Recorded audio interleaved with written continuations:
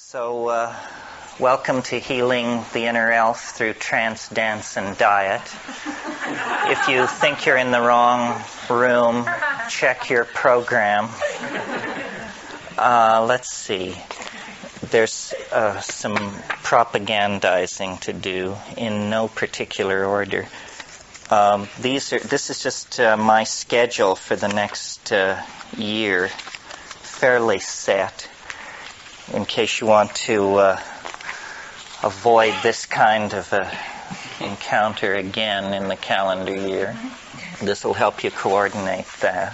I think there's an event in there where it says it's one or two things, and it's not the Angels and Archetypes in LA, it's the other event in New York City. So scratch out the Aliens event, and it's in New York City, that thing, that weekend. And then, finally, the desperate need to make a living overwhelmed my commitment to good taste, and so, like so many others, I will lead a trip to Egypt in December. Hey, listen, you too could be forced to these kinds of desperate measures. And the only way to make it bearable is to insulate oneself with one's friends so that you don't have to have anything to do with the other people on these tours. So, we can suffer together, folks, if you want to pony up several $1,000s. I don't think they'll invite me back if they have anyone here listening to my pitch. Okay, maybe the rest. Oh, and the optional cruise up the Nile. I'll be there too. So it's 2 weeks of incredible fun. There'll be a come as you were party on the third night of the cruise.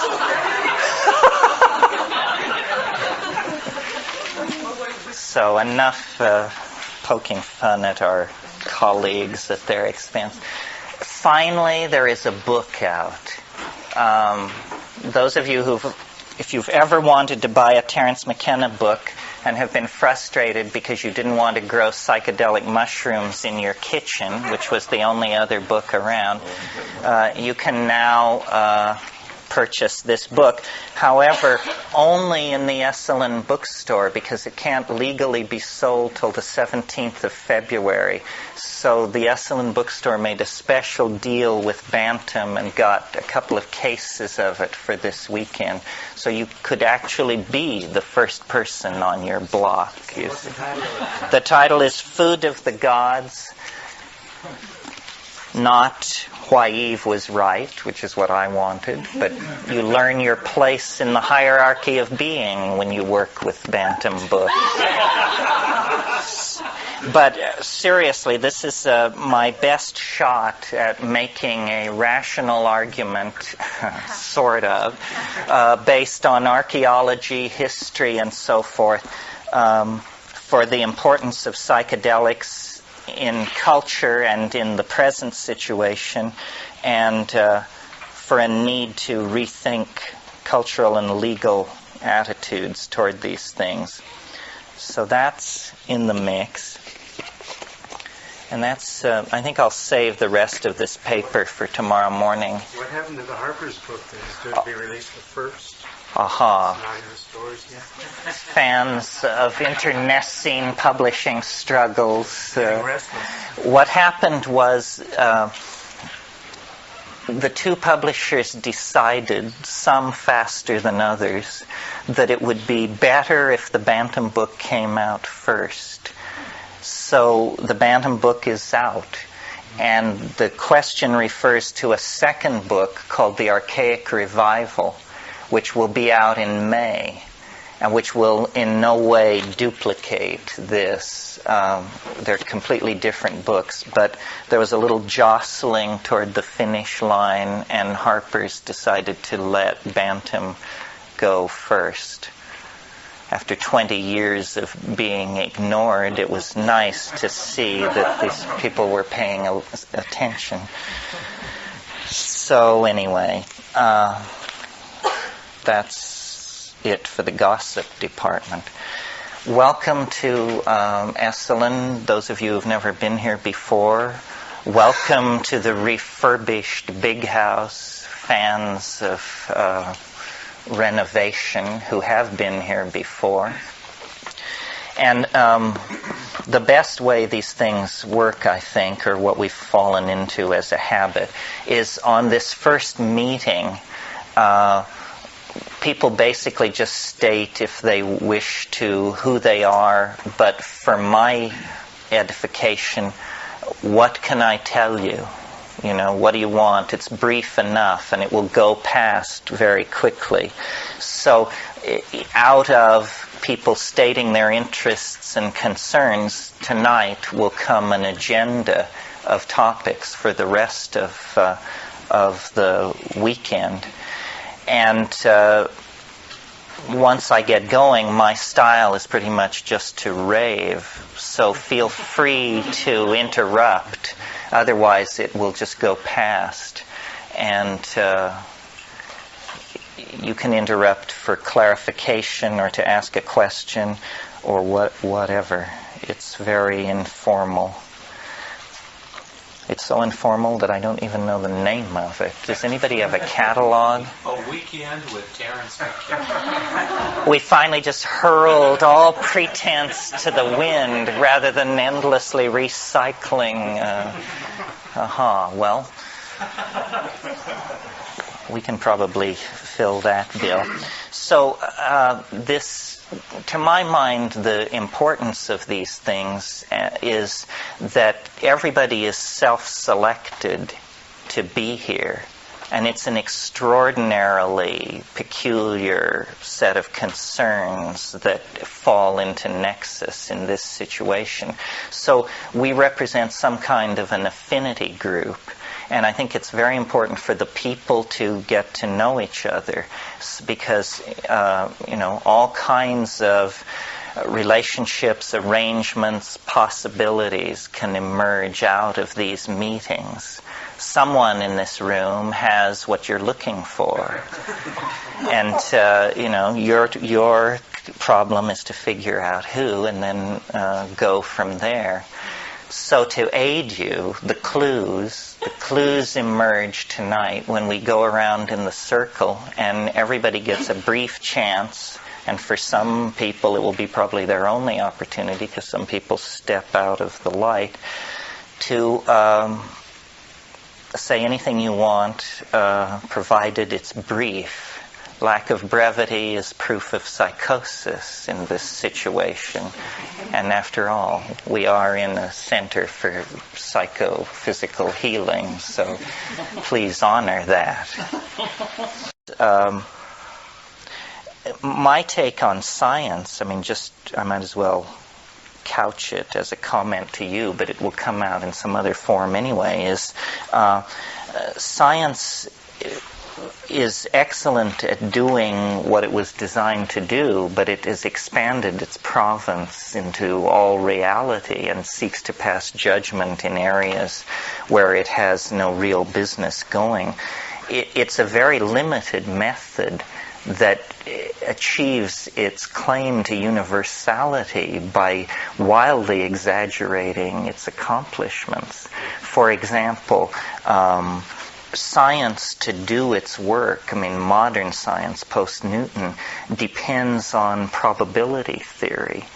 But probability theory has a built-in assumption that has never been thoroughly looked at, and that is the assumption of what Newton called pure duration, meaning that science, if you describe a scientific procedure to someone, they don't ask whether you did it on a Wednesday or a Saturday. Science seeks to be time independent. And in order to do that, it has to make the assumption that time is invariant. This is just a first try with Occam's razor. In fact, in our own lives, what we experience is endless variation. In other words, it may be that the hydrogen bond, when it breaks, always breaks the same way. But love affairs, investment strategies, political campaigns, the building of empires, these things are always characterized by a kind of uniqueness.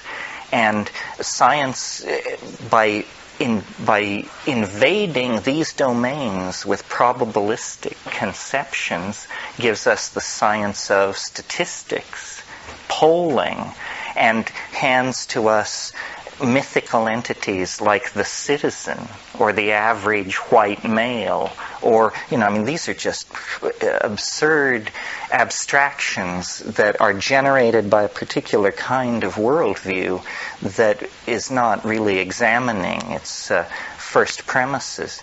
So I would propose a modified definition of science that would then let it do its work in peace, which is science is the study of those phenomena which are time independent, but that in many realms of nature, a new theory to replace probability theory and flat duration is necessary. The power of probability is simply based on its success in these very, very limited domains. And now there's no way back from that. Modern science is thoroughgoingly probabilistic. If you were to try and remake, they're always raving about the new paradigm in science, and it's always usually some tiny diddling of what they've already got. If you were to really try and remake science, then you would have to replace the assumption of invariability in time with a mathematical statement about its variability. And we'll talk more about that tomorrow, because there is room for that.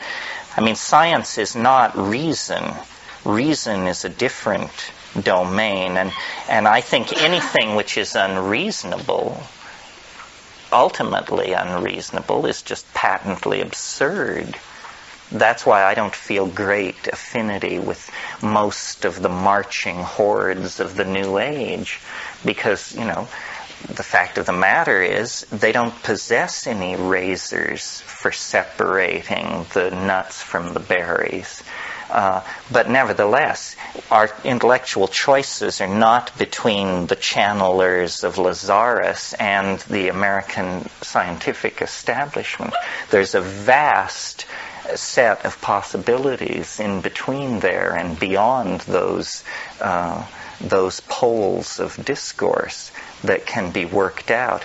Every society that's always existed has had the built-in assumption that they only needed to find out 5% more about reality, and then it would all fall into place, and that they had the right tools for doing that. And but we look back then with this great sense of superiority on the naivete of the ancient Egyptians, the ancient Greeks, the Maya, the 17th century English, everybody. We look back on their naivete.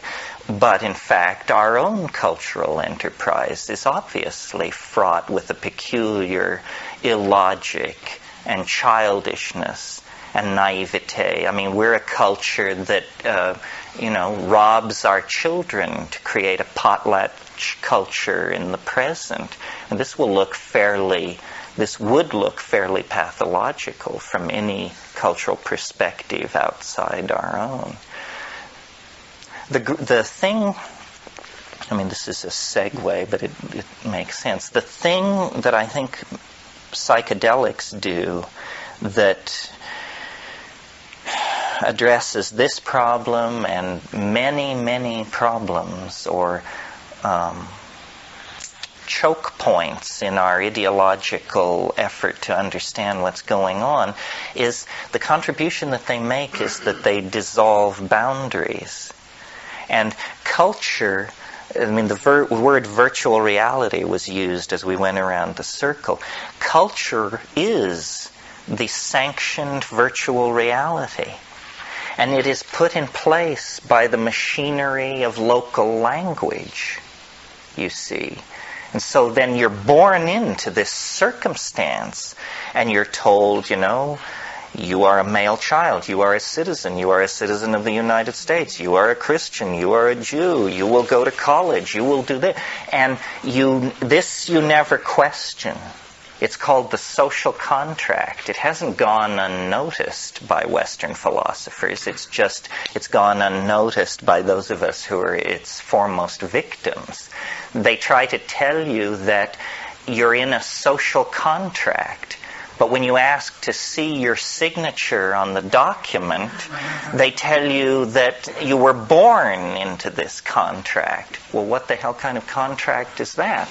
It means that you were born into a kind of enslavement to a linguistically empowered paradigm of virtual reality within which you will walk around your entire life, congratulating yourself on its accomplishments and ignoring its contradictions and weaknesses. So what psychedelics do, and why they are in all times and all places such social dynamite, is they dissolve the cultural machinery.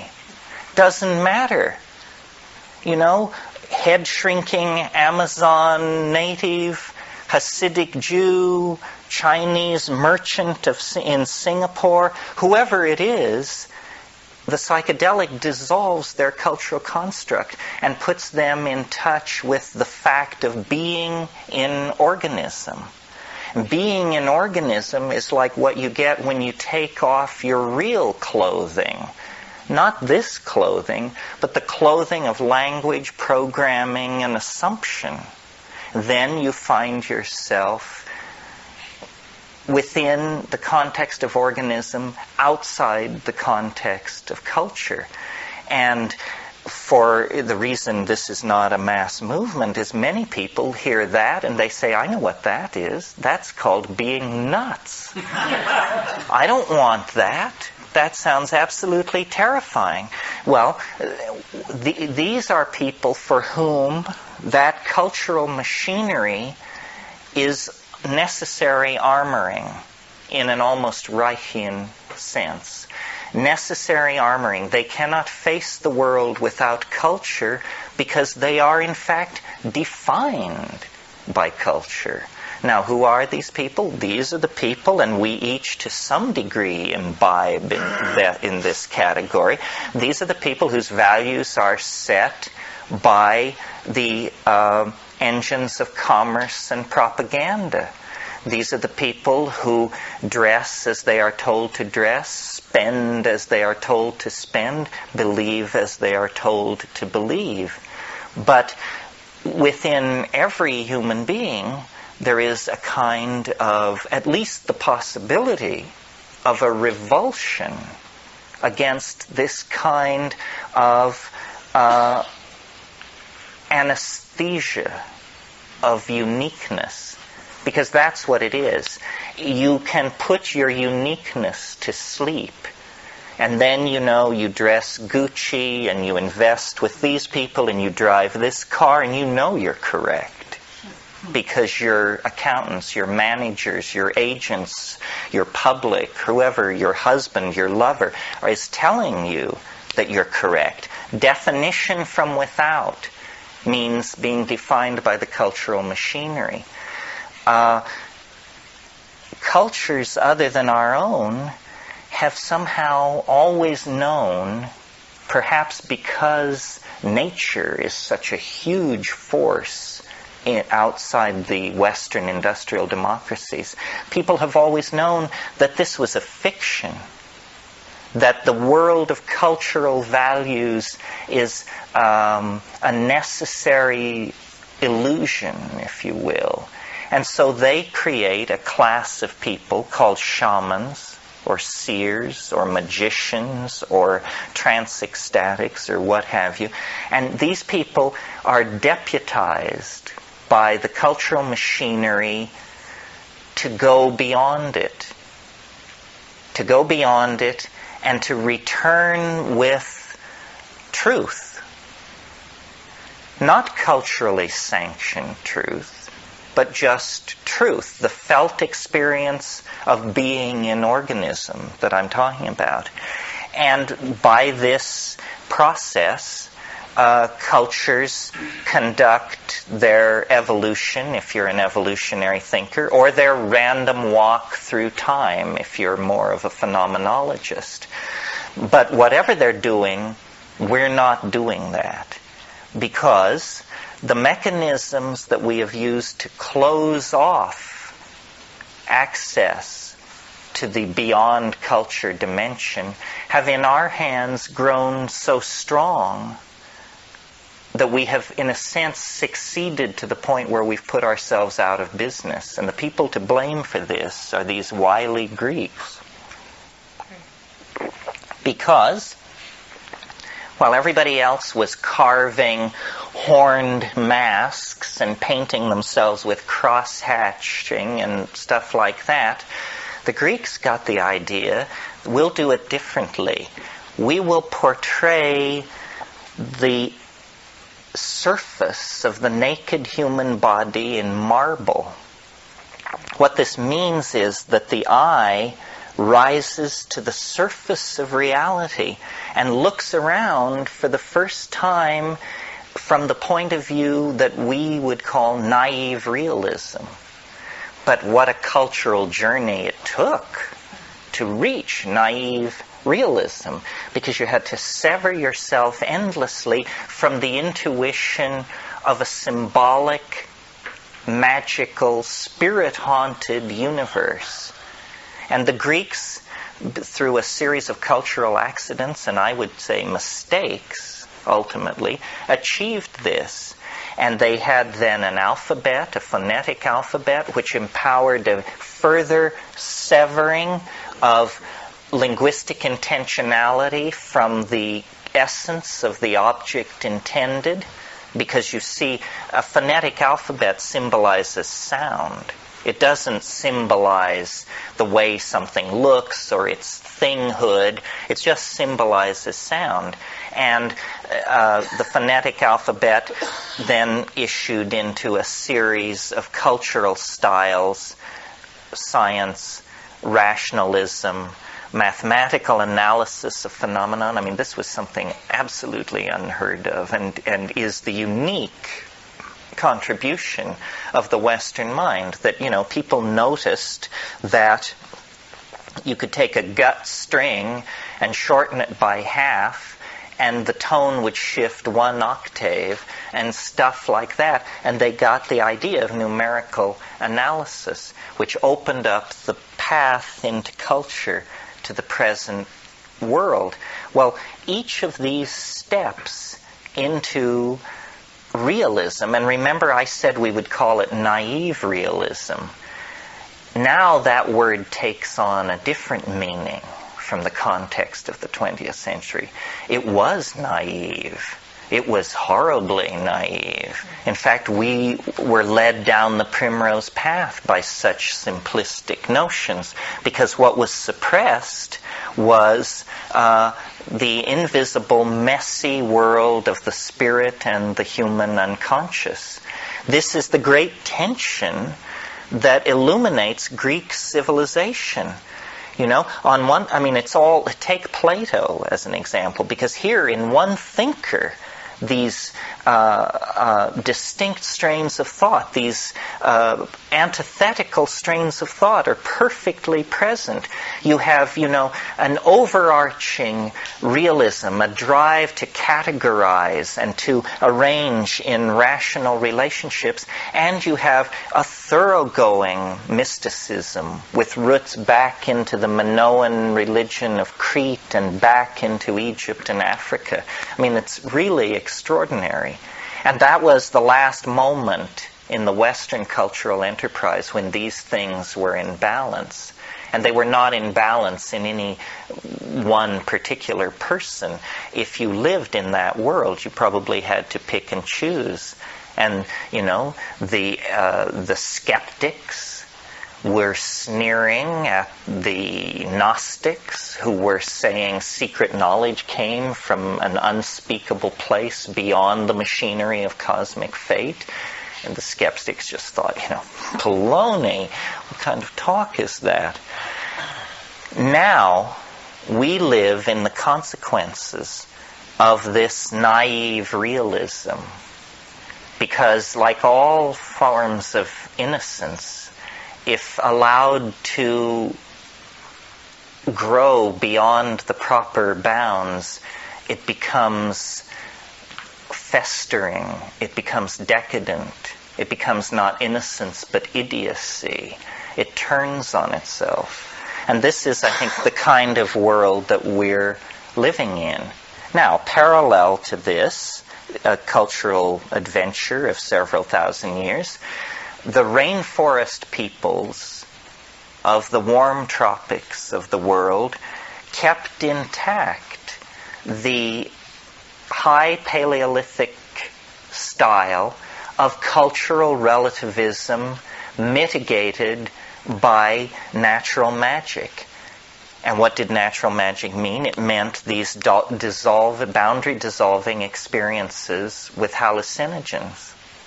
Now, it isn't simply, I don't want to make it sound reductionist, it isn't simply that culture builds up structure and psychedelics dissolve structure and then conduct you into some shimmering existential realm of transcultural being. It isn't that. It's that in that shimmering transcultural realm of being, you discover new modalities, new rules. There's something there when you dissolve all the boundaries that you can. And the paradox of what is there, from the point of view of the legacy of rationalism, is what is there is an immense love and affection and intentionality waiting to engulf suffering mankind or the individual. This is what I call the mind behind nature, what people call Gaia, the mind of the planet, the organized intellecti that somehow is the mothering force that encloses the whole of planetary life. This is a real thing. And I would never have thought so had I not had experiences which forced me to consider this. I think without the experiences, that rap comes off as horribly namby-pamby. It's just, oh my God, not another one of these Gaia people, But, in fact, this is a fact of reality, which anyone who has the courage to make the proper investigations can satisfy themselves is a real object of experience. You see, I'm 45. I grew up through the 50s, and I can remember these movies where the white people get captured by the cannibals and put in the pot to be boiled, and there was always a witch doctor, right? Well, this guy just epitomized the most nightmarish forces of unbridled primitivism and ignorance imaginable. Now, this has become, or is in the act of becoming, I hope, the guiding paradigm of the culture. Because what the shaman is the person who is still, and it's men and women, the person who is still in touch with this organic intelligence that lies behind nature. Now, the puzzle behind all of this, I really don't think that there would be much of a problem if what we were dealing with was a planet with teeming oceans, teeming jungles, climaxed forests in the temperate and tropical zone, Arctic tundra, so forth and so on. The the clue that something weird is going on this planet is ourselves, obviously. I mean, we are like a fart at the opera. Everything else makes sense. We don't make sense.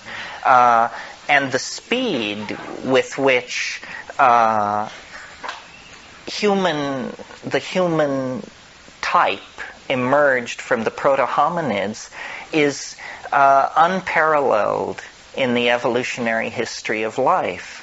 Edmund O. Wilson called the doubling of the human brain in size in under 3 million years the most rapid doubling of organ size in a major animal in the entire history of life on this planet. Us. There's something weird about human beings. And so much of the explanatory machinery of culture is designed to make it go away, you see.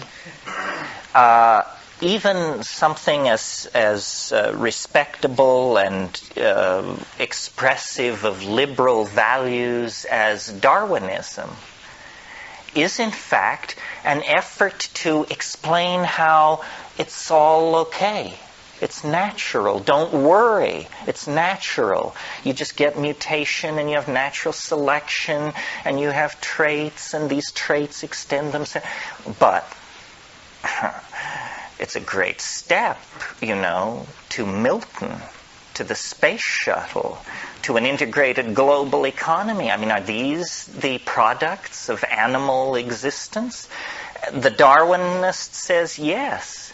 And we tend to huddle under his umbrella because, these shit-slinging fundamentalists seem to be the only other people out there.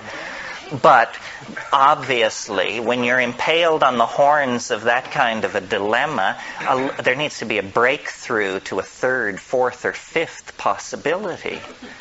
And what I will argue for this weekend is that something very, very peculiar adheres to the adventure of being human.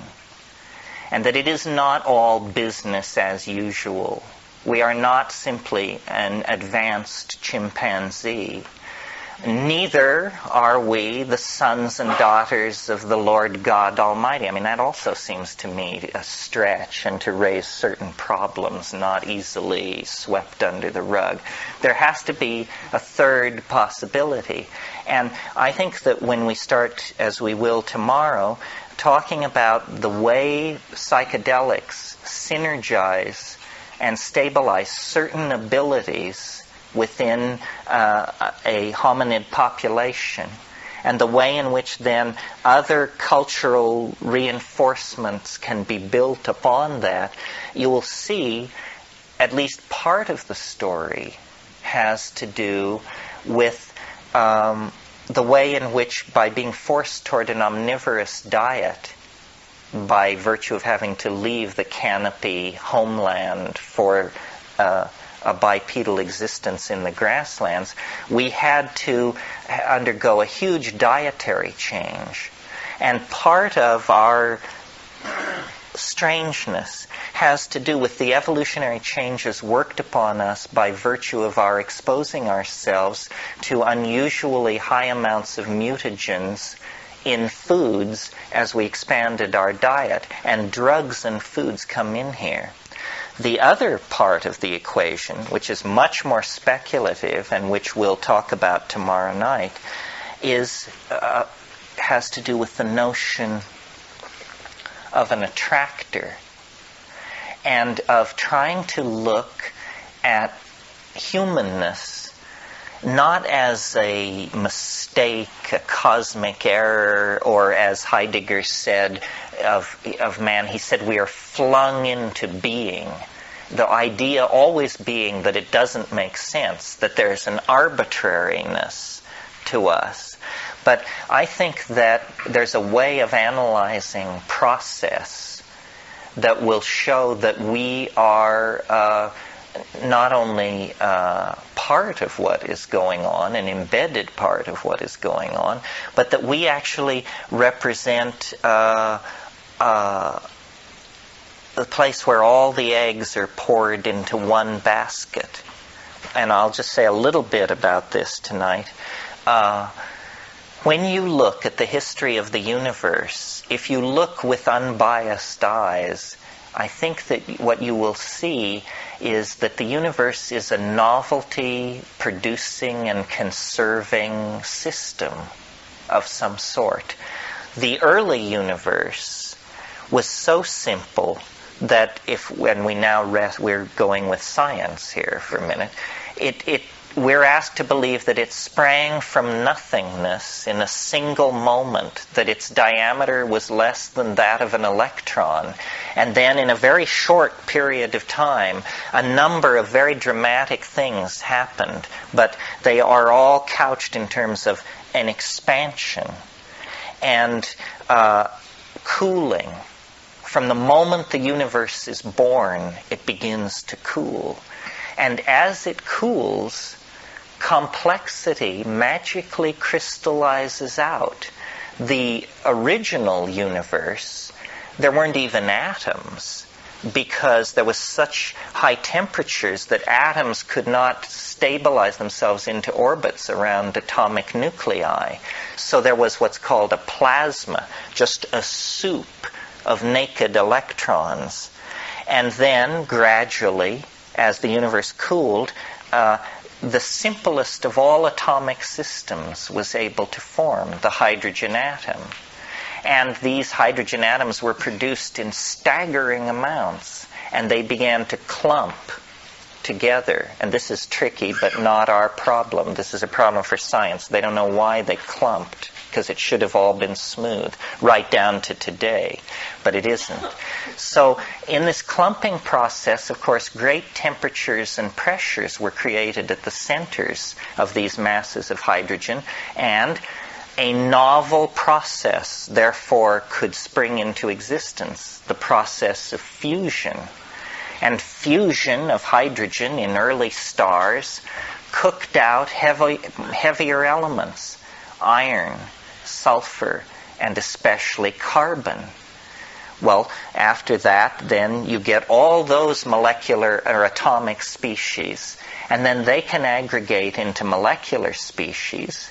And then, because of the presence of 4-valent carbon, very complex molecules called polymers, which are chain molecules, can form. Some of them acquire the quality of being able to replicate. Some of them acquire the ability to enclose themselves in a membrane, and so forth and so on. And in short, the march is on toward you and I here this evening.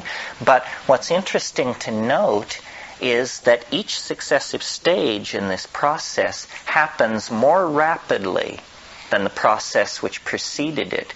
So that the early universe, 10 billion years goes on, and it's all in about this star formation cookout thing. And then, planetary formation. Then once you get, and then 1 billion years they wait for primitive prokaryotic life. And then, once it happens, the eukaryotes follow fast, and after them, the ciliated protozoas, and, it's just a moment to Madonna. Both of them. Okay, now, what science says about this process is that what we're seeing is an illusion, or that it doesn't matter. They're saying it is not a law of the universe that novelty be conserved, and that each new level of novelty proceed more quickly than the one which was its parent.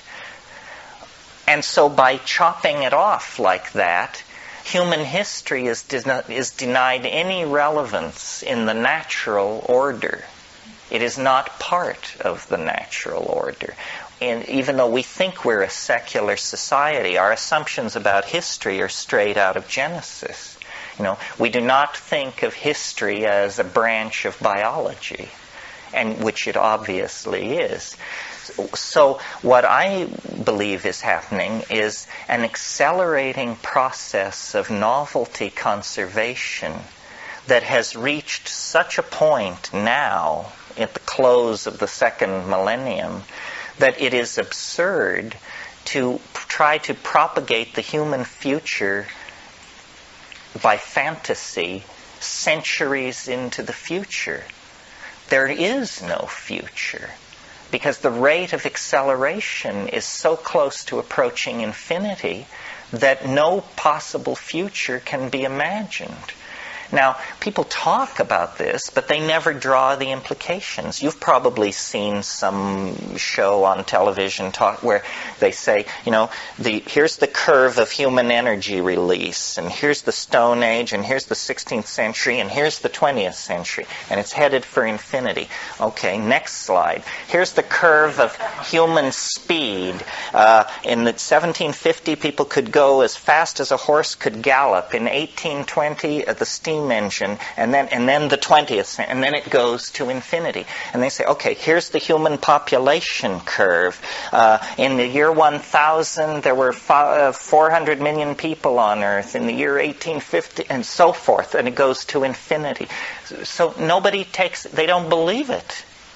They don't believe that the rational extrapolation of the trends visibly beheld in the present preclude the possibility of any imaginable future.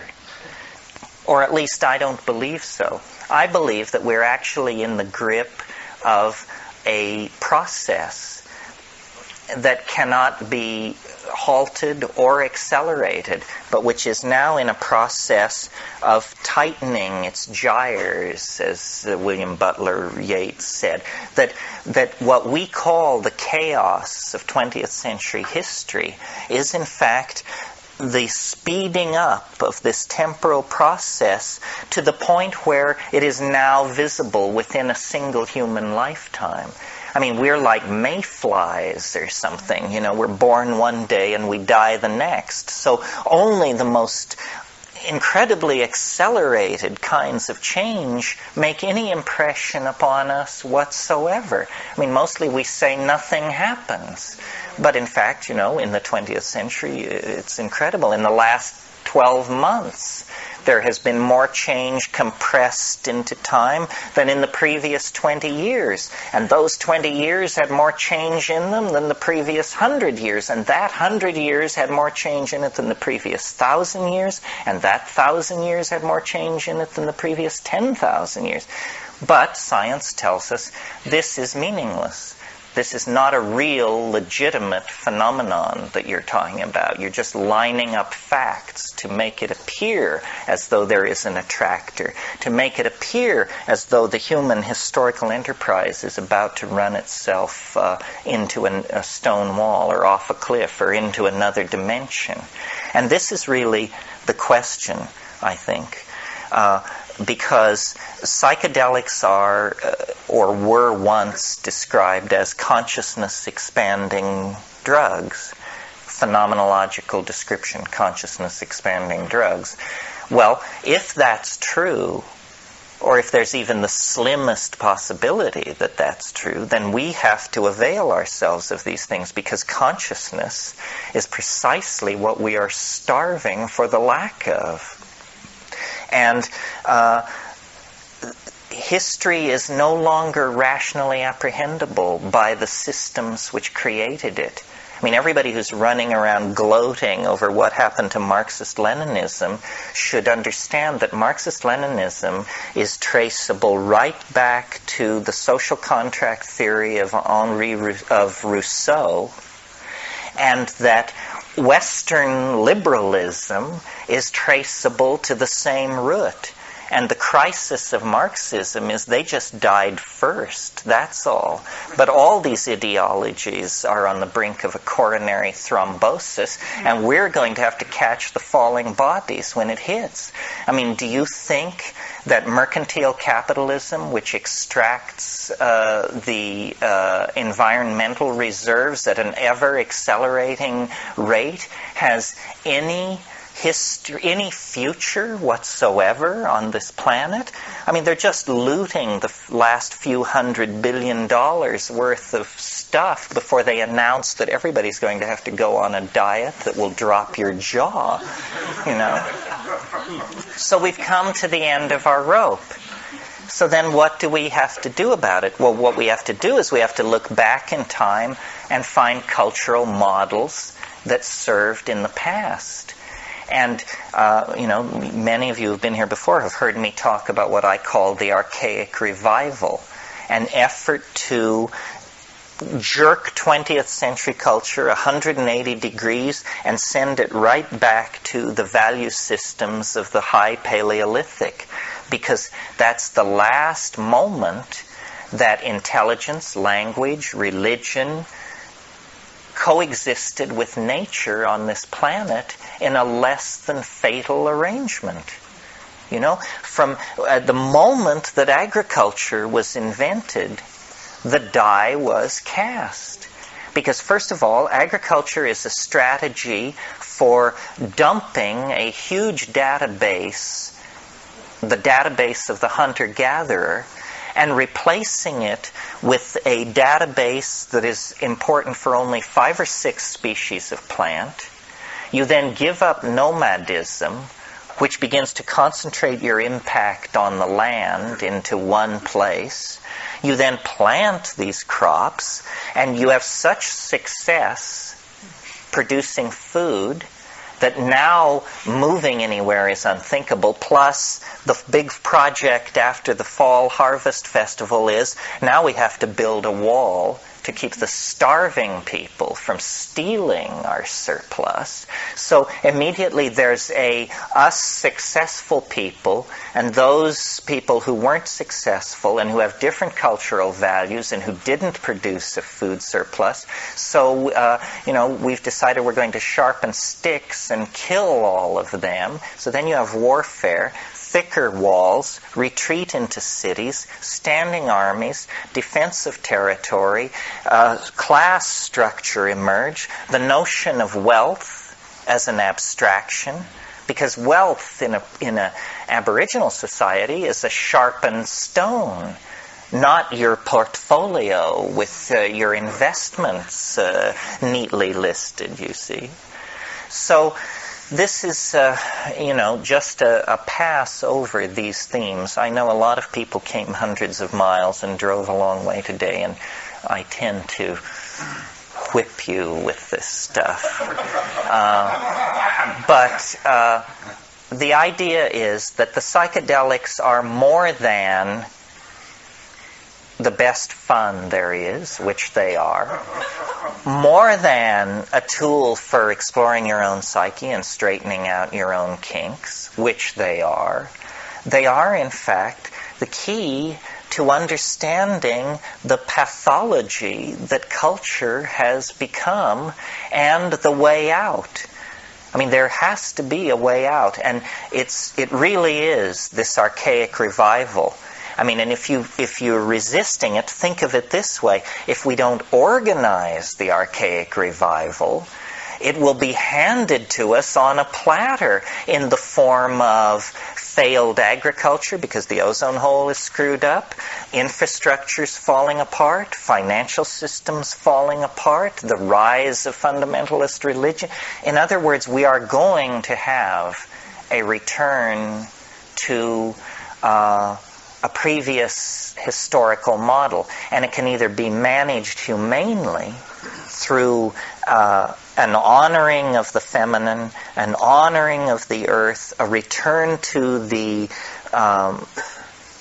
techniques of ecstasy that characterized the high Paleolithic shamanism, or it can be handed to us in the form of shortages, famines, disease, internecine warfare, nuclear proliferation, toxic dumping, so forth and so on. But one way or another, this whole edifice put in place by the Renaissance and jacked up to high speed by the European Enlightenment and delivered into this hellish climax by mathematical analysis and the rise of global technology. And remember, each of us has never seen these changes within a lifetime, and yet within the past 200 years the world has gotten tremendously more pathological, tremendously more ill. The size of cities, the power to extract natural resources, to mine Siberia and the mountains of Chile and the interior of the Amazon and Borneo, and these unimaginable technological infrastructures have been put in place to sustain a dying patient. I mean, that's what we have here. We're on respirators. We're getting intravenous feeding. They are monitoring everything because it's not healthy. It can only be sustained through the most extraordinary and heroic means. We're taking bone marrow from the children of the future in order to keep a corpse alive. And people don't find their voice. They don't seem to know how to call a halt. You know, I mean, I listen to the politicos who aspire to leadership, and, you know, they have the same problem with the vision thing as the maximum leader of the present moment. So these are the things that we'll talk about this weekend, and you must steer me, or I will harangue. And it's not a pretty sight, I must tell you. Are there legal ramifications, or do you have, like, legal ramifications to this plant collection in Hawaii? Are some of the plants regulated? Well, this is sort of a touchy area. There's nothing that is out and out, drag them away kicking and screaming illegal, like coca or something like that. It sounds like it would irritate the authorities nonetheless. It may potentially be some kind of irritant to them. You would have to be a field botanist of great skill and sophistication to find anything that was a problem. There are plants that have never been, that are in some nebulous dimension illegal, but there's never been a test case of it, you see. Because one of the things that would be a rational reformation of the drug laws, and would in fact follow the lead of English common law, is to distinguish between a plant and a drug. In fact, at one point I advocated what I called the Vegetable Drug Act, which would just be simply to state that plants are not drugs. And plants cannot be illegal. You can't make a portion of nature illegal. This is crazy thinking. One of the things that I talk about in my book that we've never talked about much in these weekends because the groups don't seem to have much interest in it, but I found it sort of fascinating, was, for example, in the case of opium, most of us grow up with a completely demonized vision of the morphine family. I mean, this is the lowest of the low, and if somebody gets mixed up in junk, it's just considered, slow suicide and so forth. And it is certainly true that heroin addiction is fairly destructive and doesn't do your relationships any good and that sort of thing. But it was very interesting to me in the process of writing this book to discover that opium, which has been known and used by human beings for at least 4,000 years, possibly longer, nobody ever suggested that opium was addictive until the 17th century, when the English physician John Playfair noted for the first time that exposure to opium created a craving for more opium. It had been used for 3,000 years without anybody ever noticing that it was addicting. And one of the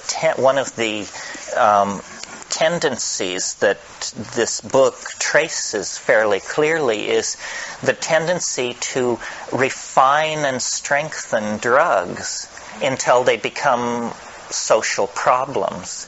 We don't seem to rest until we push them to the most virulent, most destructive form. A good example of this that you're all familiar with is coca and cocaine and crack, because coca is if you go into a coca-using area of the Amazon or the Andes, the villagers, the people you meet, they are very well aware of the cocaine problem in the United States and the DEA and all this. And the first thing they want to tell you is, coca is not a drug.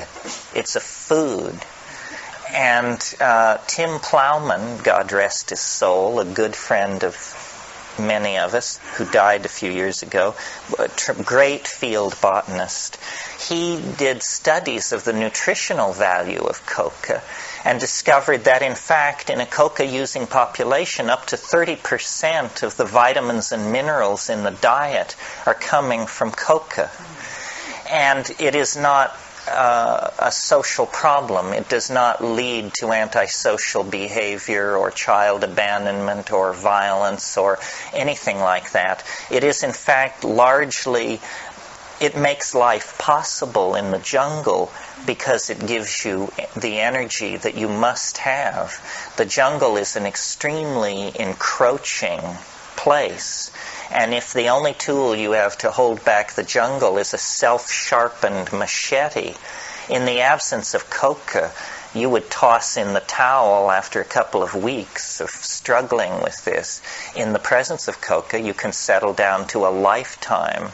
It's a short life. You'll be dead between 35 and 40. But a lifetime of struggling with the jungle. You see, one misconception that it's probably important to clear up that people have about the jungle is when they see the climaxed tropical rainforest, they assume that this tremendous richness of vegetation must signal a tremendous availability of food, fruits and things. This is not at all the case. It's very easy to starve to death in a tropical jungle. And the reason for this, especially an old tropical jungle like the Amazon, the reason for this is because evolutionary competition is so keen among species that there is no luxury to produce rich, juicy fruits loaded with sugars and stuff like that. I mean, often in the Amazon, people will show you what they're eating as a treat, something they found along the trail. And when you bear down on what it is, it's often a fruit or something like that that has just a millimeter thin film of slightly sweet pulp or something like that around it. It's not a place where it's easy to get a food supply together.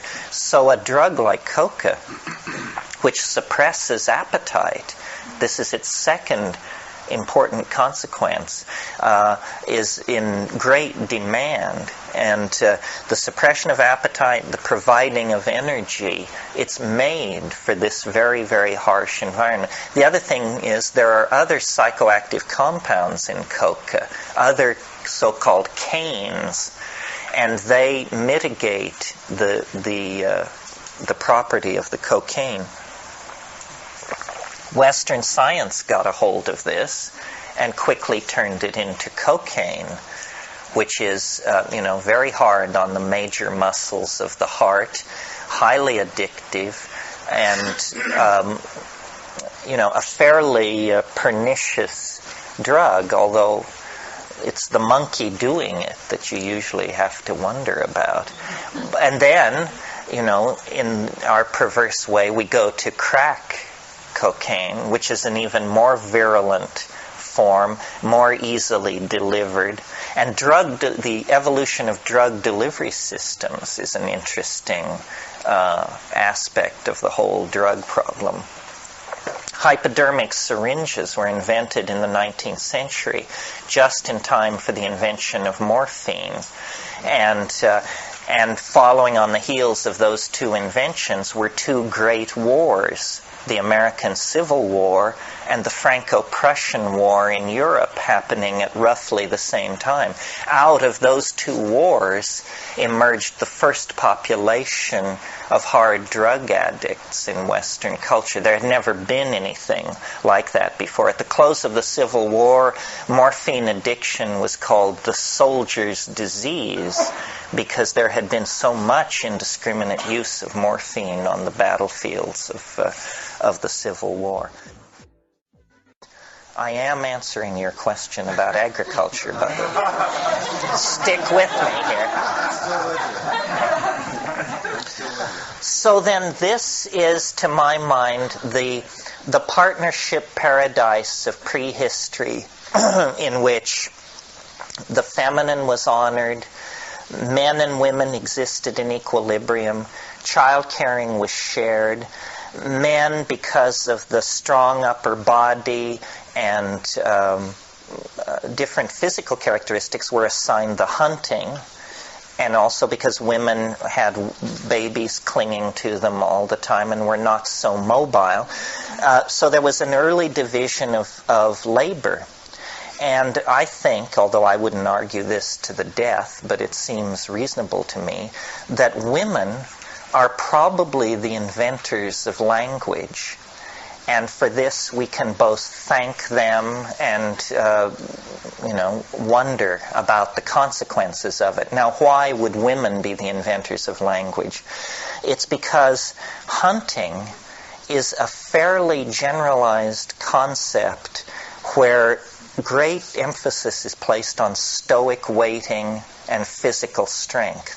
You need to be able to keep your mouth shut for hours and hours at a time, sitting stock still, waiting, and then when the moment comes, just wail on whatever it is that's running by. The position of the... description of hunting, Well, the gatherer is an entirely different problem, and the women took the gathering. What gathering is all about is fine distinctions. You want to be able to say, when someone says to you, where did you find these wonderful roots? You want to be able to say, they're down near the sulfur spring. They grow in the ground underneath the plant with the small yellow flowers and the serrated leaf edge with the furry underneath. In other words, it's a tremendous problem of location linguistically.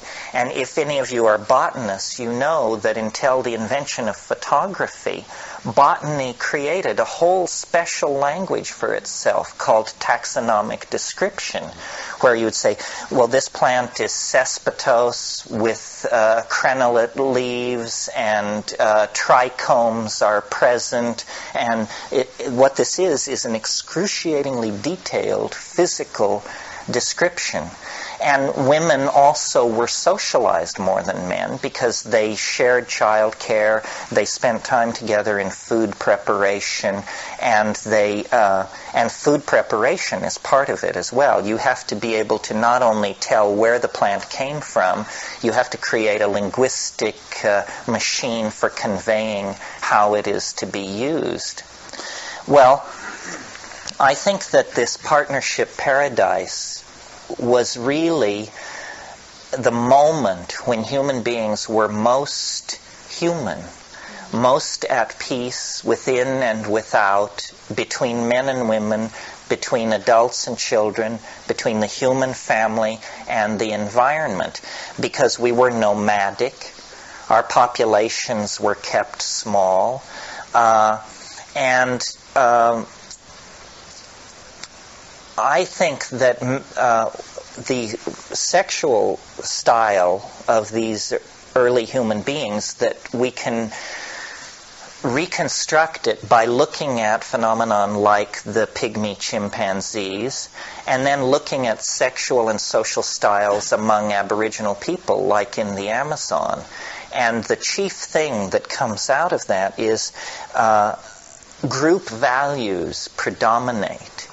So consequently, the great tension that drives our society, which is the tension of mate claiming and holding, which we call, maintaining and breaking relationships, really wasn't there. In that hunter-gatherer, quasi-nomadic situation, the natural style would have been orgiastic. And orgy has a very interesting social consequence. It makes it impossible for men to trace lines of male paternity. This is very important. In other words, the children in an orgiastic society are society's children. Women know who their children are because they see them come out of their bodies, and unless they put them down and forget where they put them, they will always be able to go back to their children. Because the sex act and the fact of birth are separated by 9 months, it took a long, long time for the role of the specific male to dawn on these societies. Once male paternity becomes an issue, there's tremendous tension, because the orgiastic style is appealing on one level to everybody, I think. But on another level, if you're concerned about male paternity, you want to suppress orgy. You want to control women. And in fact, you begin to think of them as my women and your women. And I have nothing to do with your women and you have nothing to do with my women. So women become a source of great anxiety in this situation. Well, now this is, I want to make it clear, this is not to say that we fell from grace, from a state of grace that was laid on to us by nature, because the style of all monkeys is male dominance. Even if you go back to the primitive primates, the squirrel monkeys and like that, male dominance hierarchies are always what's happening. So I think that the admission of psilocybin into the proto-hominid diet actually corrected, if you want to use that word, corrected a social style that had been present in the monkeys for millions of years. And just for maybe 50 or 100,000 years, the tendency to form male dominance hierarchies was suppressed by this cult of psilocybin use on the plains of Africa. Well then, the very forces which created this situation, which were the drying up of the African continent, which shrank the great rainforests, broke up this partnership paradise, because the mushrooms became, instead of being abundant all year long on these rainy grasslands, the rains became less frequent. The distance between water holes became greater. The mushrooms became seasonal. The orgies, which had probably been lunar at first, become more stretched out. Maybe they're equinoctial and solstitial, and finally annual, and finally occasional, and finally they don't happen at all. Now, while this is going on, people are aware that the mushroom is getting harder to access. And so, for the first time, they begin thinking of strategies of preservation. And in a world without refrigeration, the obvious strategy is drying or preserving in some medium. Drying of mushrooms is not an effective strategy unless you have hermetically sealed peanut butter jars and Ziploc baggies and stuff which we presume they didn't have. So then your only choice is some method of preservation. And what I see in the archaeology of the ancient Near East is a supplanting of the mushroom cult by a cult of honey. And honey is a very excellent antiseptic preserving medium. And in many cultures it's used that way. In Mexico to this day, in the Mexican Indian villages, they put the mushrooms and stir them into honey, and then they can preserve them for many months that way. There's a problem here, though, which is that honey itself can become an intoxicating substance. Honey ferments into mead, which is a crude form of alcohol. Well, alcohol could hardly be more different than psilocybin in terms of the social values that it promotes. Alcohol promotes an inflated sense of ego, an inflated sense of one's linguistic skill, and a lowering of sensitivity to social cueing. You see this in any singles bar, The guys become boorish. They hit on the women because now finally they have the courage to hit on the women. And the whole thing gives rise to the fairly unhappy cultural situation of which we're the heirs. I mean, most women, I don't know how true it is of the women in this room under 30, but most women, their early sexual imprinting goes on in an ambiance of alcohol use and abuse. And that's then lifelong because, it steels one's nerves for love and battle. This is what was, or love or battle. This is what was always said about alcohol. So, the women who were the gatherers of this hunting and gathering equation, essentially they were too smart. They outsmarted themselves. They had this enormous database on wild plants and plants that could be gathered in the environment. And they were nomads. And what nomadism means in this African context is that you follow the great herds of cattle around on a yearly cycle as they move from waterhole to waterhole. And you camp for a few weeks, and then you move on, following the herds. The problem with this is, in the discard of these camps, in the middens of these camps, there would inevitably be seeds discarded as waste. Well, at a certain point, women noticed that the middens, the dumps of last year's camp, was a great place to find food because it seemed to concentrate in those places. And it was because the seeds were being discarded there. So at some point, a Lady Einstein of the High Paleolithic put it together. And it's interesting, this has to do with the conquest of the temporal dimension in terms of cause and effect.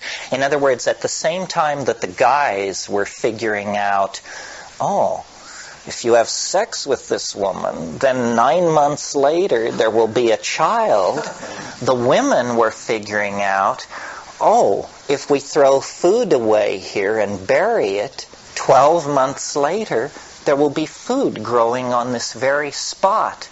Well, at that point, this huge database of information on plants that could be gathered was dumped. And the women said, we don't have to do that anymore.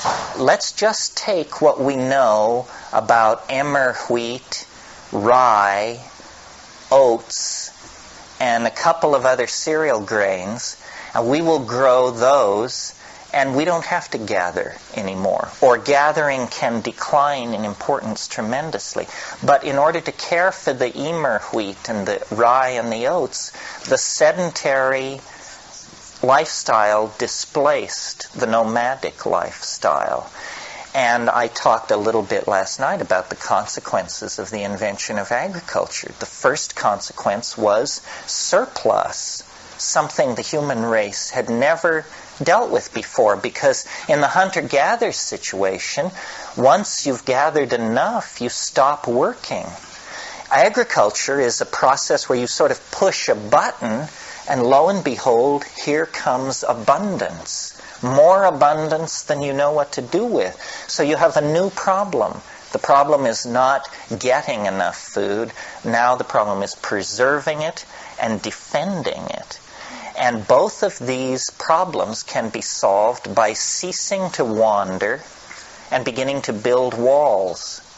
And so this is what was done. The most advanced structure, human structure on this planet 10,000 years ago was the grain tower at Jericho. And it was specifically built for agricultural surplus, and it was built with walls around it to defend itself. Around 10 to 11,000 years ago, in the archaeological record, all across Europe, the ancient Middle East, and North Africa, we get the appearance of what's called the Tanged Point Techno-Complex. What this means is, in older strata than the strata of the Tanged Point Techno-Complex, when you find an arrowhead, you find one arrowhead. It was lost by some Paleolithic hunter in the pursuit of game. 12,000 years ago, what you suddenly find are huge concentrations of arrowheads in one place. This means these are not hunting sites. These are sites where somebody laid siege to somebody else's scene in order to grab their women and their food supply and their animals. In other words, warfare is the natural consequence of agriculture. And the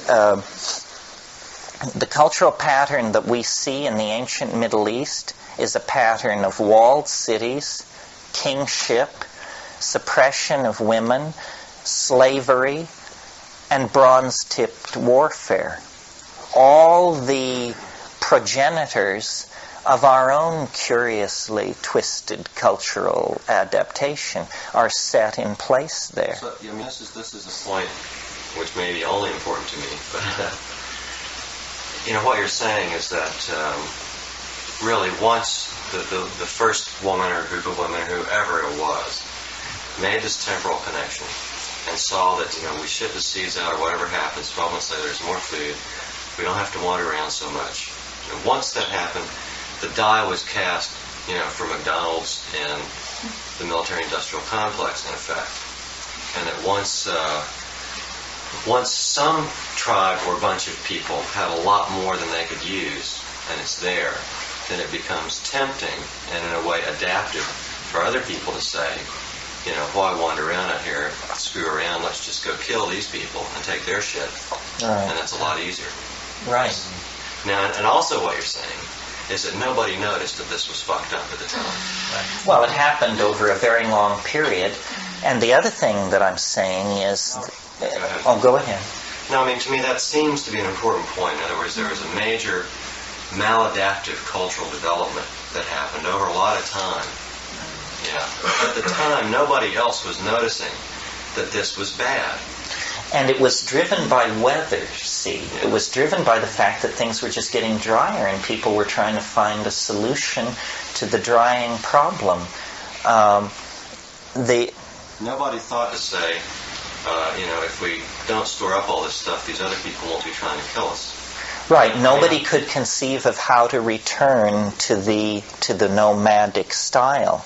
And of course, once people started agriculture, then in some cases to be a nomad meant you would have to move through these people's areas and their fields, and then they would be waiting for you with rocks and clubs because they don't want your herds tromping through their fields. But the real key factor, which straight anthropology doesn't acknowledge, is that the slow fading of the use of psilocybin is what permitted all of this, because the boundary dissolving quality of psilocybin is the most important quality, and it changed us from monkeys into these shamanic, feminine honoring, goddess worshipping nomadic people. And then when it began to fade, the reassertion of these older primate patterns, the reestablishment of male dominance over women and so forth, there was nothing to stop it. So I really see psilocybin as a kind of inoculation against the primate nature. That before the first moment of human history, the human being had been perfected. And by that I mean human beings, means people able to express affection and care for others, people filled with a sense of group cooperation and group destiny, and so forth and so on, and that really we should see psilocybin as an inoculation against the formation of ego. Ego is the psychic component, which is the fly in the soup. And the ego, it's a maladaptive attitude which changing conditions made into an adaptive attitude. It went from being a form of pathology to being the only game in town as the nature of the situation changed.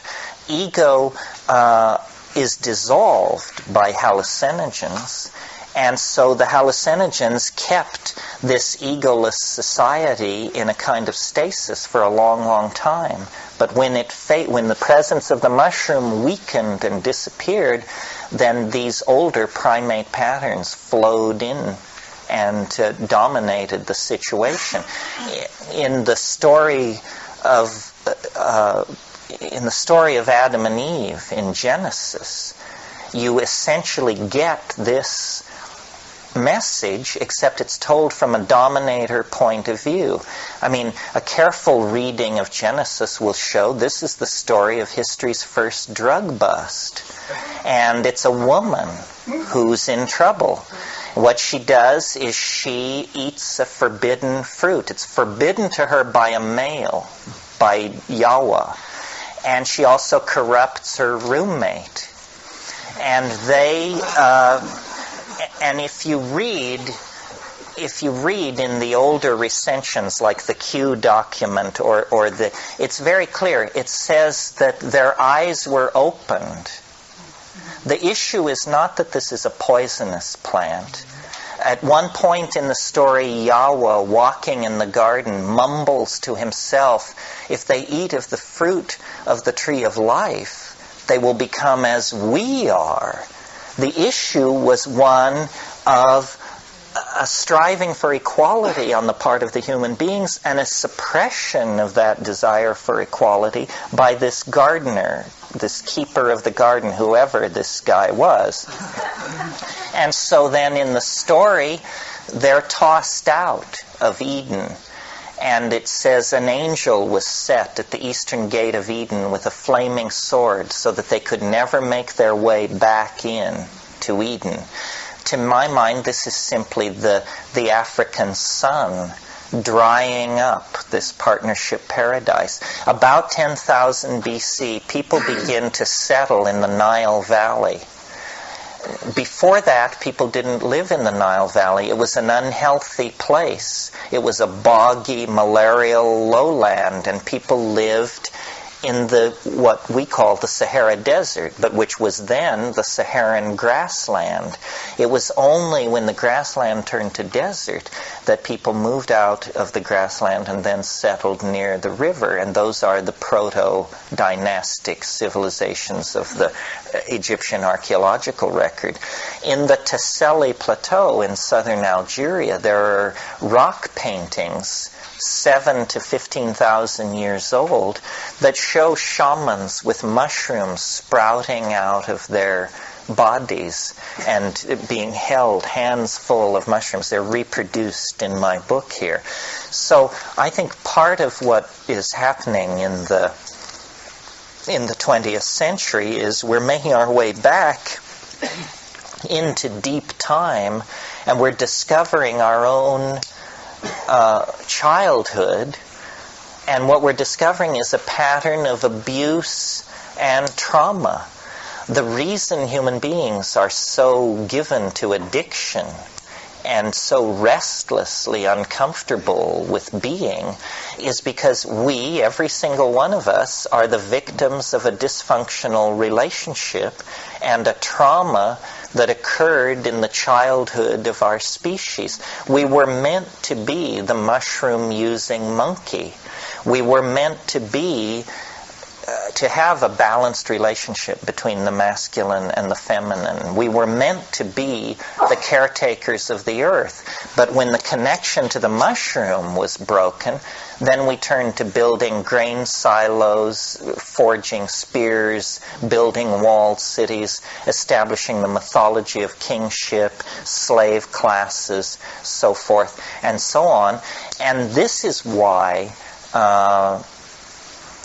the rediscovery of these things in the 20th century is so important, because we have now been at this male dominator, linear culture for about 7,000 or 8,000 years, depending on how you want to measure it, and it has pushed us to the brink of extinction. Not only us, but the entire planet is now threatened with upheaval, mass extinction, toxification, because of our maladaptation to being. We don't know how to behave. Yeah, Paul. I just want to question another longer-term scenario here. There's some evidence that humans have consistently wiped out. For example, we may have wiped out the Neanderthals, who may have been, despite what has been said in the past, peaceful, evolved species. And then earlier on, we may have wiped out, as more monkeys, wiped out some of the other pre-humans. And then what about the great mammoths and other animals which seem to get wiped out just at the time when humans were developing this real hunting trip? Yeah, I mean, I think this is true. There was a big paleontological conference in Canada a few years ago devoted to studying the Ice Age extinctions of the great mammals. And the conclusion was it had to be human beings. Because, I mean, they had been through many cycles of Ice Ages. Why should they suddenly disappear in the last Ice Age? Yes, I think humans were driven into this hunting. Very early we began making this kind of impact on the earth. I want to ask you if you believe there's a distinction between appropriate use of these drugs then and now between men and women. You mean a different way to do it? Yeah, appropriate use. Nobody's ever asked me that question before. And addiction concerns. You mean? Yeah, what was the question? The question over here was, is there a different protocol, or should there be a different protocol for men and women using mushrooms or using psychedelics? And the question over here was? I'm just adding to that in present day and addiction concerns, because we seem to have such a problem with addiction in terms of, abusing all these drugs that can really help us. So how do we? Well, I think what we have to do is we have to bring this issue into consciousness, which is never done in a cultural context. I mean, why do we take drugs is the real question. And I think that, the answer, I mean, why do we take bad drugs? Let's ask that question. I think it's because we want to scratch a certain itch, and we can't figure out how to get at it. And so people, they addict to sex, to money, to drugs, to having the morning paper delivered on time. I mean, myself am threatened with falling into a hysterical rage if I get up and there are no eggs. So, I have to consciously take hold of myself and say, you're not going to die if you have to drive into town and buy a dozen eggs. So don't let it spoil your entire day, The question about a protocol for men and women, I think it is true that men have more of a problem with drugs than women, and more of a problem, it's because they have more of a problem with the surrender issue. Women, by virtue, and it's not so true of modern women, but modern women are a very recent phenomenon on the scene, women are biologically scripted for these boundary dissolving experiences, because they will, in a traditional society, give birth usually many, many times in their life, and every single time it's a complete boundary dissolving tremendum. A man, if he's careful, can go from birth to the grave without ever getting into a tight spot like that. And what I hear you say is that these drugs help to balance this male-dominating tendency for quite a while, and certainly now, in its resurgence, it seems to be a real wonderful way to explore a much greater harmony. So you're talking about letting go of the ego, especially the male ego. So I wondered, is there not a place there for the woman or the female of the species to explore that, or a need? No need, no obligation, no... No, there's a need, because you see, nothing on earth is as much like a man as a woman. We tend to forget this. And ego is not now a male problem. We are all completely infected by ego, because it's a tradition. I mean, even the rhetoric of feminism in some cases is a rhetoric of ego strengthening. They say, be assertive, don't take this stuff anymore, stand up for what you are. Well, that's all very good, except that it isn't the feminine that you are always standing up for. Sometimes it's just sheer assertiveness, which is an ego kind of thing. I think that women have a slight jump on men, but at this late stage in the game, everybody has to do work on this problem, because we have made ego such a cultural value. Now, the reason men may have stronger egos generally than women goes back, I think, to that hunting-gathering dichotomy again. Women, when they went gathering, would go 2 or 3 women with their babies on their backs, and while they were gathering, in all primitive societies you always hear about the chatter of the women. Women do chatter. As the masters of language, they exist in a sea of this kind of communication. Guys don't talk to each other.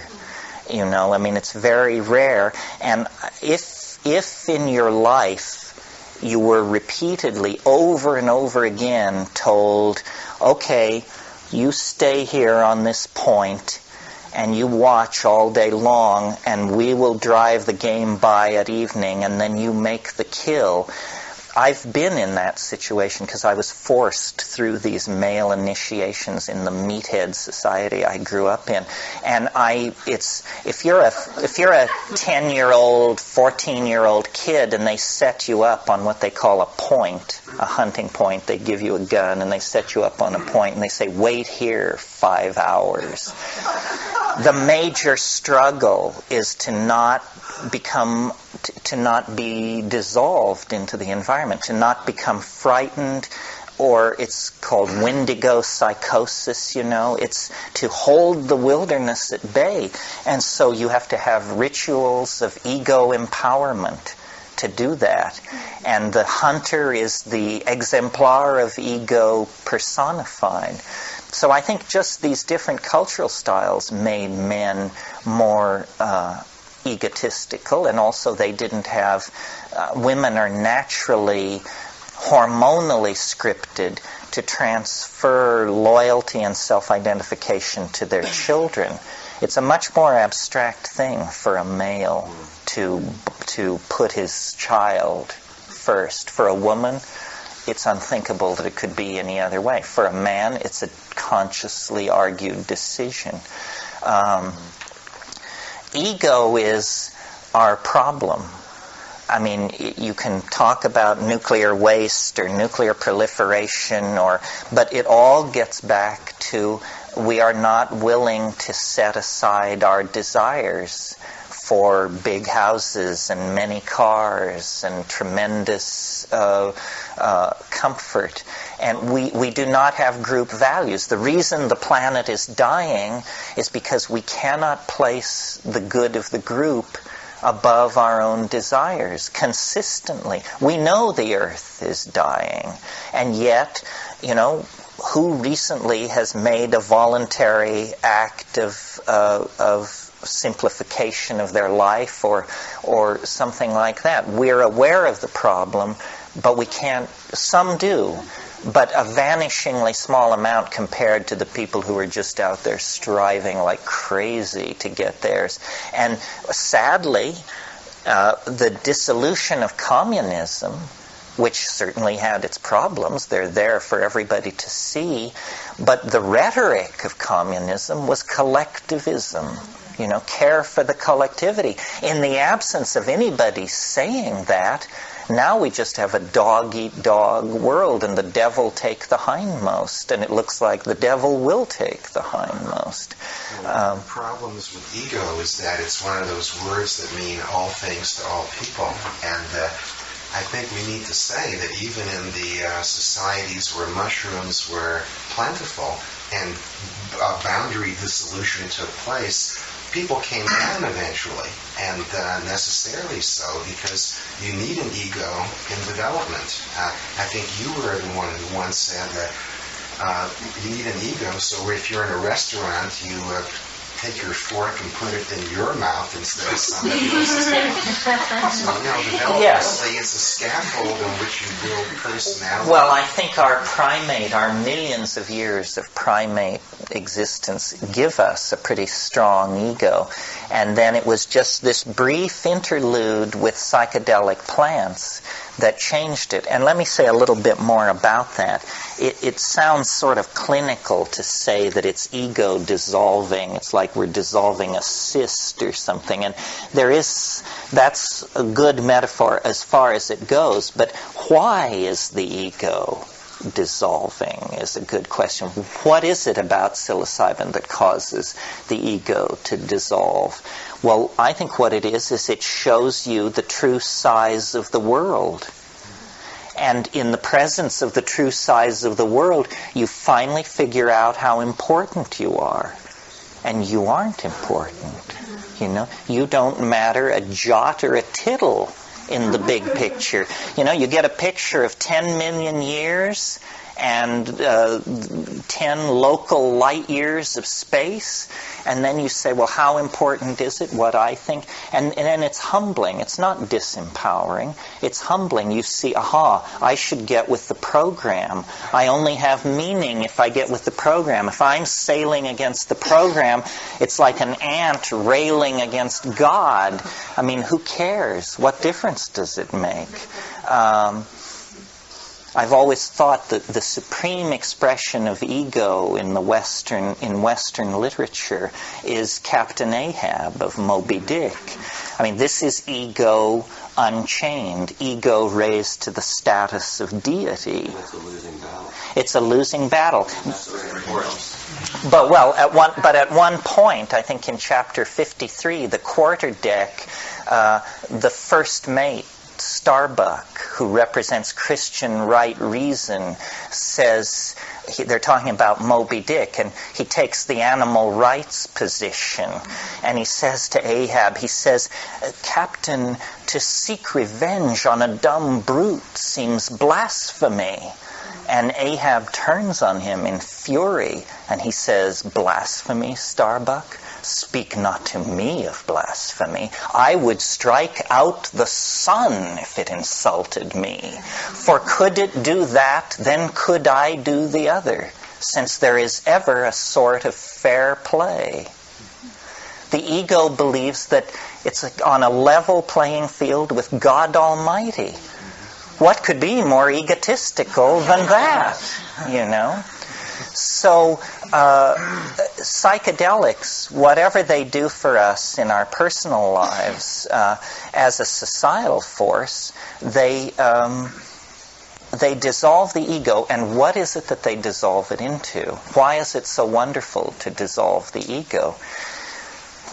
this now comes to the sort of, we've been talking evolution and so forth, and it all makes sense, and I don't think it frightens anybody because it's all happening on safe ground. But in fact, what lies behind all this, what you find when you dissolve the ego, is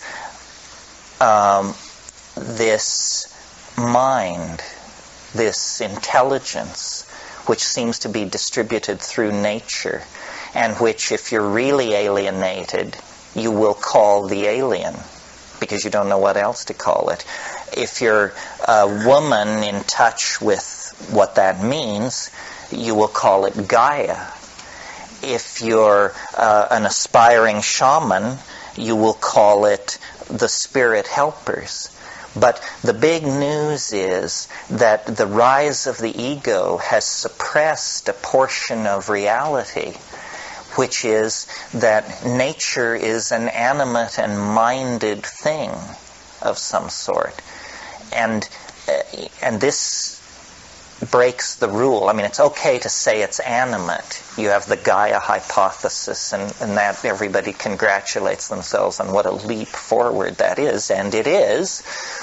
But it's quite another step to realize that it is not that the earth is alive. It's that the earth is intelligent. The earth is some kind of mind. And before we throw up our hands and say, well, how could that be? How could a planet have a mind? Is it any less peculiar that a monkey could have a mind? You know? How do monkeys have minds? That's the miracle. A planet is a very large system, probably able to pull many tricks out of the bag. It's our portion of mind that is so puzzling. And what shamanism is about, psychedelic shamanism, is connecting back into this Gaian mind. And I confess, you can't take the measure of a thing like this to say, is it a god or a goddess? Is it an extraterrestrial that has somehow lodged in the ecosystem of this planet and permeates it somehow as a distributed mind? We can't know what it is, but its presence has something to do with our presence here. What stabilizes shamanic and aboriginal societies, and what stabilized those Paleolithic societies, was this direct pipeline to the mind of the goddess. And it told human beings how to behave, what to do, how to live. Isn't this what what Castaneda is claiming for psychedelics? They show you the right way to live. And in the absence of this connection, you can't figure it out. You know, I mean, you can sort of figure it out, but we have lost touch with our mentor. We were literally wrenched from the teaching breast of the Gaian mother too soon.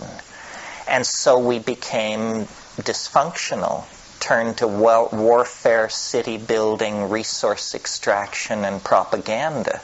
Terence, can you tie in you were talking about the rate of evolution of the brain and the biological process that went through and a time frame for that? And do you think that the shape of the brain or the predominance of different parts of it at different stages have anything to do with this idea of ego or shared experience through an evolving brain? That the mushroom that sounded like you were talking about was the triggering, was a catalyst for that. Well, I think what the mushroom is the catalyst for is language. You see, I mean, language is a very mysterious activity.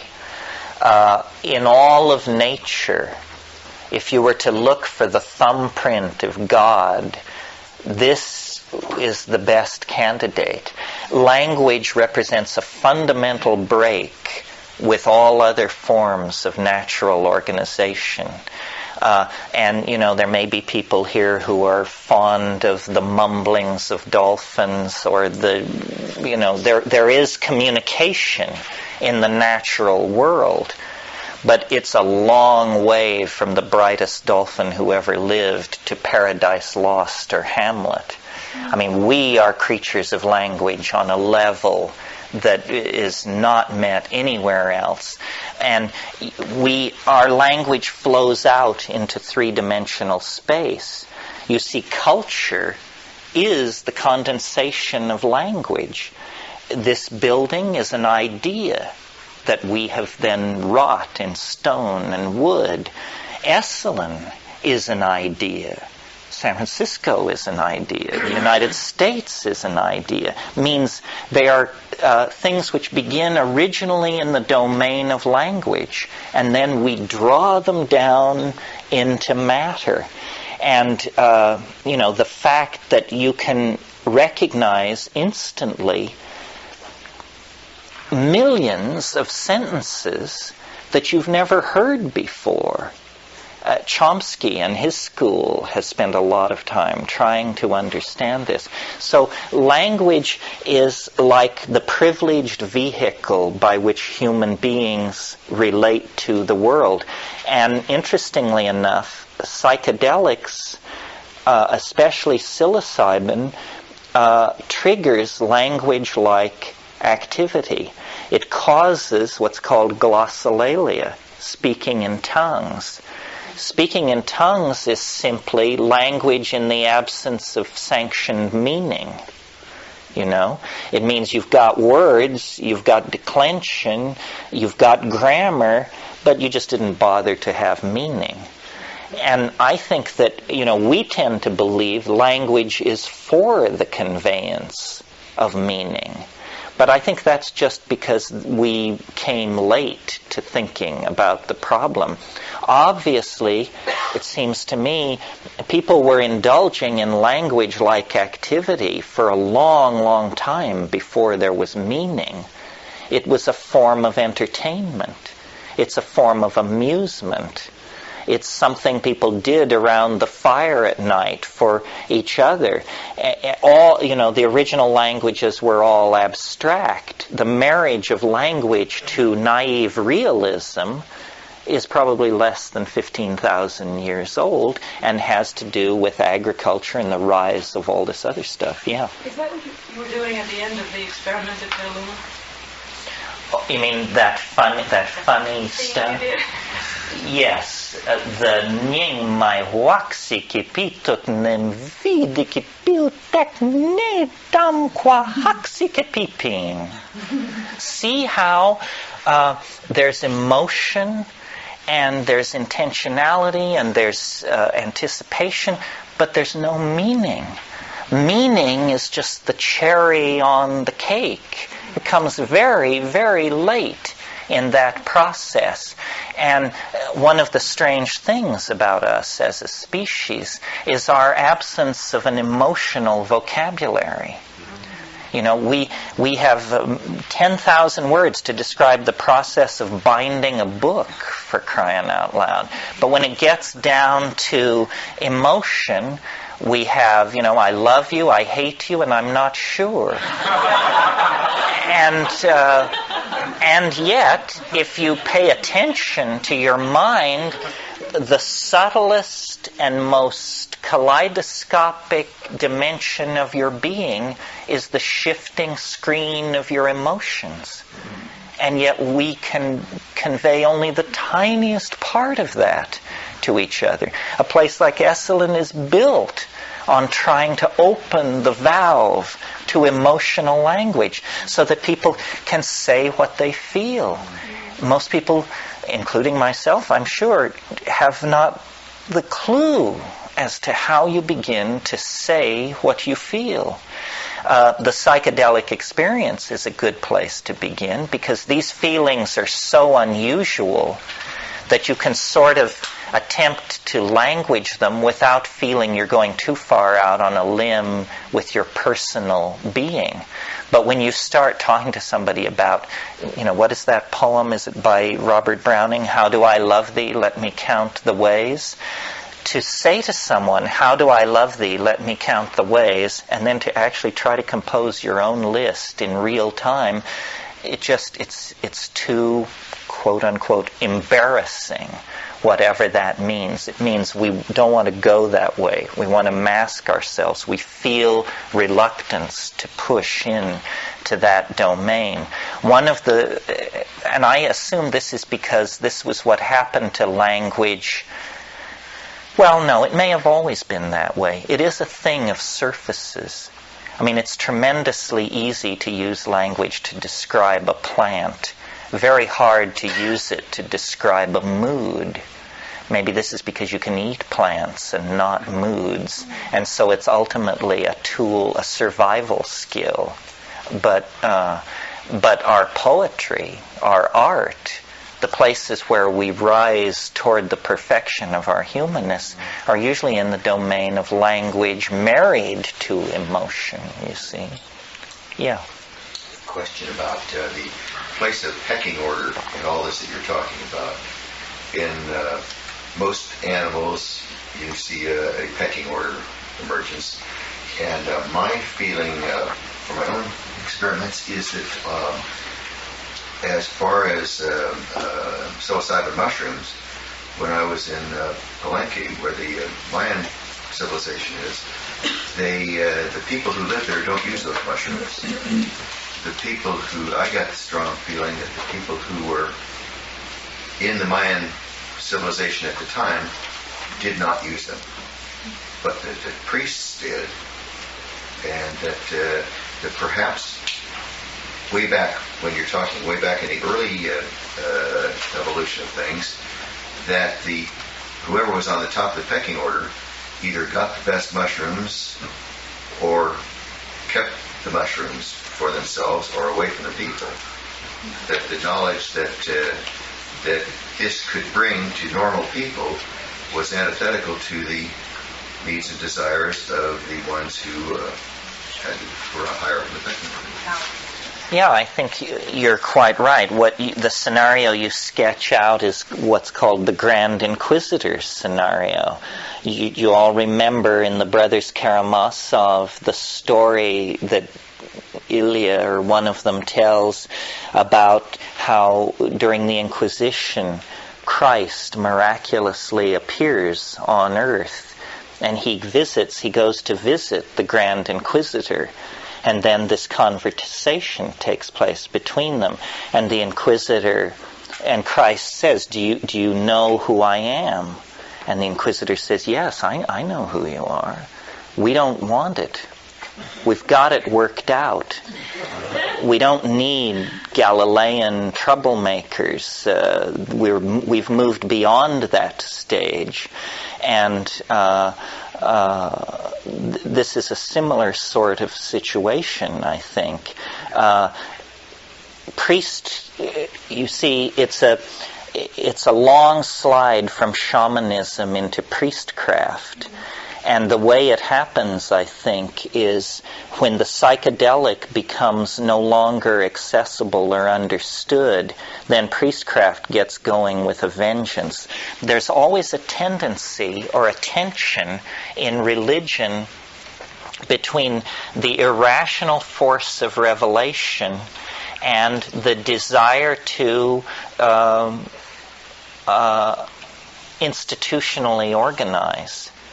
Early Christianity was victim of this. For the first 120 years after the crucifixion, Christians were useless to anybody because they just stood around waiting for the end of the world.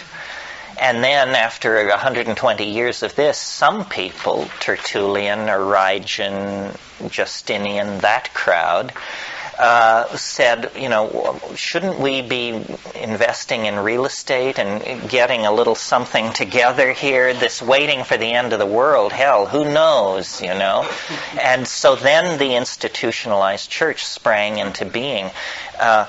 Another place in cultural history where this happened is in the mystery that surrounds Soma.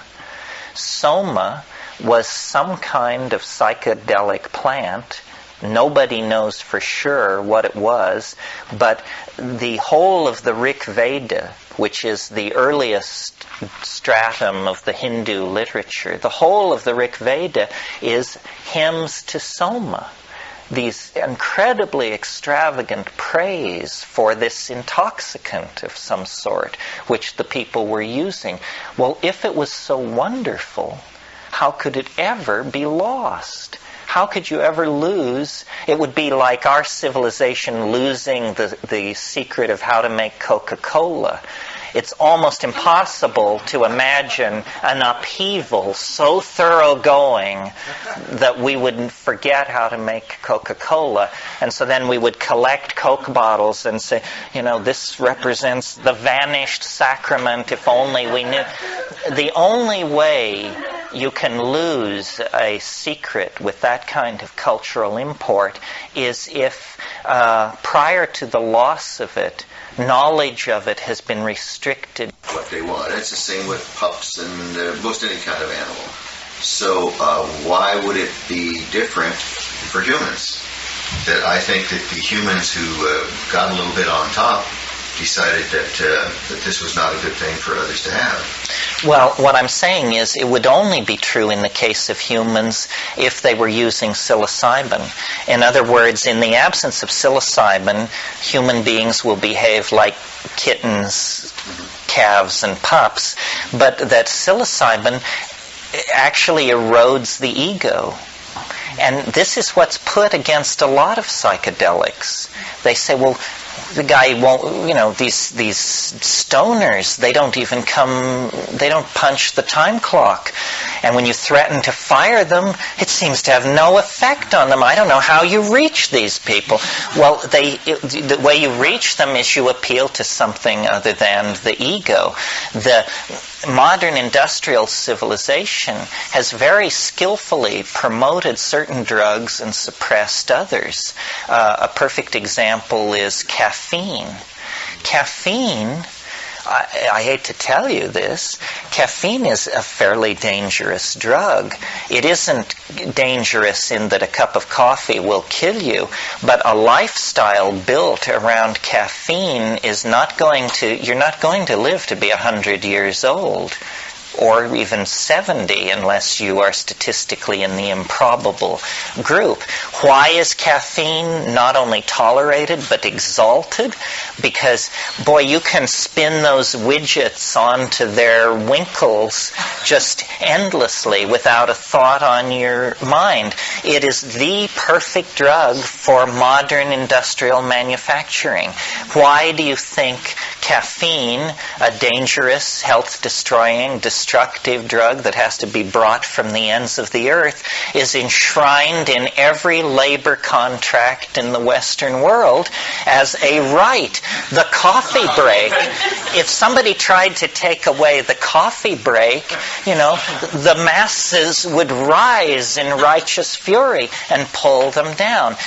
We don't have a beer break. We don't have a pot break. I mean, if you suggested, well, we don't want a coffee break. We want to be able to smoke a joint at 11 in the morning. It would say, well, you're just some kind of, you're a social degenerate, a troublemaker, a mad dog, a criminal. It would be, and yet the health benefit, the cost-health benefit ratio of those two drugs, there's no comparison. Obviously, pot would be the better choice. The problem is then you're going to be standing there dreaming rather than spinning the widgets onto the nuts. Right? Coca leaves? Sure. Coca leaves would be very good. I suspect in the future we may see the legalization of coca as a sop to the mentality that wishes to see cocaine. Andy Wilde, who's a good friend of mine, we don't agree on everything, but a few years ago he had great enthusiasm for a coca chewing gum. And I never got on the bandwagon because I didn't see that we needed another high-focus industrial stimulant on the market. But coca would be great, and certainly in the Amazon, if you're a patron, you encourage your workers to chew coca. I mean, they're worthless without coca. Give them coca and put a machete in their hands and they will just flail for hours at the bush.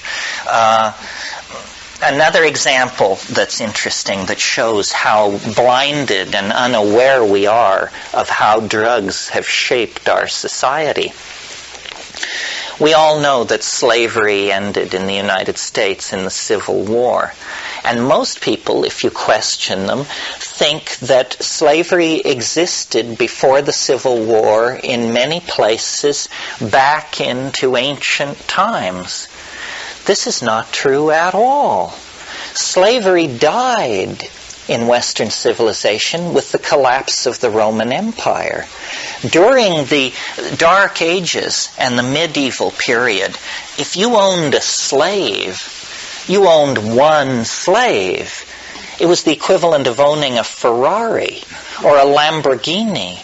It was an index of immense wealth and social status. And that slave would be a house boy or a cook or something like that. Someone close into you, taking care of you. It was inconceivable to use slave labor in the production of an agricultural product until Europe acquired an insatiable desire for sugar. And now let's think about sugar for a moment. Nobody needs sugar. You can go from birth to the grave without ever having a teaspoonful of white sugar. You will never miss it. Throughout the Dark Ages and the Middle Ages, sugar was a drug, a medicine. It was used to pack wounds, to keep wounds septic. And it was very expensive, and there was very little of it. Nobody even knew where it came from. It was called cane honey, because they knew it came from some kind of jointed grass, but nobody had a clear picture of what sugar was. Well, when you extract sugar from sugar cane, it requires, in pre-modern technology, a temperature of about 130 degrees. You cannot, free men will not work sugar. It's too unpleasant. You faint. You die from heat prostration. You have to take prisoners, and you have to chain them to the sugar vats. And so, before the discovery of America, in the 50 years before the discovery of America, they began growing sugarcane in the East Atlantic Islands, Madeira and the Canary Islands. And they brought Africans and sold them into slavery specifically for sugar production. Now, when we get American history, they tell you that slaves were used to produce cotton and tobacco. In fact, this is not quite the truth. They had to find things for slaves to do because they brought so many slaves to the New World to work sugar, and they had so many children that then they just expanded and said, well, we've used slaves to work sugar, we might as well use them in cotton and in tobacco production. In 1800, every ounce of sugar entering England was being produced by slave labor of the most brutal and demeaning sort. And there was very little protest over this. It was just accepted. And to this day, sugar cultivation in the Third World is a kind of institutionalized slavery. Christian, the popes, the kings of Europe, all of Christian civilization acquiesced in the bringing back of a practice that had been discredited during the fall of Rome in order to supply the insatiable need for sugar. It was an addiction. It had no cultural defense whatsoever. Yeah. Why do you suppose honey didn't ascend to the prominence that sugar did in society? I just think you can't produce enough of it. You know, I mean, look at the price of a pound of sugar today versus the price of a pound of honey. Isn't honey 5 to 10 times more expensive than granulated white sugar? I imagine this is always the case. I don't agree with something. You know, and maybe it's a matter of definition, but I don't think slavery died out. I think it was serfs were bound to the land. The duke had the right to take the woman he wanted. The people belonged to him. Well, you're right that serfdom replaced slavery, but in a way serfdom was a much more humane system. First of all, you could not be separated from the land. Serfs were... Yeah, so you could stay with your family. So you could, and families were not separated. It was a kind of bondage to the land. But the separating of families, the selling of people at auction, and this kind of... brutal. Yeah. So you're right that serfdom persisted. But you see, in late Roman times, they had what was called the latifundia. And these were essentially agricultural concentration camps where people grew agricultural products under the lash for Roman markets. And that disappeared until the 1440s in the West. Anybody else have... Yeah. You might want to say this too, but following this gentleman's question, I wonder if the psychedelic experience of psilocybin and its ego-dissolving properties and everything, what happens that an elite would control that and keep it from everyone else if it were truly ego-dissolving and unifying? No, wait. So many people are saying, yeah, this must be an important point. I didn't understand it. What is it again?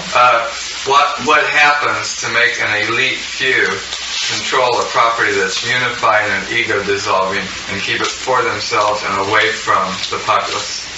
Well, I think it's because these things have another quality, which we haven't talked too much about, which is the psychedelics are the source of special information.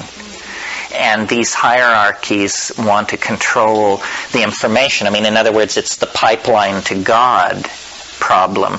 And, you know, the Protestant Reformation was a whole effort to overthrow the papal claim that you couldn't just pray. You had to have theologians interpret scripture and dogma, and they would gently guide you toward the right understanding, but that you weren't supposed to have a direct relationship to spirit. You were supposed to leave that to experts. So I think that's another issue, that the psychedelics empower with gnosis, true information. And every society is based on a lie of some sort. So having people going around the official lie and getting in touch with reality turns them into social dissidents, and you have to control that. I mean, that was exactly what happened in the 1960s. I mean, we can talk about it a little bit, but what happened was too many people were getting stoned and then checking out of the official canon of the culture. And people just said, you know, you can take that job and shove it. And this was very alarming. Now, every society can tolerate a certain amount of this. You always have people who just aren't playing the game. But what happened in the 1960s was that LSD entered the picture. And LSD is different from all other psychedelic drugs in one tremendously important quality. And that is a single skilled chemist in a small apartment with about $40,000 worth of equipment in a single long weekend can produce 40 to 60 million hits of a drug. 40 to 60 million hits. This is a loaded gun at the head of society. Now, I wrote a book on growing mushrooms, and years ago growed mushrooms quite a bit.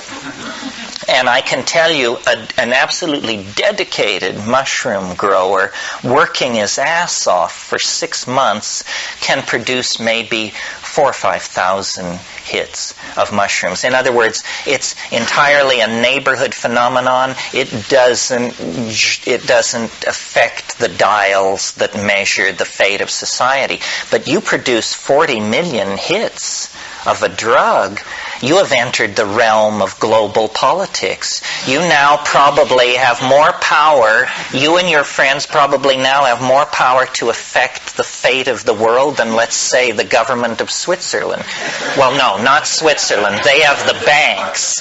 But the government of Finland, let's say. You have just shoved Finland out of the way and taken your place in the hierarchy. So no government would put up with that for a moment. It's analogous to splitting the atoms. I mean, in the yeah, they don't allow you to assemble nuclear warheads in your basement, and they're not going to allow you to manufacture LSD in your basement either for the same reason. In a way, that it sounds like the LSD then could be, well, LSD related to psilocybin is like cocaine related to coca in a way.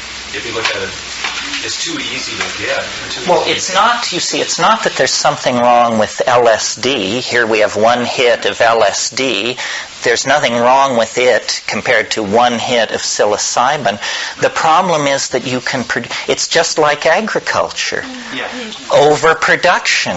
It changes you from a tripper into somebody who thinks they should buy machine guns because you now have $5 million shoved under your mattress, and everybody knows you wouldn't dare take LSD in a situation like that. The presence of so much LSD has turned you into a defensive paranoid.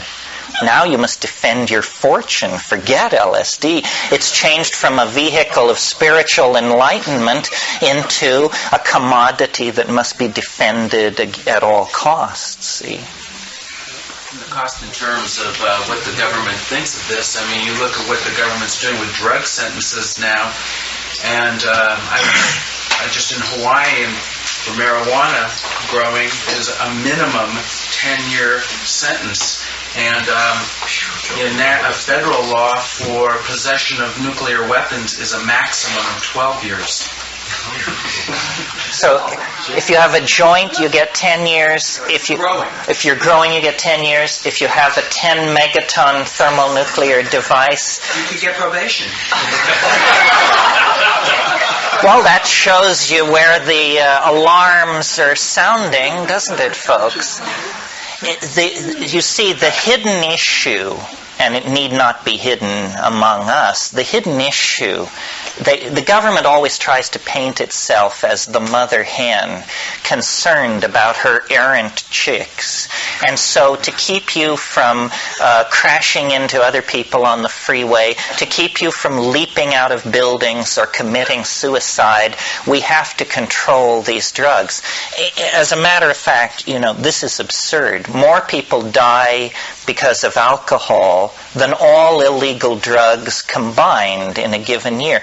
The government is not your friend on this issue. The government is very concerned to control the mass mind.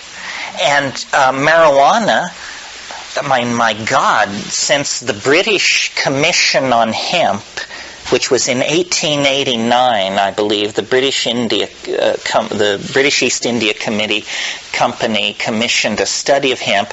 They have spent millions and millions and millions of dollars to find something, anything, you name it, wrong with cannabis.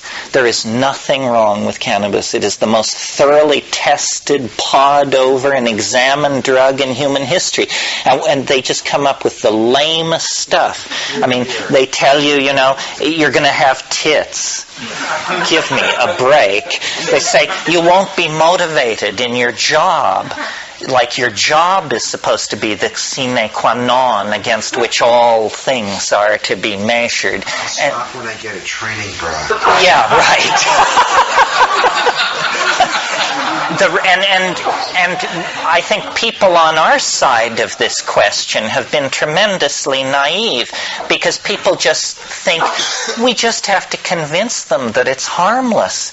It ain't harmless. It is a knife poised at the heart of dominator values.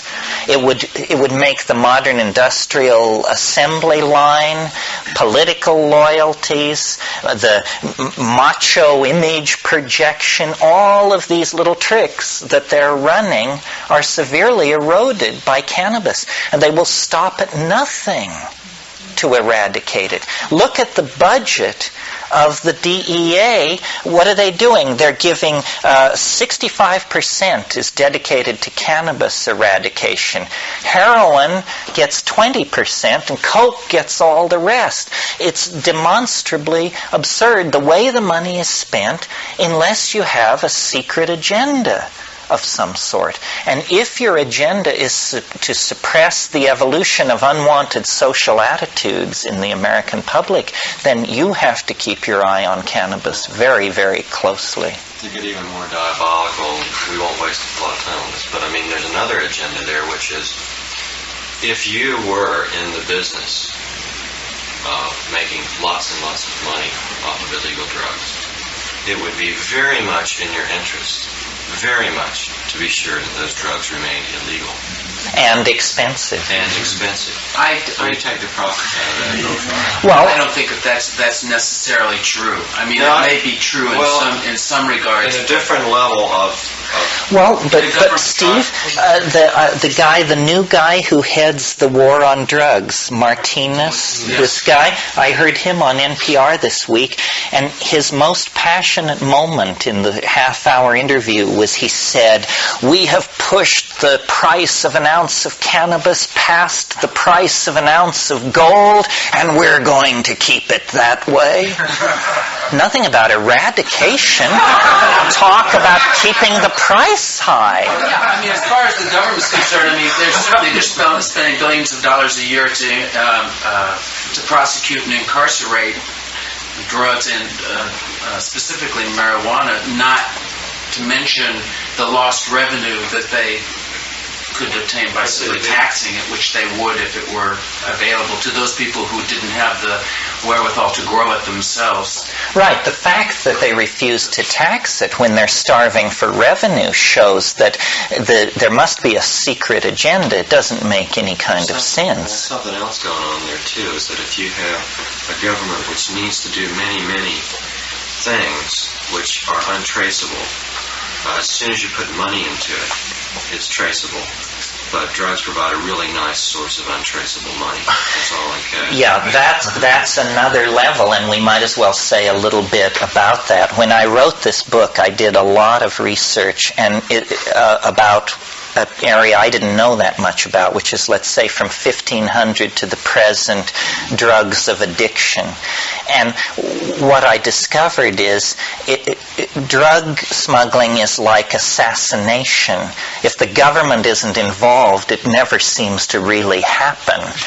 And governments have been using drugs for centuries as forms of secret revenue.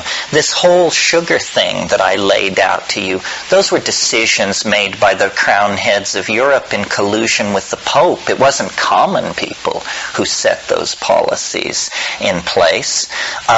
During the 1960s, when the black ghettos began to come apart, suddenly number 3 China white heroin was cheaper and more available than it had ever been at any time in the history of the heroin problem in the United States. Why? Because the CIA saw, all these black guys are getting up, a bunch of uppity niggers, as the government calls them. You just smother it in heroin.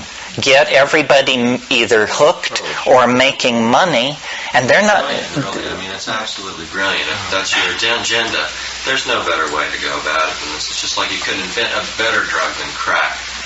That's right. You distract these people and just have them killing each other and not messing with, the real... And they don't care really about the effect of drugs, and one group, one faction will work against another. For example, I'm a great aficionado of hashish, and hashish became very hard to get in the United States in the late 70s.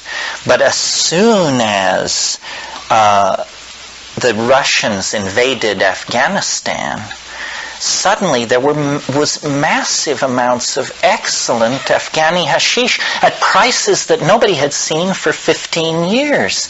The reason was the CIA knows that hashish it's not really a problem, but what they wanted is they wanted an income for the mujahideen, and they had to pay for all these weapons. So they just started bringing this in wholesale, and it wasn't even a smuggling operation. I mean, I received reports from people who said, smuggling? They're not smuggling. They're unloading it on Pier 39 with the Stevedore Union Local 1030 is taking off, 500-pound blocks of hashish by the tens of thousands. And the day the Afghan war ended, they had staged an enormous series of interlocking busts on their own infrastructure, and they closed it down and they pulled it to pieces. When Khomeini kicked out the Shah, the Iranian heroin business then fell under the control of the mullahs, and at that point, suddenly, cocaine emerges as a major problem in the United States because we just switched our supply lines. We could no longer depend on Iranian heroin because we couldn't depend on these screwy Islamic fundamentalists, so we just turned toward all of these company assets in Honduras and Ecuador and Colombia. Very, very cynical. It's only been 120 years since the so-called Opium Wars. Very few people know what the Opium Wars, what was the issue in the Opium Wars.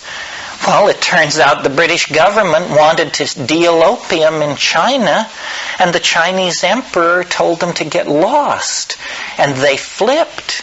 And they sent naval units, and they laid siege to several Chinese cities, and they forced the Chinese imperial court to agree that they could deal as much opium as they wanted on the wharves of Shanghai and Chusan. Why did the English suddenly decide that they had to go into the opium business? They're stealth. That's stealth. Every drug problem can usually be traced to a previous drug problem. The British East India Company spent a huge amount of time building up a world tea trade.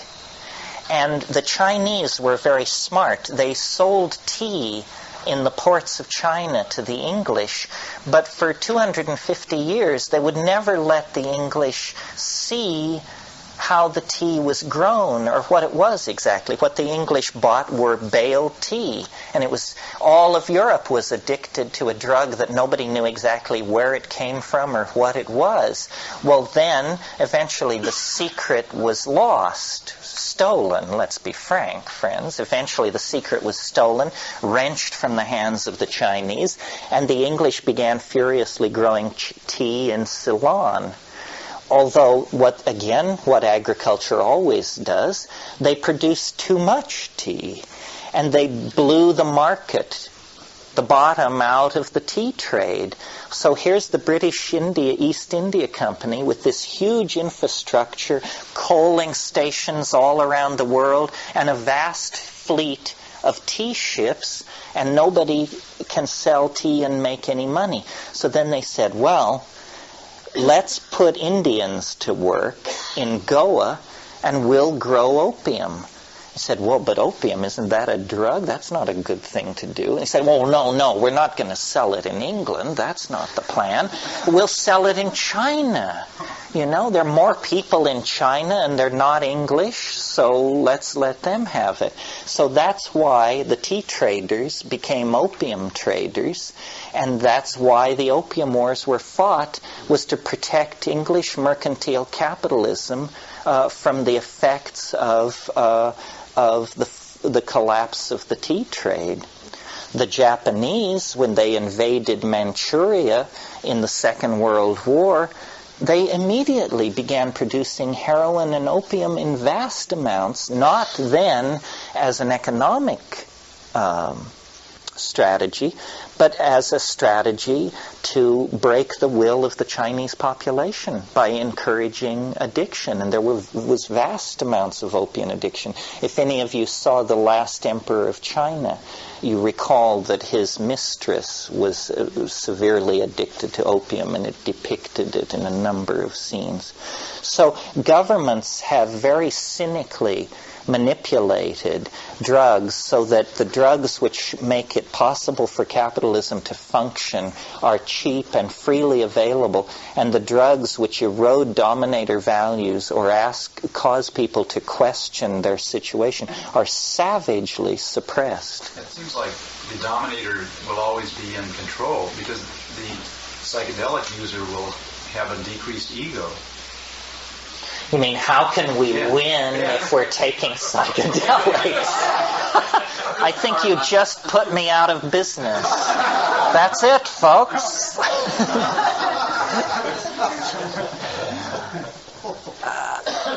I'm slightly caught out on that. I think that what we have to say is that we must win by example.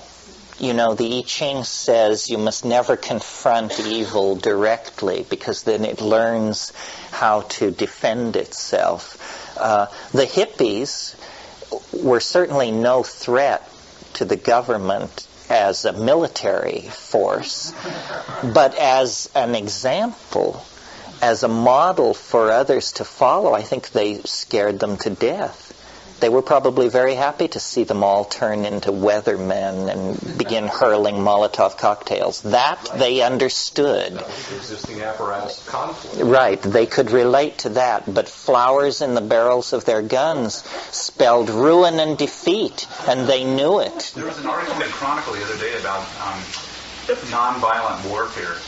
The idea of, what drugs or gases or whatever that'll just temporarily disable people to prevent physical aggression in war. And so I think that's a step forward in a way. I think it's a step forward, although it was hatched by the military-industrial complex in a desperate effort to keep the money flowing. They're so frantic, they're willing to cut a deal at this point. A kinder, gentler warfare is what we're talking about here. Yeah. So back to basics, in terms of, that it dissolves the ego and it shows you the true size of the world, and it's a humbling experience, and it's a religious experience, really, is no longer, just like he was saying, that's not so. So isn't the basic question how to get to that without using the machinery? You mean without using the drugs? Yes. Isn't that the basic question? It's, you can tell them all to stick it up wherever, and you go on and you continue your religious, humbling, ego-dissolving experiences without... Well, the problem there is it possible? Is it possible to attain these states any way other than with drugs? And this is usually comes around at some point in these weekends as a bone of contention, because we live in a society that offers an endless smorgasbord of non-pharmacological forms of spiritual advancement. There's first of all the orthodox forms of religiosity. You can study the Torah, you can study Christian theology, or you can be a holotropic breather, or you can, it's endless, this stuff. I am very lumpen, and this is where I feel myself to be the most crude among us, because none of this stuff works for me, and in my darker moments I even say it doesn't work for anybody. But I always get there's always somebody who assures me that it happens for them naturally, and I just, lucky for you, you're saving a pile of money. The rest of us are going to spend our whole lives trying to get to it.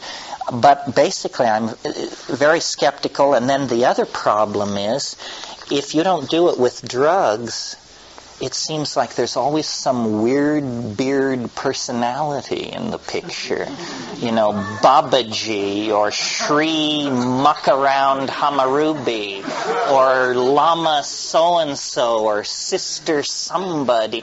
And these people are inevitably pathological. I mean, wouldn't you be if you were Sister somebody? And I think drugs are much safer than gurus. Gurus are... it's part of this thing. We don't want to take responsibility for ourselves. And I guess, I'm loathed for saying this because I just blow the whistle on all these people who have very good livings and are surrounded by adoring fans. And people are perverse. And by people, I include myself in that. I mean, people are perverse. And one of the things they like to do, you see, is they like to surrender if it's safe. And so here you have two choices.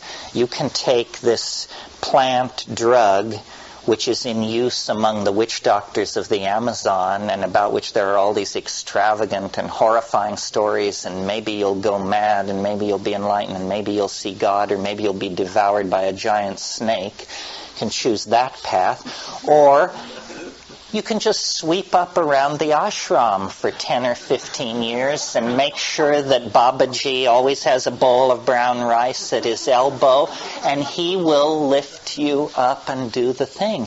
And people say, well, I think I'll go with Babaji. I don't want to. And what it is it's a fear of surrender. And I hear you. And my concern is the original values are the values about doing it, as a people. I don't know. It's very individualistic.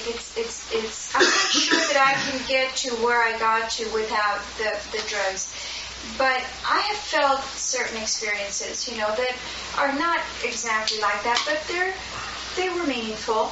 And I'm not sure at this point. I mean, I'm toying with the idea, but I'm not sure that I'm willing to play the game because it's become the game, and not partake in it as a religious experience, as a group, as a kinder, gentler. It's hard because because I certainly don't want to follow Baba whatever. And that's not my game either. But and without judgment, absolutely. I'm just really trying to understand or find the way that the initial values and the initial humbling could be found. And in terms of addiction, which I dealt with in terms of pot, and a relatively powerful addiction for me it was. I began to use it as a non-religious experience. It was a deadening experience for me. It was isolating experience. This world feels like shit. So and it served me. That's an accurate perception. Absolutely, that's what I'm saying. There are options other than the two that will again, I'm sure, serve me. I mean, I'm trying to find something. One of the questions that's worth talking about, because I've never made up my mind about this, is the psychedelics are always cast as an option in the spiritual quest. You can study yoga or meditation, or you can take drugs, or you can do good works like Mother Teresa or something like that. I've never been absolutely certain that psychedelics have anything whatsoever to do with the spiritual quest. If we define the spiritual quest as that which impels you to the moral life, then I don't really see...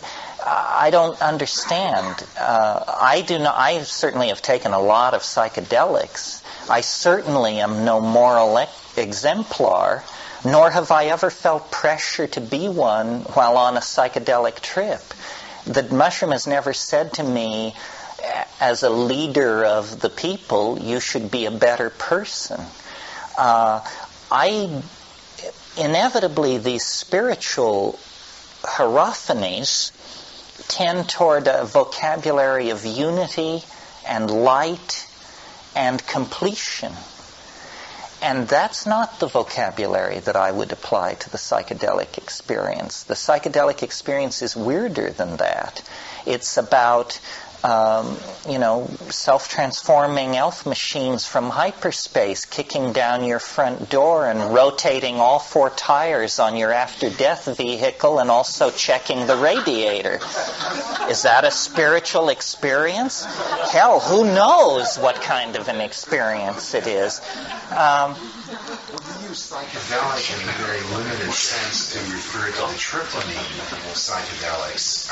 There are, of course, many psychedelics where you don't have LSD running around. Well, I call those things psychoactive, but you're right. They're psychoactive. See, here's the thing. I mean, there's a series of declensions here.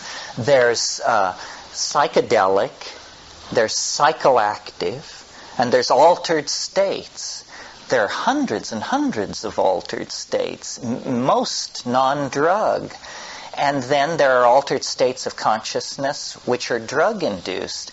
I can feel an aspirin hit. I mean, I actually can feel the shift in my reality from 2 buffered aspirin. And then, of course, there's caffeine stimulation and downers and all of these things. None of this is psychedelic in the ordinary sense. And the psychedelic experience for me is this very narrowly defined thing where you see visions. Hallucinations aren't even sufficient, because there are all kinds of hallucinations, moving grids of color and little swimming things, and then you get the mice dancing in rows and the little candies floating by, and this, you can't build a pyramid out of that kind of stuff. But the real vision is a very mysterious thing, impossible by rationalist standards, and we all are rationalist enough that even in confrontation with it, we know that it's miraculous. So a thing worth thinking about and worth talking about this weekend is whether or not the psychedelics are in fact part of what is ordinarily thought of as the spiritual quest or the quest for religious understanding. There are people who take psychedelics who don't have an iota of spirituality in them. If you're interested, there's a very interesting book called Shamanism, Colonialism, and the Wild Man by Michael Taussig. Michael Taussig, I dare say, would be very uncomfortable in this room. He would dismiss us all as fruits and flakes, because he's a Marxist labor organizer. There is no vertical gain in this guy's worldview. And yet, he's taken more ayahuasca probably than anybody in this room and been loaded, thoroughly loaded. So it's very interesting to read his book and garner his conclusions. He sees it in an entirely different way. I think it is a way to access insight, but it doesn't seem to support the Neoplatonic hierarchy of ascending light and space that is the assumption of Western religion. There's no white light at the end of the tunnel in psilocybin. Instead, there's the alien edition of the Encyclopedia Britannica. Maybe that's a spiritually enlightening thing to encounter, or maybe not. There is heresy. Yeah. LSD fits. LSD is more classically psychoanalytic, number one, and number two, supportive of the metaphors of Western religiosity. It does move you toward the dissolving whiteness, the oneness with the unspeakable of Meister Eckhart and that crowd. Except in the Harvard experiments, originally with Leary and Alport, they used psilocybin with these Well, but they put them in a chapel on Good Friday. Well, so the set and setting then highly determined the trip. Yeah. Good man. Over here. A couple times during the morning, and actually once last night, the topic of addiction came up, and I've heard a number of people say psychedelics can be addictive. I believe that maybe that could possibly be true. I don't know it to be true, but could be possibly true in lighter doses. But in a strong psychedelic, full-blown experience, I don't see how it possibly could be addictive. And moving down that same line of thought, if that's the case, then aren't we really kind of using the wrong word if we're not making a distinction between drugs and psychedelics? Well, you have to make a distinction between physiological and psychological addiction. Most addictions are psychological. Addiction to eggs in the morning, addiction to having your newspaper on time, and addiction to, the controversial one, I think, is cannabis. Is it or is it not addicting? And I've had occasion to fiddle with this in the course of my life, and I think the answer is fairly complicated. I think the answer is yes, sometimes, or no, but sometimes yes. A year or so ago, I was in therapy and had a lot of problems with my relationship and so forth. And I was in therapy with this woman who I really respected a lot, and she seemed very bright. But strangely enough, she knew almost nothing about drugs. And it was a weird thing for me to have a therapist like that. And she kept coming back to this thing about cannabis. And she'd say, well, now, how many times a day do you get stoned? I say, well, 10 or a dozen. I say, well, and how many years have you been doing this? Say, 25. She said, well, you must be completely lost in this. And it became an issue in the therapy. So finally I said to her, I'll quit. I'll just quit. Because the therapy, I quit. I said, because I am convinced this isn't a problem, and it will be useful for you to see that someone with this kind of a history of cannabis use doesn't have a problem quitting. And I did quit, and I had absolutely no problem with it, which amazed me. I had been whistling past the graveyard when I made these brave statements. It was no problem whatsoever. But at other times in my life, when I've tried to quit, it's been a real tussle of some sort. And I think that the setting has a great deal to do. I think we're now fairly addicted to the concept of addiction. As the evolution of drug attitudes has progressed, let's take heroin, for example. In the 19th century, the user of opiates was called the drug fiend. You were a fiend. This means the concept that is being evoked here is of demonic possession. A junkie has a monkey on his back. That's another fiend image. You're possessed. You can't stop yourself. In the 20th century, addiction is viewed as a disease. And once you view addiction as a disease, you've totally released yourself from responsibility to do anything about it. After all, If you have multiple sclerosis, we don't stigmatize you as morally lax and unable to discipline yourself. So if you have the disease of morphine addiction, well, it's not your fault. It just sort of happened to you, like the flu or something. Well, I think this makes it almost impossible to begin any kind of rational program of cure, because you just say, doctor, fix me. There's something wrong with me. What I'm talking about, though, is like 5 grams of mushrooms or 40 milligrams of DMT. I mean, how often can you do that? Oh, no, I think that's a complete red herring. Nobody can be addicted to psychedelics, only if they use them as though it were another drug. In other words, it's possible to take mini doses of LSD, and what you are is you're a speedhead. This is not what LSD does. This is what methamphetamine does. All psychedelics in low doses appear to be the same drug.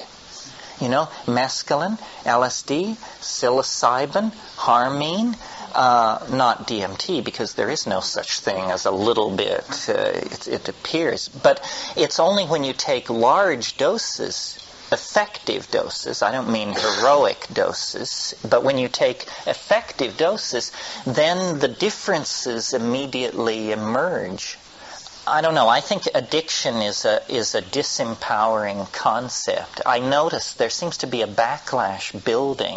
It's now okay to publicly ridicule 12-step programs, and you're not just denounced as a mad dog of some sort, because people have seen through it. I mean, people now announce their addiction to everything at the bat of an eye. There seems to be a movement amongst AA, that particular 12-step program, that I've heard when I know people who are doing it, that are working with psychedelics. I mean, they're not drinking alcohol, but they're working with psychedelics. And there seems to be, I wouldn't say a lot of people, but it's fairly widespread. Oh, well, I think that people who are very serious about AA are usually pretty open about agreeing to the power of psychedelics. I mean, I know that in the AA program you're supposed to be totally clean and not do anything, but I've had people who were major figures in AA tell me, you're exactly right on. This is the right thing. In the early 60s, when LSD was first being explored by psychiatrists, they began giving it to people, chronic alcoholics, and they were getting close to 80% cure of chronic alcoholism with a single exposure to LSD. Well, that doesn't mean that LSD is the magic bullet for alcoholism. That would be hard to feature. What it means is that if you take LSD, you are forced to examine the dynamics of your life, and if you notice that you're killing yourself, you will be inspired to stop doing whatever you're doing. I mean, it can be alcohol, it can be hard drugs, it can be that you're mean to your wife and children, it can be that you're chiseling your business partner, and on the LSD you say, hey, that's not a smart thing to do, I shouldn't do that. And then you can usually muster the energy to stop. No, the paradox of our society and its cockamamie attitude toward drugs, the most dangerous drugs, we legalize. The drugs that do the most social harm, we create mega industries out of them. And then we demonize everybody else's drugs. And this is a situation that has been exacerbated since the middle of the 19th century. You see, we forget that all of this information about drugs has arrived in Western civilization only in the last 100 to 120 years. In the same revolution in thinking that brings Darwin's theory of evolution and an awareness of, let's call it, the relativism of culture. Suddenly we realize that there are Shinto and Zen and shamanism and Hinduism and all of these things. Also brought the arrival in Western culture of the information about extremely exotic drug habits or drug usages that were very localized until very recently. I mean, ayahuasca is a good example. In our lifetime, ayahuasca has gone from being the subject of William Burroughs and Allen Ginsberg's book, The Yahé Letters, where they actually had to make the equivalent of a spiritual pilgrimage to South America to sort through this. It's gone from that to Brazilian missionaries of these ayahuasca religions setting up camp in Malibu and Boston and Berkeley and turning people on. Other psilocybin, an even more dramatic example. In 1953, the use of psilocybin was restricted to certain Mazatecan Indian tribes in central Mexico, thanks to the promulgation of home methods of cultivation. Now it's a standard item on the psychedelic menu of most high-tech industrial cultures. So we haven't really had time to assimilate all this and make sense of it. Addiction is simply what's the word? A shibboleth? Is that the word? You know, it's a false boogeyman. I mean, our real addictions are to status, property, money, and power over others. I mean, if you got that under control, I think people's relationship to opiates would be a minor part of the agenda. But we love to demonize the exotic and to pat ourselves on the back. I mean, alcohol culture, cultures that tolerate and encourage alcohol are just besotted with alcohol. It touches every aspect of life. I mean, for instance, there are certain subcultures that I think are more besotted than others. Academe is just a nightmare of alcoholic abuse and misbehavior and carrying on of the most bestial and depressing sort. And, these are the carriers of the eggs. They're carrying the basket in which the eggs of culture have been hidden. So, did that get it? Did it get something? Find me one more time that about academia.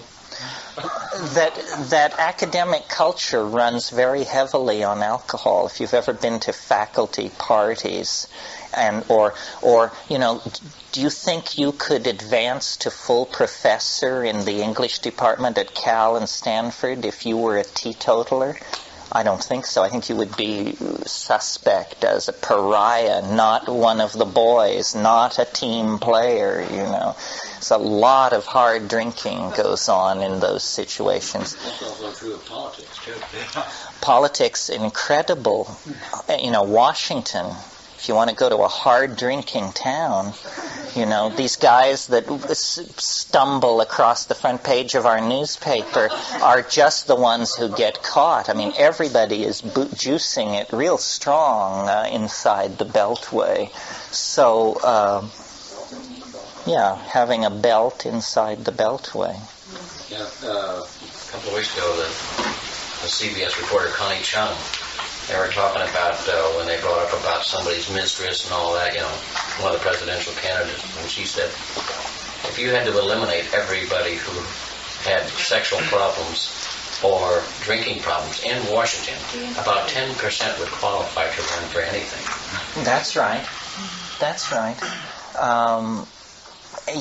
We now are fixated on people's sexual peccadillos in politics, but imagine if if getting sloppily drunk made you ineligible for high public office. I mean, don't forget, having one toke of marijuana 20 years in the past disqualifies you from the Supreme Court. You can't get near it. I mean, you're just a monster of vice. And yet, a clown like Clarence Thomas, I hope you all read the Rolling Stone encounter between Clarence Thomas and Hunter S. Thompson. Oh, it's classic. It's classic. The guy was such a beast that he frightened Hunter Thompson with his drug abuse, treatment of women, and antics. Anyway, anything else left over from this morning? Talking about institutions being rife with alcohol, almost alcohol cultures, it seems that business is the one place that seems to be changing. That that it doesn't really work as well, and that the hierarchical structures do not fit against what the real day-to-day needs are. You don't have an underlying funded environment like government or universities where you live or die, and that these new models are taking hold, and that businesses are trying to transform themselves into learning organizations and keeping up with change, and are more open than I've ever remember being before. Well, probably because they're very aware of the bottom line, and they're actually seeing the cost of alcoholism in their workforce, where, as you point out, government and academe, these are places where you feed at the trough of public monies in some sense. I mean, if you're a tenured professor, I don't know what kind of a drunk you would have to be turned into in order to get thrown out of a university. I mean, short of serial murder, they don't punish you for anything once you have tenure. Somebody had something over here? I just wondered, segue completely, if you'd seen it play in the fields of the Lord.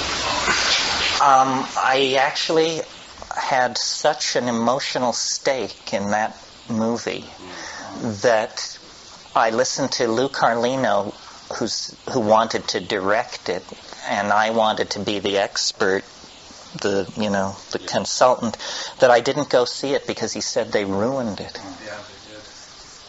That it was just botched. If you've read the book, have you read the book? Years ago. The book is one of the most wonderful, it is, I would say, the most wonderful piece of fiction ever written about the Amazon. And without naming names, I understand these actors did a terrible job. And Babenko, who directed it, they thought they were so smart to get a third world director. But Victor Babenko had never been to the jungle. He's a Rio de Janeiro boy. Just because he did Kiss of the Spider Woman, that didn't set him up for this at all. What Lou said to me was, he said there was no sweat, there were no bugs, there was no grime. What kind of an Amazon picture is this? And their portrayal of his ayahuasca experience was just pathetic. I heard it was wide of the mark. I mean, I hope it wasn't wonderful for you, because here... I enjoyed it tremendously. Well, there you see, that's what makes horse race. I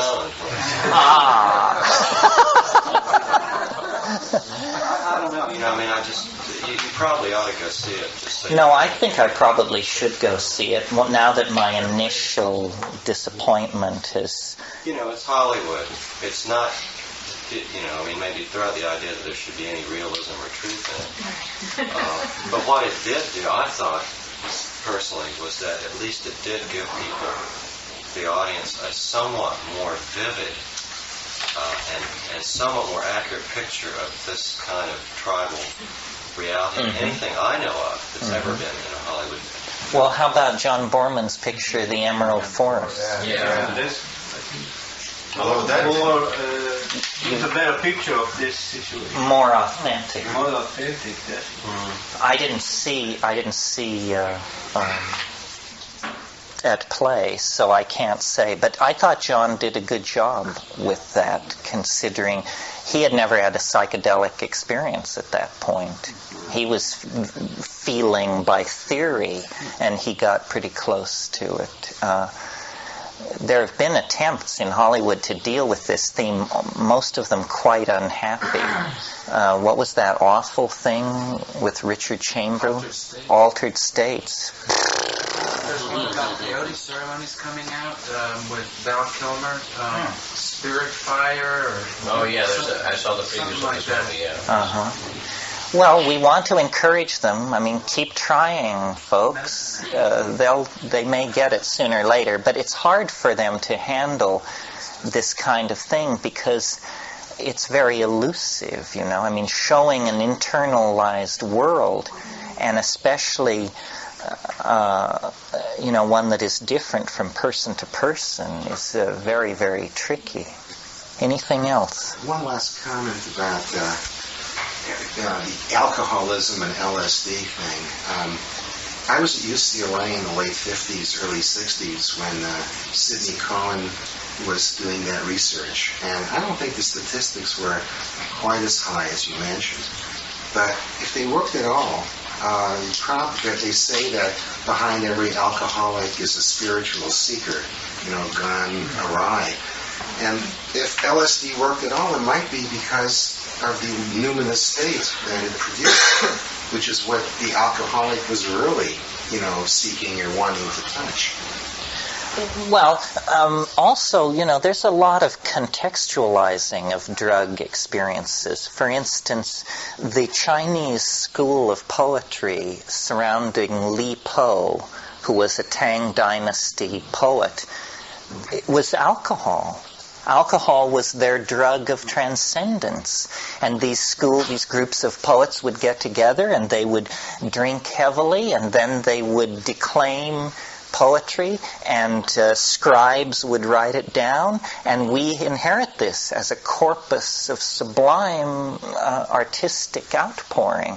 And yet it was created in an environment which we identify with a very low consciousness state. It is a contextualized thing, definitely. So we finished with that for the moment? We can always go back. Well, I thought I sort of try to divide these things into different domains of concern, and I thought of the morning as sort of the sociological, anthropological, historical shtick. And then I thought maybe what we should do this afternoon, mainly because it's my favorite part, is to talk about the content of these experiences. Not only because it's fun, but because one of the things I've discovered in trying to wage this kind of career is because we are talking about something invisible and an experience, and because we can't all drop here in this room and compare notes, it's often hard to get everybody to the same starting gate. People have entirely different notions of what you actually mean when you say a psychedelic experience. Most people, even straight people, have had what they call a drug experience. They either remember the time they drank a whole bottle of cough syrup, or the time that, they went in for minor surgery and were given an anesthetic, or the time they had root canal work. And everybody eventually, it's hard to live a life where you don't eventually get your mind altered. This does not set you up for the psychedelic experience. And because there's no consensus about this, it's worthwhile talking about the gradations and what is really possible. At the broadest level, you have what are called altered states. And altered states are any state different from the state you were just in. So if you have a double espresso, you enter an altered state. If you climb a mountain in 3 minutes, you have an altered state. If you dive into cold water, altered state.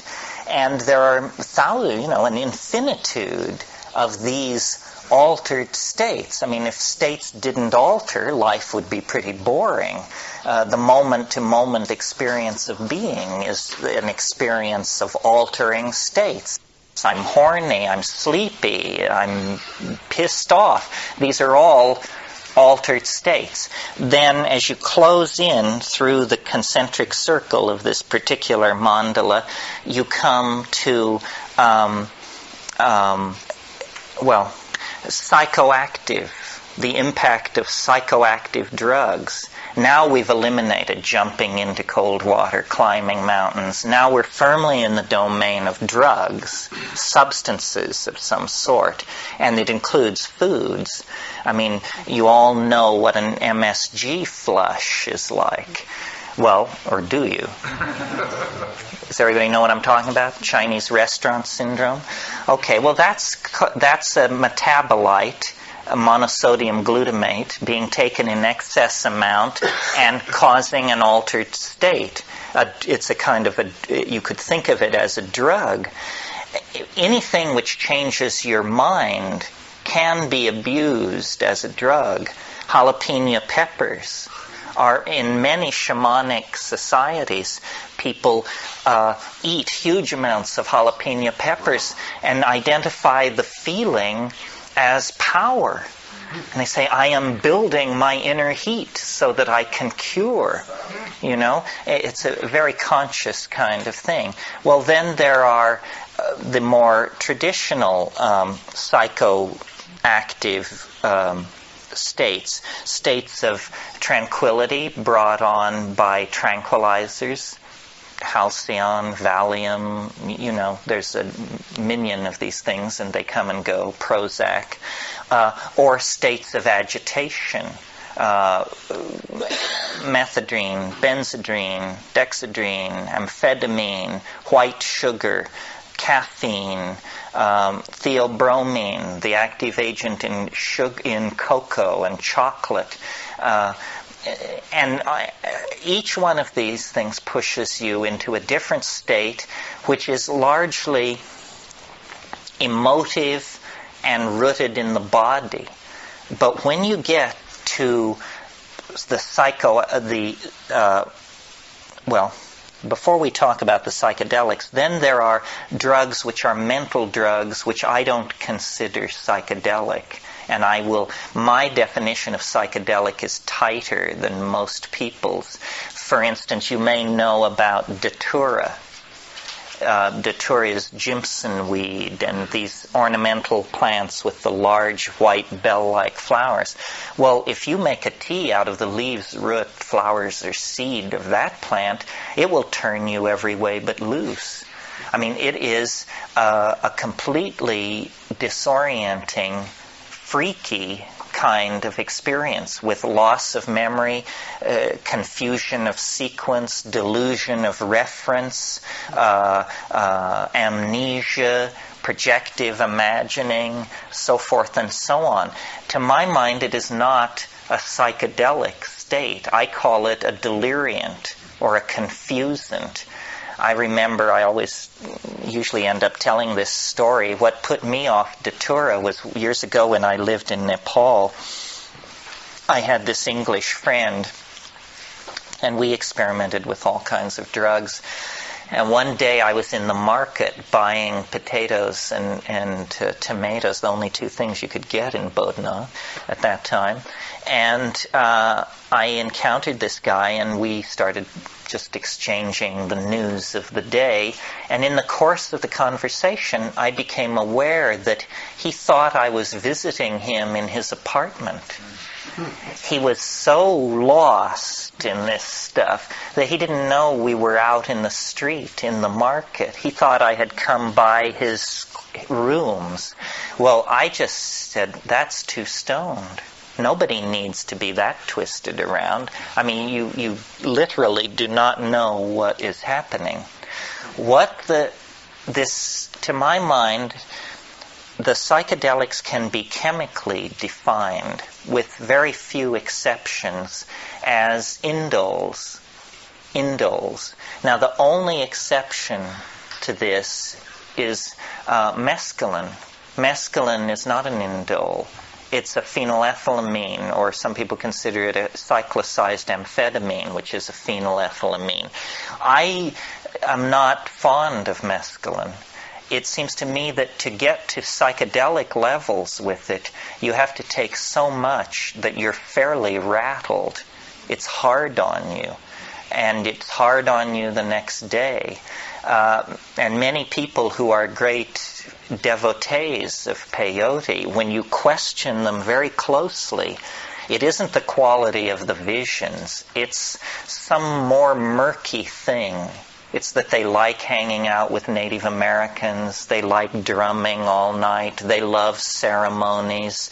They like going to the Southwest. But it's not the quality of the visions. Not that mescaline can't do that. It certainly can. If you read these early researchers like Heinrich Kluwer, S. Weir Mitchell, Havelock Ellis, I mean, these are wonderful descriptions of full-on psychedelic states. But they were using pure mescaline, and close to a gram a throw, which is a lot. Most people, when they take pure mescaline, if you actually measure the amount that they're taking well under what is clinically considered the effective dose.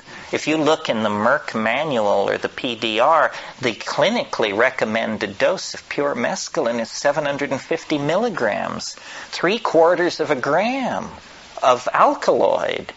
Very few people actually take that. And this brings us to one of the issues around psychedelics. There are a lot of wannabe experts running around who didn't take enough. Because you have to take a lot, not a lot, but you have to take a frightening amount to get into what it's really about. People who have taken, 50 gamma of LSD or 100 gamma of LSD or 2 grams of mushrooms or something like that, they are not qualified to hold forth on the nature of the psychedelic experience because those doses don't deliver it to you. What they deliver is the periphery of the psychedelic experience, accelerated thought processes, a kind of depth and richness to cognition that is unfamiliar, an ability to analyze situations from unusual perspectives or to reach unexpected conclusions. But I found this reluctance to come to grips with the full psychedelic experience, even among Amazonian shaman. I mean, people are reluctant to go the full distance. We were with shamans at one point in Peru, ayahuasca shamans, and I was aware of an admixture plant that was stronger than the admixture plant that they were using. And I kept asking this guy, what about so-and-so? Why don't we do that? And at first all he would say was that it's not for Christians, which was strange because he always knocked Christians. So but I kept pressing. And finally he said, we just don't do it that way. And I said, why not? And he said, because it's Mali Bizarro. And I said, isn't that what we're shooting for? Apparently not. A curing shaman wants to be empowered to cure. He doesn't conceive of himself as a Magellan of the phenomenological realm who's setting out to circumnavigate the mental universe in an evening.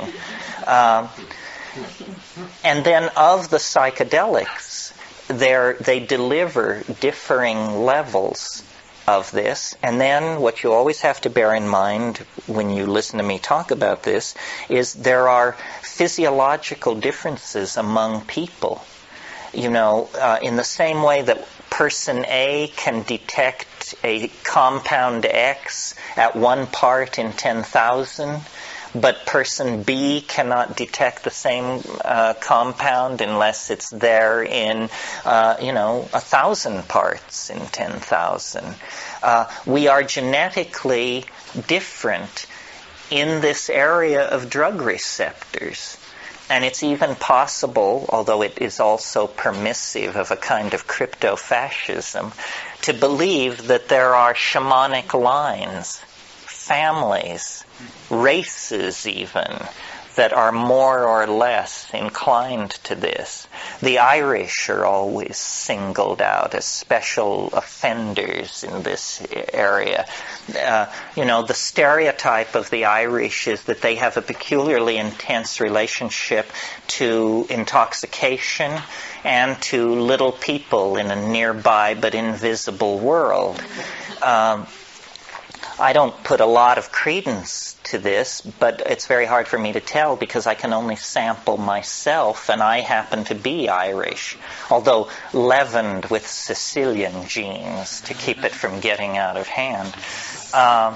So what you really have to do when you start exploring psychedelics is to try and figure out, what's the center of the mandala? What are people talking about? What is it when you arrive on the money?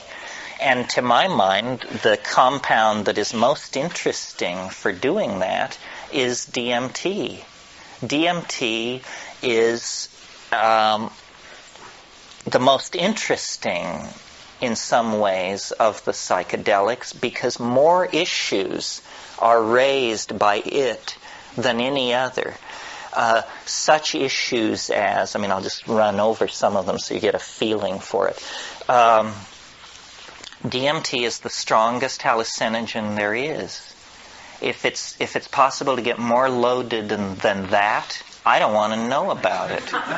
And I say so when I'm there. I say, my God, if you can get more loaded than this, keep it away from me.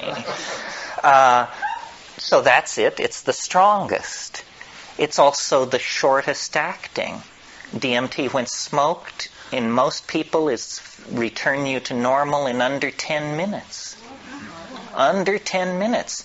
Now, this is interesting because people who think there's nothing to this, who should actually invest the 10 minutes to find out what's, a 10-minute DMT trip is worth 20 years of academic pharmacology, art history, psychology, and all this other malarkey. Because then you just say, okay, I got it. Another very interesting thing about DMT is it occurs naturally in the human brain. Well, now what's going on here? He's saying the strongest drug, the fastest drug, is the most natural drug.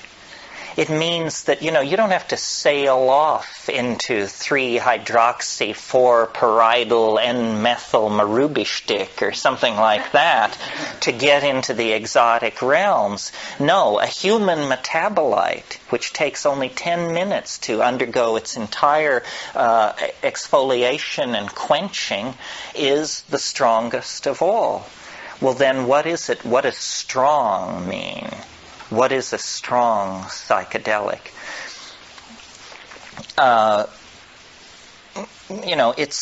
It's highly personal. Every psychedelic trip is. But what happens on DMT for a large number of people, we don't have any statistics, but it is a completely confounding experience. You may have had the expectation, you might think if you had never had a psychedelic experience that it sort of begins like the Bach B minor fugue and goes from there as you rise into the realms of light and union with the deity or something like that. That's not what happens on DMT. What happens on DMT I referred to this morning. A troop of elves smashes down your front door and rotates rotates and balances the wheels on the after-death vehicle, present you with the bill, and then depart. And it's completely paradigm shattering. I mean, union with the white light you could handle. An invasion of your apartment by jeweled self-dribbling basketballs from hyperspace that are speaking in demotic Greek is not something that you anticipated and could handle. Sometimes people say, is DMT dangerous? It sounds so crazy. Is it dangerous? The answer is only if you fear death by astonishment.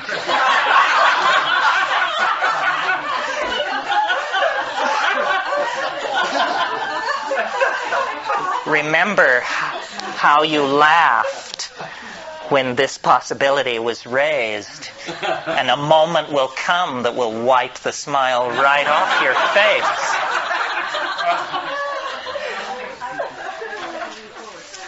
And this death by astonishment thing, well, one thing about it, let me say a little bit more about it. One thing that endears DMT to me is, I like to say, it doesn't affect your mind. It doesn't seem to affect your mind. In other words, you don't change under the influence of DMT. You don't become a kinder, gentler person. You don't sink into, a line of drool from one corner of your mouth as you sit there twitching. You don't change. What happens is the world is completely replaced. Instantly, 100%, it's all gone.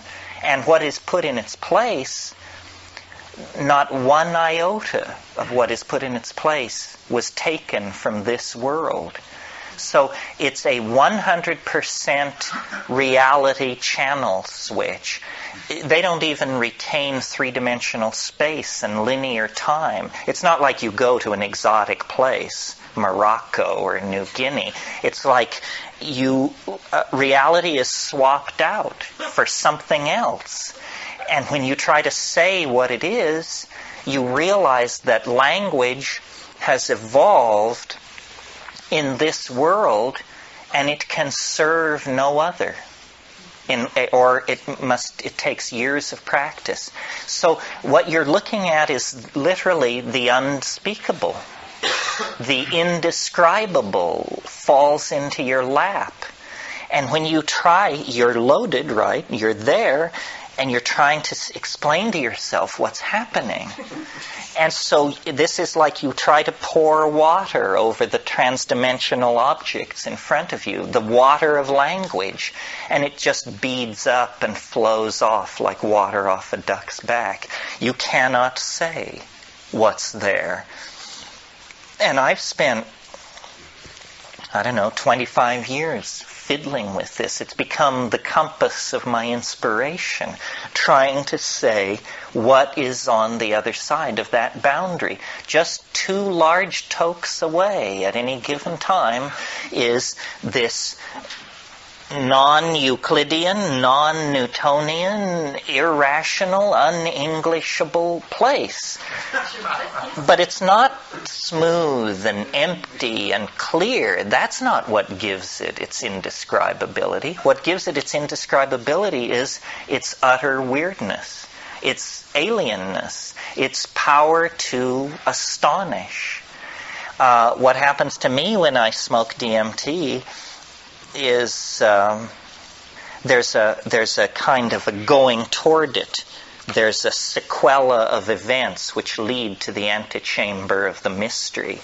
You take a toke, you feel strange. Your whole body feels odd.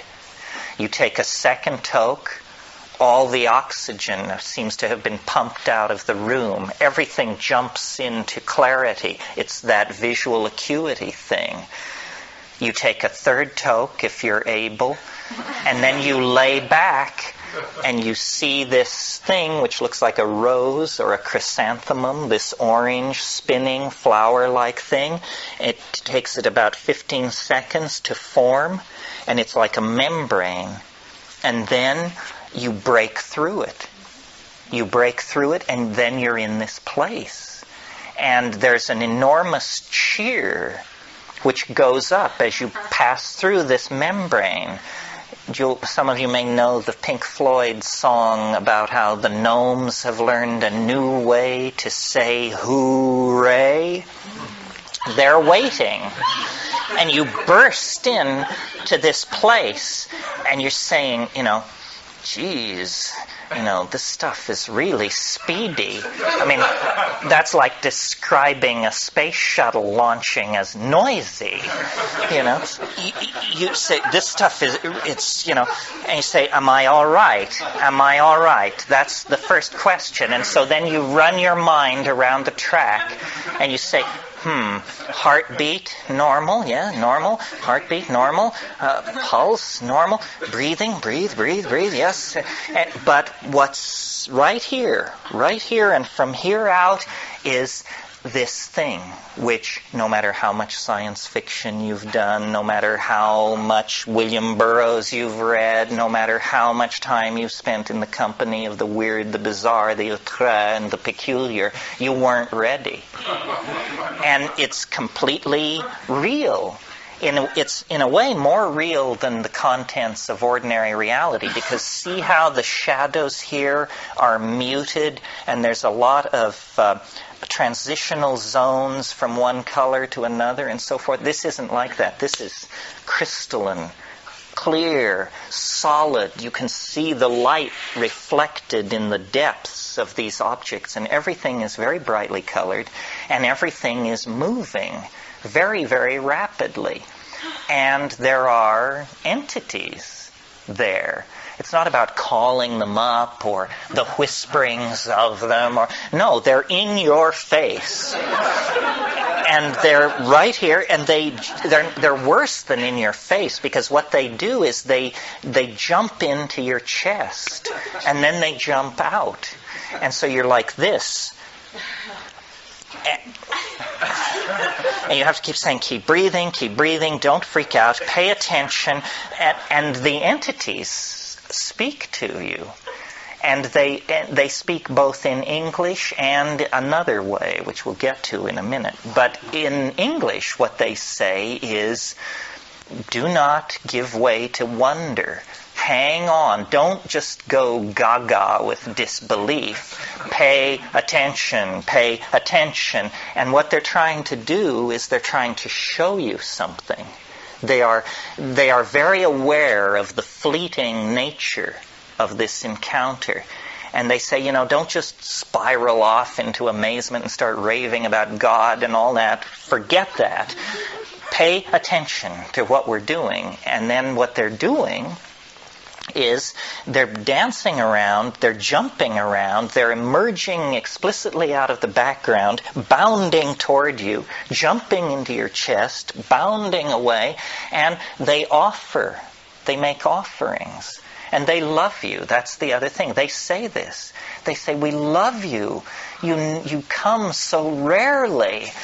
And, here you are. Welcome. And then they make these offerings. And the offerings are objects of some sort. And now remember, you are not changed. You're exactly the person you were a few minutes before. So you're not exalted or depressed. You're just trying to make sense of this. And the objects which they offer are like Fabergé eggs, or exquisitely tooled and enameled pieces of machinery, but they don't have rigid outlines. These objects are themselves somehow alive and transforming and changing. So when these creatures, I call them tykes, when these tykes offer you these objects, you grok it, you look at it, and immediately, because you are yourself, you have this realization, my God, if I could get this thing back into my world, history would never be the same. A single one of these objects is somehow, you can tell by looking at it, this would confound my world beyond hope of recovery. It cannot exist. What I'm being shown is a tiny area where miracles are being transformed. And the creatures, the tykes, are singing. They are speaking in a kind of translinguistic glossolalia. They are actually making these objects with their voices. They are singing these things into existence. And what the message is do what we're doing. You can do what we're doing. Do it. And they get quite pushy about this. They say, damn it, do it. And you're saying, but, and saying, no, do it now, do it. It's saying, I can't handle this, And then this kind of reaction goes on for a while. Well, then I don't take credit for it. It was not willed, but like something comes up from inside of you. Something comes out of you, and you discover you can do it. That you can use language to condense objects into existence in this space. It's the dream of all magic. But here it is, folks, happening in real time. And then they're just delighted. They just go mad with delight and turn somersaults and turn themselves inside out. And they all jump into your chest at once. And after many, many encounters of this sort, when I first did DMT, I couldn't bring anything out of it. I just said, it's the damnedest thing I've ever encountered, and I can't say anything about it, and I don't think I ever will be able to say anything about it. But by going back repeatedly and working at it, I think I've gotten a pretty coherent, well, let's not go that far. I think I've got a pretty clear metaphor, anyway, for what's happening in there. And I think a lot of people have this experience. When you talk to shamans, they say, oh, well, yes, the helping spirits. Those are the helping spirits. They can help you cure, find lost object. You didn't know about helping spirit? I said, well, I knew, but I had no idea, that it was so literal. Say, oh, no, that's the helping spirits. But then the other thing they say, if you press a shaman, if you say, well, what exactly is a helping spirit? Say, well, a helping spirit is an ancestor. Say, you mean to tell me that those are dead people in there? Say, well, yes, ancestor, dead person. You didn't know about ancestors, apparently. This is what happens to people who die. And you say, my God, is it possible that what we're breaking into here is an ecology of souls? That these are not extraterrestrials from Zenebel Ganubi or Zeta Reticuli Beta. These are the dear departed. And they exist in a realm which, for want of a better word, let's call eternity. And somehow this drug, or whatever it is allowing me to see across the veil. This is the lifting. You want to talk about boundary dissolution. It's one thing to get tight to your partner. It's quite another to get tight to the dear departed of centuries past. That's a serious boundary dissolution when that happens. What these creatures want, according to them, is they want us to transform our language somehow. And I don't know what this means. At this point in the weekend and in my life, we all are on the cutting edge, and nobody is ahead of anybody else. clearly we need to transform our language because our culture is created by our language, and our culture is toxic, murderous, and on a downhill bummer. Somehow we need to transform our language. But is this what they mean? That we're supposed to condense machines out of the air in front of us? How does this relate to the persistent idea promulgated by Robert Graves and other people that there is a primal language of poetry?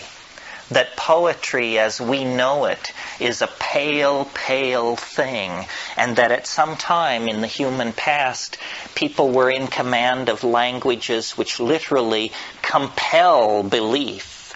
They compel belief because they don't make an appeal through argument or metaphor. They compel belief because they're able to present themselves as imagery.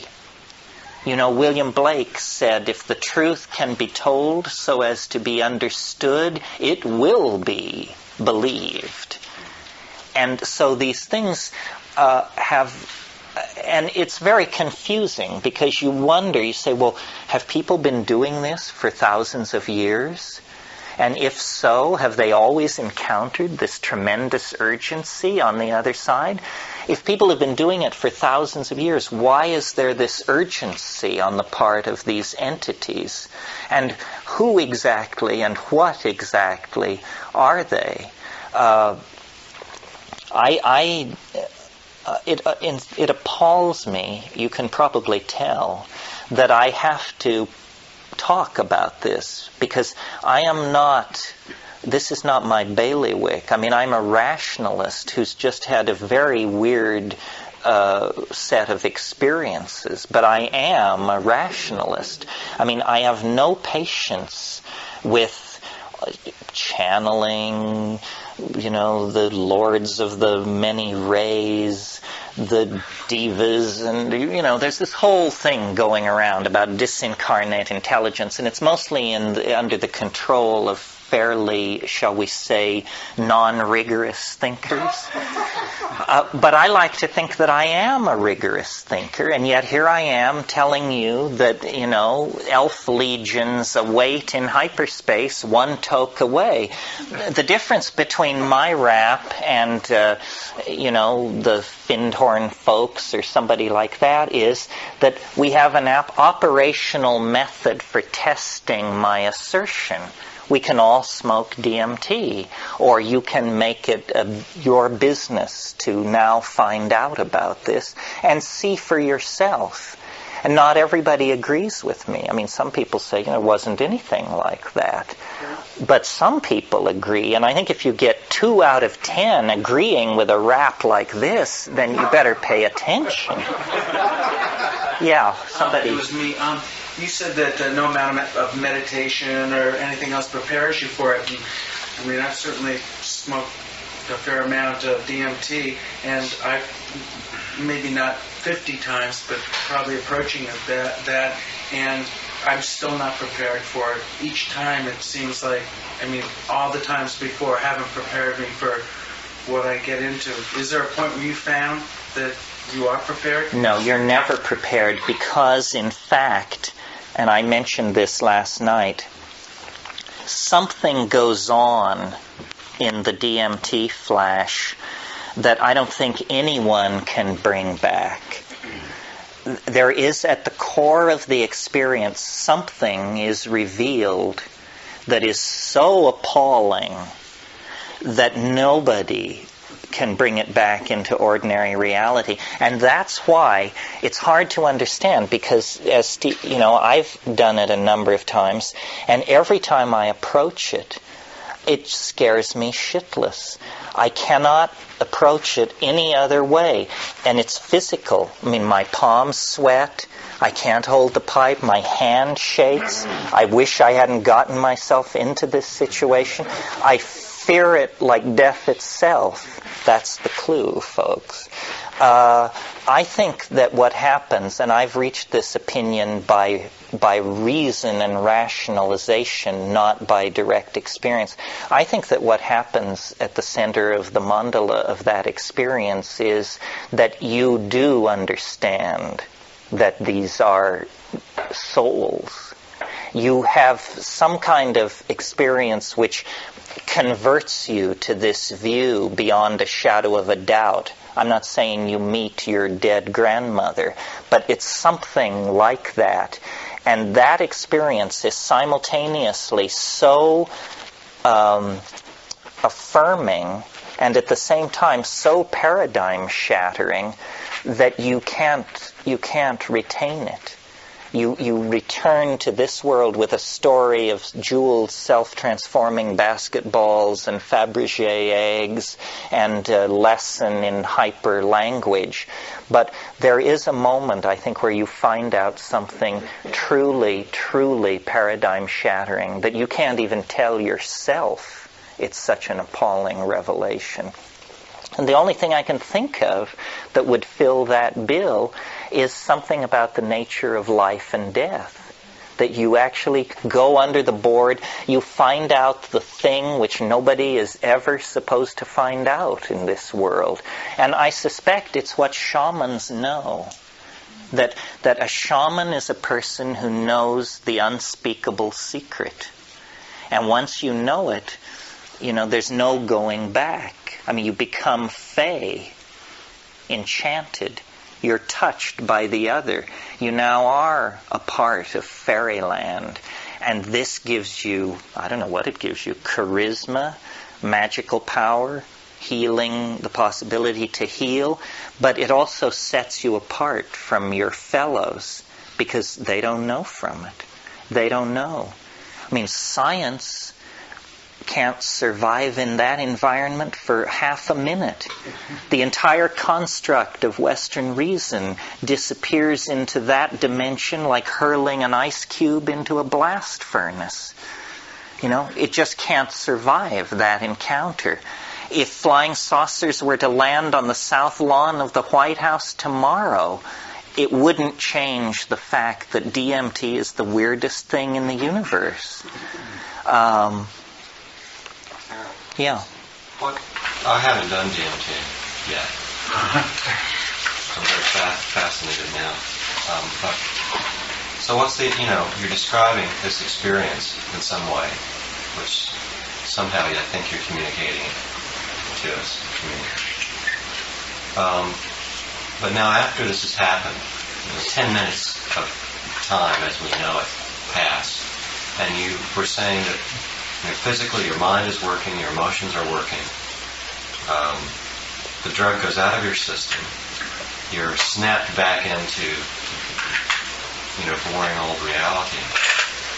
Then what happens? Do you know what I mean? Well, you spend the next week sort of trying to integrate what the hell this is about.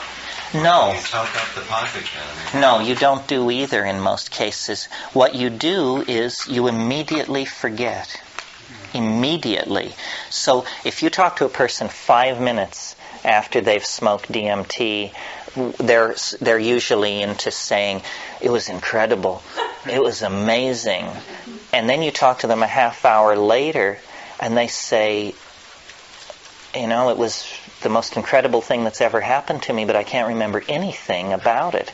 And the fact that it's so brief, we tend to value things based on how long they last. Something which only lasts 2 minutes, once it's over, how can you say that that was the most important thing that ever happened to you? I mean, it is utterly irrelevant. It made no statement about your life, what you should do with your future, who you are, where you're going, or anything like that. It was just as though reality was rent. And you looked into an alien dimension. And then the rent was sealed, and everything goes back to being fine and dandy, thank you. It takes a lot of effort to stay focused on this dimension. I mean... So I'm sorry, so let's say you do that, and then the amnesia happens, and you just cannot integrate anything about that vision into your personality or your mind. It's like it happens. And it stops happening, and you can't absorb it. But then what must happen is at some time in the future, your curiosity is up and you want to go try to get it again. Well, what it did for me was it's evidence against certain points of view is what it is. It says, rationalism is just vaporized, and that never returns for you. Only if you can completely suppress the experience can you ever return to ordinary rationalism. I mean, you've just been in a place that was crawling with elves. Even if that never happens again, it did happen, and you from now on must take account of that in your modeling of the universe. You now know that elves really exist. This will make you much more interesting to your children. You've been reconverted to a belief in Santa Claus is what's happened, and now Santa's gone back up the chimney, but you're left saying, God, he was really here. The milk's gone. Yeah, the milk's gone. The cookie's eaten. What the hell? A couple of questions. Can you bring volition to it? Do something in that place? Can you decide in advance that since you've done this more than once, that you know, and you describe it as though it's the same each time, is it? It's pretty much the same, yeah. Well, the other side question of that is if three people were in the room doing it together, would they have, if you caught them in a period, or if you caught them immediately afterward, would their impressions of it be very similar? I've sat in situations where you would turn one person on, then another person, maybe do 6 people in the course of an evening, and reactions vary. But also, there's a skill to doing it, and that's a part of the problem. It's very harsh. The smoke is very harsh, and you have to hold on to these big tokes so that if a person can't hang on to the toke, they're pretty much out of luck. I mean, it's a pity that it comes down to such a mechanical matter. This is why the best candidates for DMT, I think, are leather-lunged hash abusers. They have the lungs for it. Well, my other question is, you have described it as an absolute phenomena, but what benefit is there? Well, beneficial aspects of it. To me, it seems like the beneficial aspects arise by extrapolation. It teaches you, and this is what it taught me. I mean, I will never forget my first DMT trip because I was such a case going into it. I mean, if you had known me when I was 19 years old, I was into Jean-Paul Sartre, Alfred Camus, Marxism, Freud. I was a jerk. And I came down from it, and I said, I can't believe it. That was all I could say for about 20 minutes. I was like in shock. I said, I can't believe it. I can't believe it. Jesus, I can't believe it. And I said, I've got to go back to square one. All these people I dismissed, all these people who say the universe is made of levels, who say there are disincarnate intelligences, who say that death is not simply the yawning grave. I had dismissed all those people as crybabies and sob sisters, and I said, no, the point of view that I previously dismissed is apparently what's actually happening. So in a single experience, I was converted from naive rationalism, realism, reductionism, to my present position, whatever it is. Really, all I've done is worked out the implications of the personal implications for me of the DMT flash, and I've also tried to create linguistic models of it. So the worth of it is that it shows you beyond a shadow of a doubt that the world is made of magic. That's what the world is made of. Not natural law, not interlocking cause and effect, not any of these things that are normally assumed. The world is magic, not a little bit, 100%. Every atom from one end of this cosmos to the other is magic, magic, magic. Certain concerns just die in the first 30 seconds of the DMT flash and can never be brought back, to my mind. I've seen people who I considered what I call fragile. Some people are not good candidates for the psychedelic experience because they've been damaged by life in some way. And so for them, boundaries shouldn't be dissolved because their whole challenge is to keep boundaries in place. And I remember one case particularly, a woman who was a friend of mine. I really liked her, but I thought of her as fragile and not somebody you wanted to lean on in a crisis. She smoked DMT, thrashed, moaned, rolled her eyes back, gave all the exterior symptoms of really having grabbed on. After about 10 minutes, she sat up and said, "It didn't work. Nothing happened." I said, "Nothing happened. Well, you want to try again?" "No way. Never, ever again." So it did work. But the personality was somehow able to seal itself off from the implications, because the implications quite literally would have destroyed that person. It was a truth they weren't ready for. And I suppose it's wonderful that DMT saves you from that.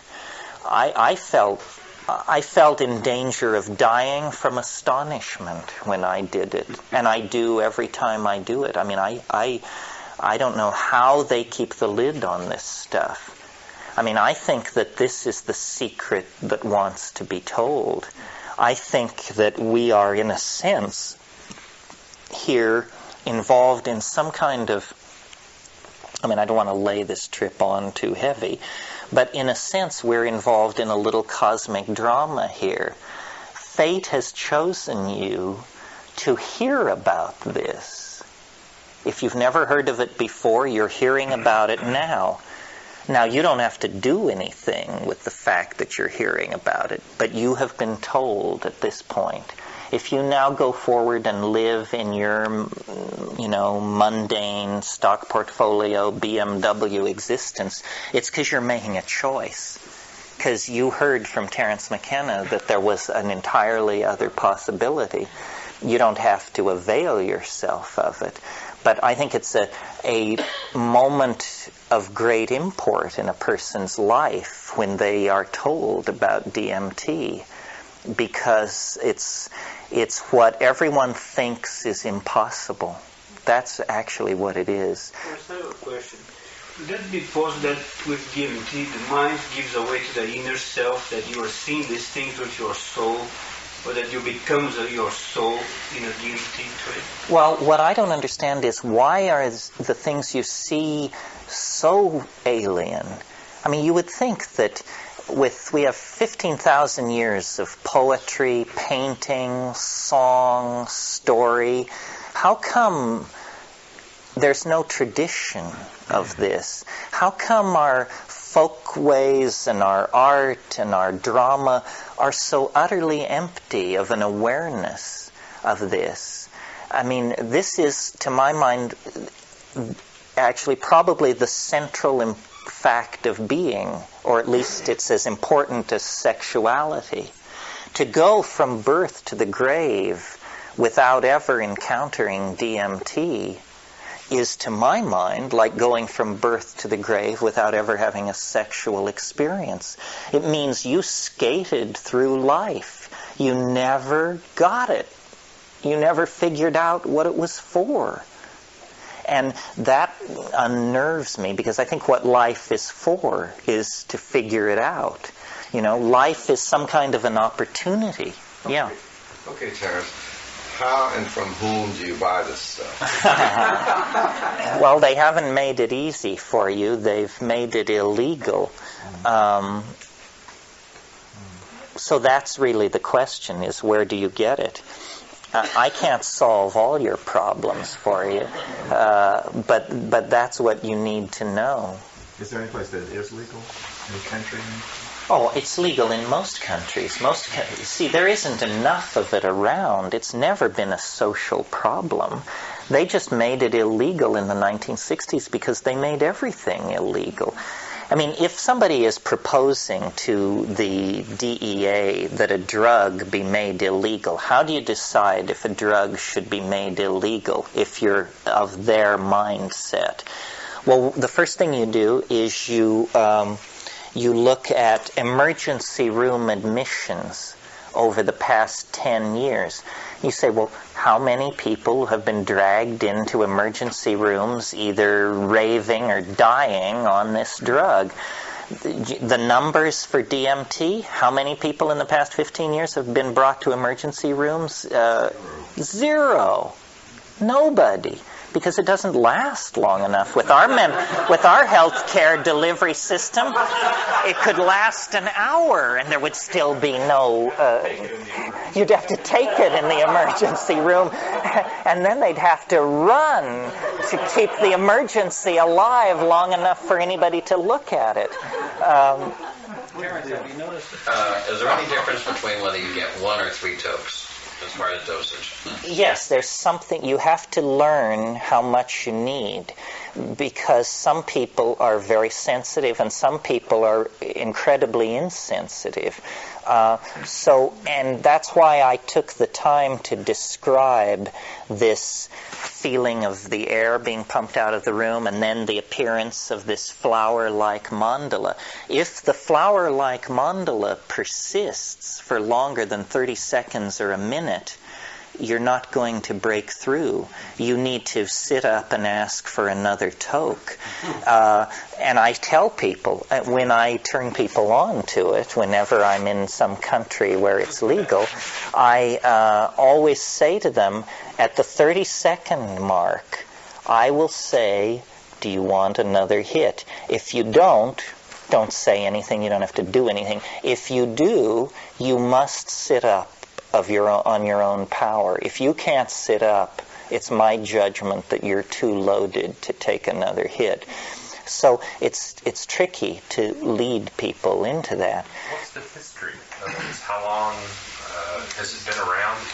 Well, that's an interesting question, because as a plant hallucinogen, DMT has been around a long time, but in the Amazon as a snuff, and it's what gives the visions to ayahuasca.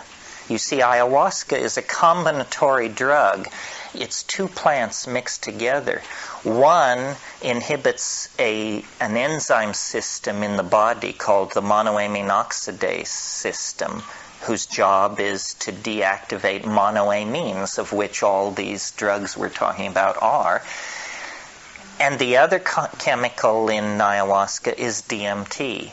So what these shaman in the Amazon are really doing is they are inhibiting the monoamine oxidase system, and that allows the DMT to be orally active. You see, if you were to just have some DMT and decide that rather than smoke it, you're going to take it orally, nothing will happen. It will be destroyed in your gut by this system called the MAO inhibitor, the monoamine oxidase system. But if you inhibit that system, you can make it become orally active. But when it's orally active, it's much more diminished and stretched out. But a very stiff dose of ayahuasca, you can, after about at the hour and 25-minute mark on a very strong dose of ayahuasca, if you're familiar with the territory, you can look around and say, my God, it's building toward being like a DMT flash. It is like a DMT flash, except that it goes on for a lot longer, 20, 30 minutes. I question whether in traditional societies anybody ever really reaches these reality obliterating levels. Among the Yanomamo, they make a snuff out of the seeds of Anadenanthera peregrina. And I've done that snuff, and it's very painful to do because you have to blow a couple of tablespoons of ground toasted material up into your nostrils.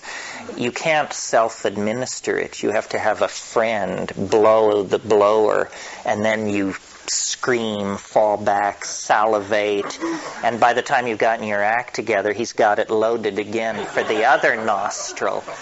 And then if you do that, after about 10 minutes of sitting and shaking your head saying, geez, what have I done? A psychedelic state will creep over you, a trip, but not the DMT flash. So I think it's an interesting question. DMT was characterized and purified only in 1956 by a Czech chemist named Sara. And it may be then that only since 1956 have people been able to access that tremendous flash. I have at times given DMT to well, in one case, a very well-known Tibetan spiritual teacher who shall remain nameless. But what he said after doing it was, he said, they're the lesser lights. What he meant was, when you enter the bardo, you see, on the first stage of the bardo, you see these so-called lesser lights. If you go beyond the lesser lights, you cut the thread that binds you to the physical body, and you then cannot return. You must head deeper into the death realm. So he said, they're the lesser lights. I've seen it many times. Unusual that it should be caused by a plant, but there you have it. Yeah, Kathleen. When we were foragers and the DMT was in plants, did that affect our nervous system, or did it have to have the MAO inhibitors? It has to have the MAO inhibitors to be orally active. Although it's a question, why did we invent smoking in the first place? I was thinking of it not so much as a hallucinogen, but as a formative thing for the nervous system. Well, definitely these things must have acted. You see, all these indoles, which we've been talking about, are drugs, but there are other indoles, which are growth hormones, sexual hormones, all kinds of stuff. And a lot of our physical expression has probably been altered by exposure to plants. I mean, our hairlessness. There are many aspects about us that are what is called neoteny. Do you all know what neoteny is? Yeah. It's retention of infantile characteristics into adulthood. And if you look at the ratio, for instance, of our skull size to our body size and compare it to other monkeys, we're like juvenile monkeys, even in the adult form. We appear juvenile in our proportions. Our hairlessness. Other monkeys are born hairless, but then they quickly grow body hair. We don't. We retain the juvenile characteristics. And this is probably, when you encounter it in other animal life, it's always assumed to be a response to mutational pressure. So there may be progressive juvenilization going on in the human species. If sex gets any more dangerous, I think probably it will be eliminated as a method of reproduction, and we'll go to vats. And this will further exacerbate this tendency toward neoteny. The way in which we permit and encourage a larval relationship to television, and the fact that the content of television is so idiotic. They say it's now down to being geared for the average 11-year-old. My 11-year-old is bored to death with TV.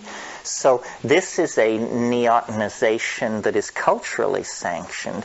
We're accepting a kind of society where millions and millions of people have very simple thoughts and spend all their time in a larval state imbibing manufactured data streams that come to them over the boob tube.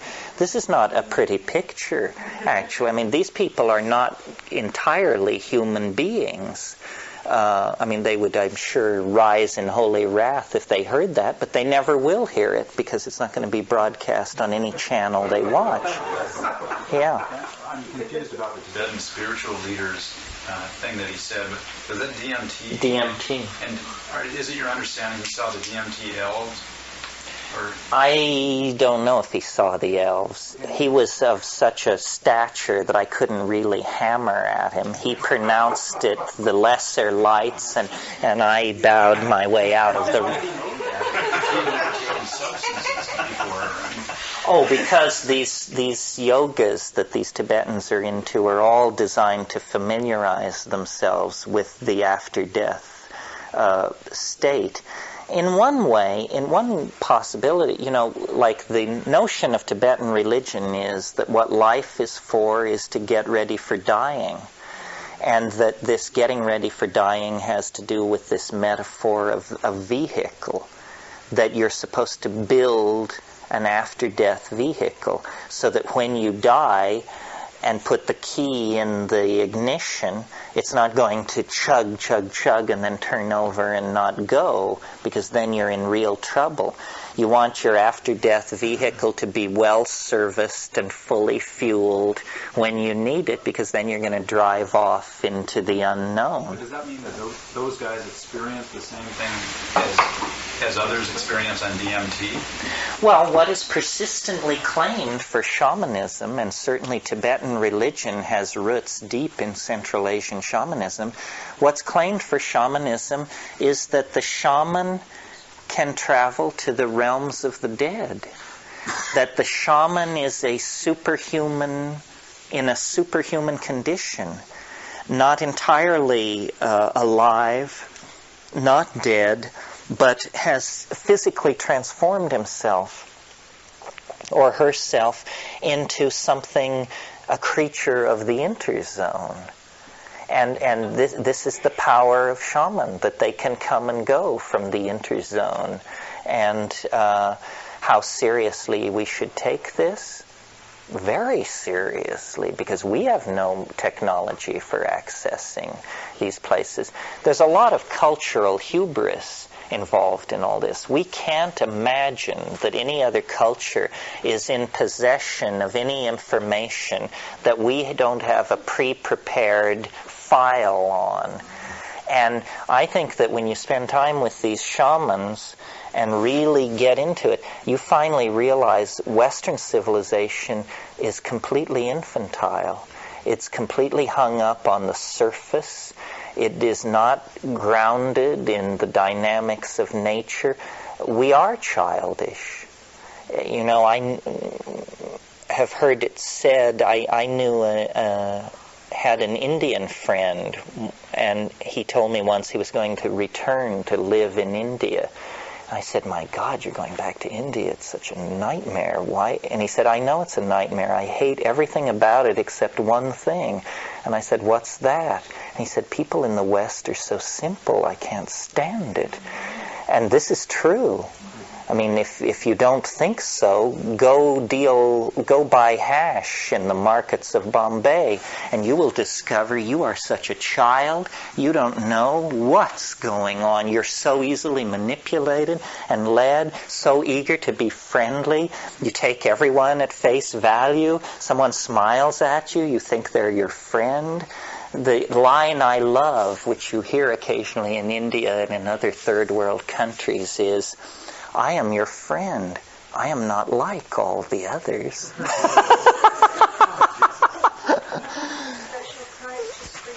Yes, special price. Welcome.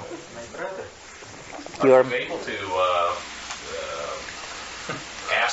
formulate questions in this situation. I mean, it sounds like you deduced that they may be souls. I deduced that. No, you can't really ask questions because you can on psilocybin with other psychedelics, but you cannot do that with DMT because they know what they want to talk about. They only want to talk about this one thing, about this language transformation possibility. That they want you to do. They want you to do. That happens for others as well? A number of people have reported it. I, at the risk of repeating myself, there is a metaphor in the natural world which sheds some light on this, which is, you all know that octopi change color. This is well understood.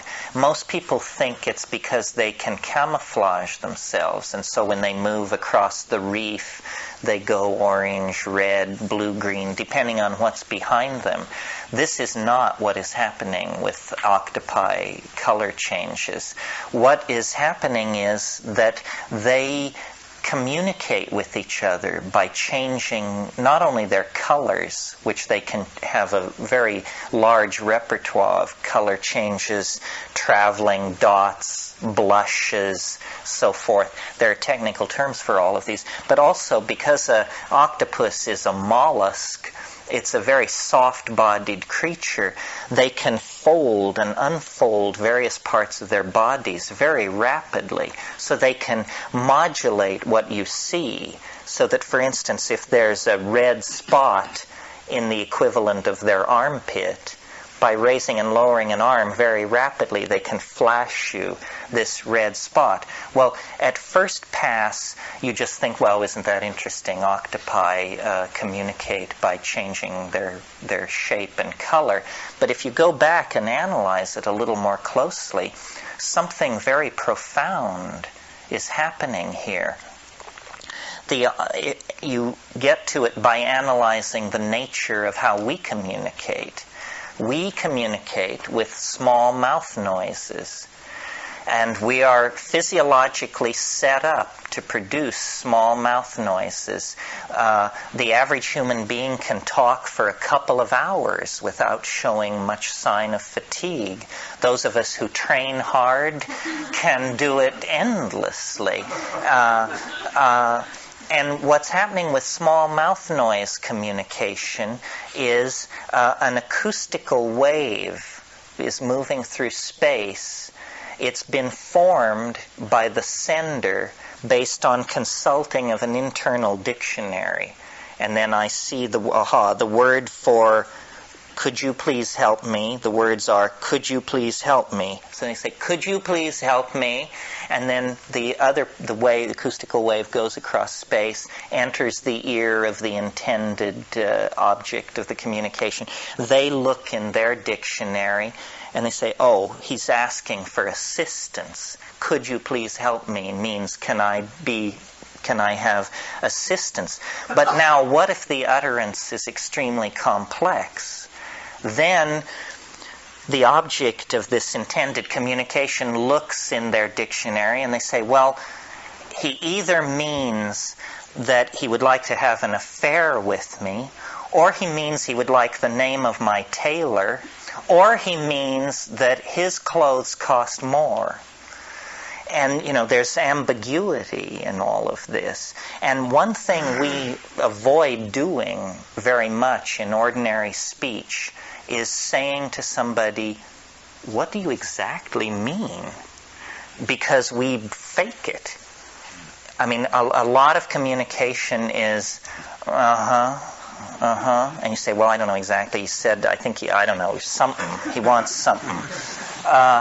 What's happening with the cephalopods, the squids and the octopi, is there is no ambiguity. The surface of the octopus's body is the surface of the octopus's mind. The mind changes and controls the appearance of the body. There's no culturally sanctioned dictionary. One octopus can tell what another means by looking. And the meaning is biologically and genetically scripted, not culturally scripted. An octopus from thousands of miles away from where another octopus originated, if they are the same species, can understand instantly what is intended. So in a way, the octopus has involved a very complex linguistic system where the surface of the creature is its mind. Yeah. You know the book by John Steinbeck, Sweet Thursday? Mm-mm. You should read that book. The main character, Doc, has a laboratory where he studies octopus, and he studies them in order to see if he can induce apoplexy. Apoplexy encephalopoidia. Sounds good. You know, there are to show you how important this kind of communication is to octopi. The octopi evolved in the intertidal or in the circulittoral zone, meaning in shallow waters off of continents, in reef environments. But, you know, there's a lot of life in reef environments. It's as intense as a rainforest. So there's a lot of evolutionary pressure on a reef environment. And one strategy, if you're under a lot of evolutionary pressure, is to just go somewhere else, go where there isn't pressure. And where there isn't pressure, competition for food and stuff like that in the oceans is in the benthic, what's called the benthic depths, the abysses of the oceans. And many species of octopi have evolved into the abyssal environments, and they have retained their ability to communicate with each other in these zones of utter darkness by evolving phosphorescent organs that stud their bodies. So there are even octopi which have eyelid-like membranes over little lights that they can turn on and off at will, and then they can flutter these eyelid-like membranes. And if you can ever see film of this taken through the windows of bathyscaphs and other deep ocean exploration vessels, it's pure idea. The animal has disappeared. The animal has become its language. They never see anything of each other but their language. The body and the language have become the same thing. And I think that this is what we are being pointed toward. This is what those elves in hyperspace are trying to push us toward. Remember how I said they sing objects into existence, and the objects themselves then become kind of autonomous entities capable of singing other objects into existence. It's that in order to get the ambiguity out of language, we are going to have to go to a wider bandwidth. And the wider bandwidth is visual. It's incredible that this world of, nuclear powers and integrated global economies and so forth and so on is held together by small mouth noises, is held together by a method of communication, 90% of which is lost in noise and ambiguity.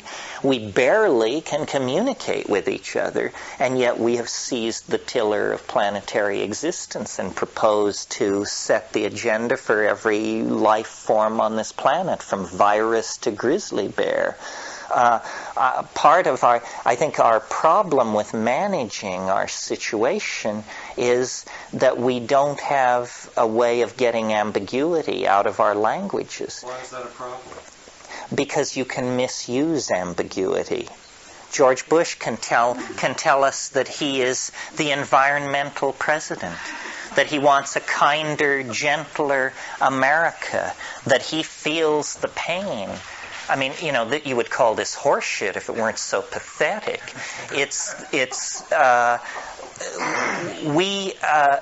Somebody once said language was invented to lie. Small mouth noise language was certainly invented to lie because it doesn't existentially map back onto the surface of appearances. This whole fantasy or hope of telepathy, lies behind a lot of psychedelic imagery. Well, telepathy, when most people think about telepathy, they think of that they will be able to hear what you think. If they could hear what you think, then there wouldn't be ambiguity.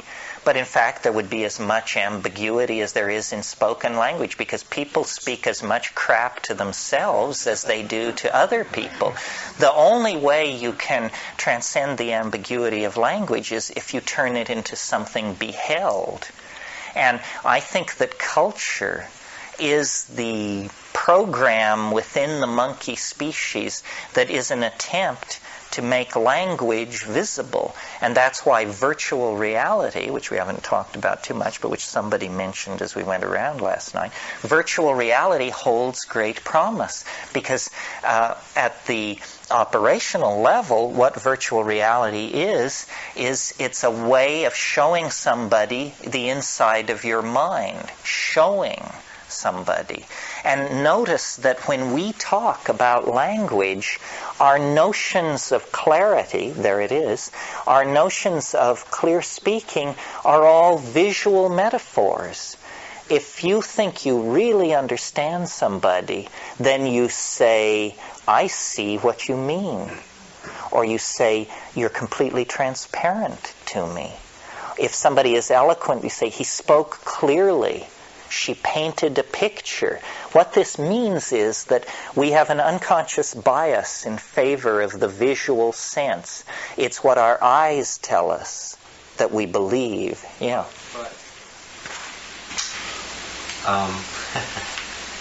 If your DMT experiences have revealed to you that the surface, the naive realism of our world, which you referred to on the first talk, is not the whole picture, right? Right. And it does not, in fact, communicate to us the important meaningfulness of life, right? It does not take from us the pain of existence and the fear of death and all these problems that all human beings have had as far as we know. Then why is visual communication the answer to these things? Why is it impossible to be deceptive, communicating in a visual way? And once you have the technical problems, it's just like, I personally am an artist in many different media. And I'm sure a lot of people here are creative. And the great challenge of creativity is trying to make physical what it is that's inside. And the technology to do it, even with the problem with virtual reality is it's boring and it's clumsy and it's not very interesting place to be. Well, it's very young. It's very young. But how does the... Well, I think the key to the answer to your objection lies in the word naive. Naive realism won't do. What we need is sophisticated realism. The world is very complicated. I don't think naive anything is going to take us very far. What we need is a very sophisticated analysis of our situation. Every artist... Well, no, that's not true, because there's music, and some people say all art aspires to the condition of music. But to my mind, the visual arts all aspire to this elimination of ambiguity from communication.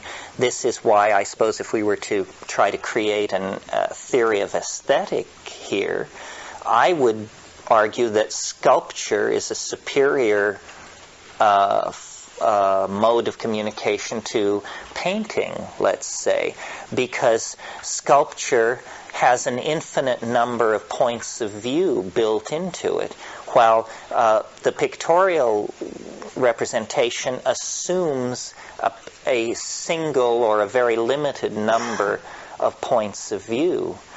What we have to do is both contact our inner reality and then clarify our tools for communicating it. The culture cannot evolve faster than the language evolves, because remember we said last night, the culture is made out of language. And, what we are doing here at Esalen, or what you're doing when you try to persuade people to recycle, or what you're doing when you're trying to persuade people to re-examine their attitudes towards the feminine, is we're trying to get them to change their language. The bad people have always understood this very clearly. It's called propaganda. Lenin said, "Give me the child at age 7 and I will return you the man," because this seems to be how it works. What we need to do is clean up our language. There are terrible problems in English. The subject-object relationship. At least English is gender neutral. Languages which aren't are just, carry heavy freight in that department that would be very difficult to overcome. Our ultimate notice that our most powerful descriptions of reality are mathematical. Mathematics is an artificial language specifically created with the intent of eliminating ambiguity. Now, the problem is we can't all follow these mathematical languages, but we probably could if we gave it more effort. Yeah. Terence, what vocalization and telegraphy are so miserable as tools for this all-important job of communicating, real communication. I've often fantasized in my mind that at some dim, dark past, this species had a power of direct communication that somehow was lost. So, sort of a Babel concept. It was somehow lost. Probably because of the overloading of the networks. That would be one hypothesis. In other words, when you have too many circuits going, then people have to dream up other ways of talking with each other. But it's so inefficient to talk. Our speech and our language is so horrible that I can't believe that this species started out with that. No, I think that language was evolved in an ambiance of nearly continuous psilocybin intoxication, and that what we call poetry is in fact clear speech, Ursprach, a language so powerful that its linguistic intent is directly beheld if you hear it. And the Babel myth is a good one. We have fallen into a realm of corrupted language. And somehow recovering this primal language is the task of saving the human world. And it sounds airy-fairy. It's saying that poetry can save the planet. But very powerful bardic poetry of a sort that we haven't seen for several millennia. Well, some cats, dogs, etc., evidence the capability of direct communication over there's infinite nonverbal distances. communication, which is much more direct. In fact, schizophrenic children believe more nonverbal communication than verbal communication. A mother who says, "I love you," is, definitely schizophrenic and double-blind message, and that child will believe this versus whatever comes out of the mouth. Well, but it's not complete. It's not detailed, but we believe more what's in front of our eyes, just like you were saying. And we do have it. It exists. The problem is that we have a drive to communicate all kinds of things which can't be done that way. They're more complex. And so then we've created provisional languages. But I agree. I think that originally language was to communicate emotion. This glossolalia that I did this morning, or whenever I did it, let me do it a little bit and then talk about it to make the point. Yidong wai huaxi kipipin e mundi kivi mangti teekan klakat. Now, when you analyze that and make recordings and really analyze it, there is syntax. There is syntax, but there's no meaning. But I just did it, and I just did it at the speed of an ordinary conversation. What was happening in my brain when I did it if there was no meaning? In other words, what I did is I said to myself, take the meaning maker out of the loop, but let the language flow. Well, then from where comes the modulation, the tonality, the differences? Well, the only place it could possibly have come from is my internal state. What you just heard from me was the most honest thing I've said today. Situation reflected in a verbal exercise that was not designed to convince you or impress you or drag you into my vision of things. It was simply that's who I was at that moment. Ralph Metzner and I once had a notion of giving a workshop or a weekend in which half of all utterance would have to be in glossolalia. So that, you said, well, I'm a committed Marxist-Leninist myself. However, istaksi mi quai hoa mian daftik meetingt. You say, oh, well, so he's a Marxist, but he's also this other thing. That's who he is emotionally. And then you could balance it. And you see, we suppress these internal states. We create meaning as a kind of community venture, but there's not much of us in it when we do that behavior. The paucity of words for emotions in our language is a clue to the fact that we have put too much emphasis on nuts and bolts stuff and not enough emphasis on conveying the essence of who we are. And so now we empower a special class of people called artists, and their job is to convey this essence. But what we need to do is make life into art and take upon ourselves an awareness of the responsibilities that language puts upon us. We're not going to save the world or honor the feminine or do anything worthwhile until we change the way we talk about these things. That's the first step. And, in any political agenda, the first thing they want to do is control definitions. I mean, if you define, this is what the Nazis did brilliantly. If you define someone who is Jewish as not a human being, which is what the Nazis did, they called them Untermensch, the underman, subhuman.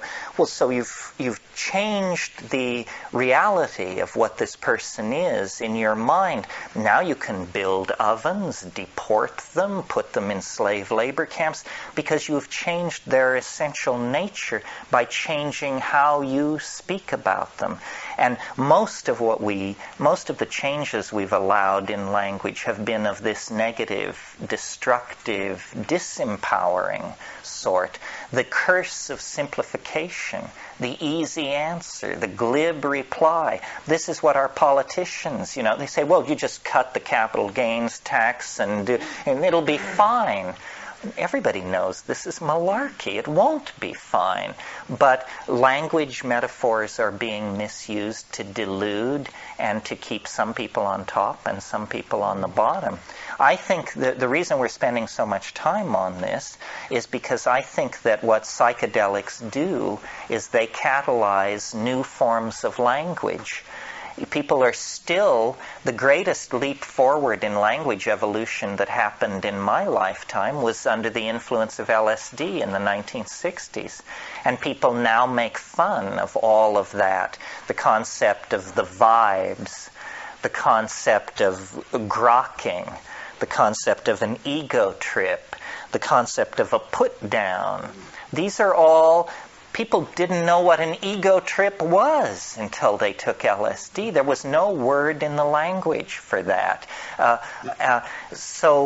And notice how much energy the establishment has put into denigrating the kinds of languages that evolved in the 1960s. Yeah, it's penetrated everywhere. It's penetrated everywhere. Well, that addresses a different issue, which is the meme wars. You all know, I suppose, that a meme is the smallest unit of an idea, in the same way that genes are the smallest units of heredity. Ideas are made out of memes. Any coherent notion is a meme. Women should be respected. That's a meme. It's competing against the meme that women are worthless. That's another meme. These two memes compete in this society. One leads to a certain, believing one of those memes leads to a certain set of consequences. Believing the other meme leads to a different set of consequences. Memes evolve in exactly the same way that organisms evolve. Large ideological structures can be made up of thousands of memes. The meme of democracy is a very complicated meme. It makes certain assumptions about literacy and voting and responsibility and so forth and so on. I believe that what we're involved in here is a meme war, and that the best memes will win if the playing field is level. That's why we're talking about the psychedelic experience. If we don't talk about it, it isn't a meme. It's a private obsession.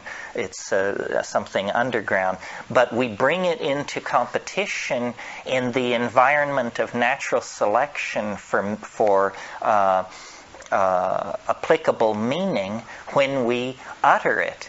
And that's why the beginning of any social change is discussion. Yeah.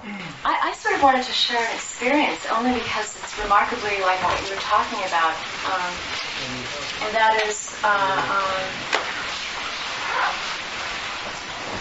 once on psilocybin, I met an entity that was right on the picture plane. You know, it was almost annoying. It was like an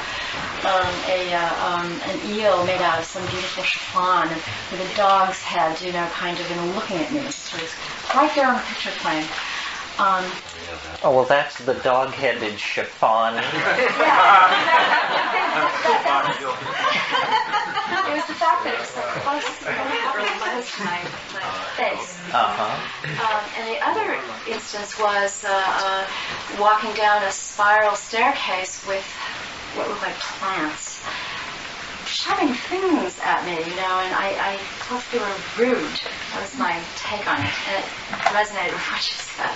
These were psilocybin visions? Ayahuasca. Oh, ayahuasca.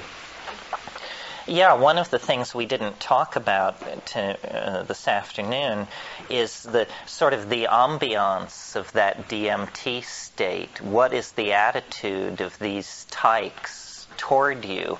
And it's a curious attitude.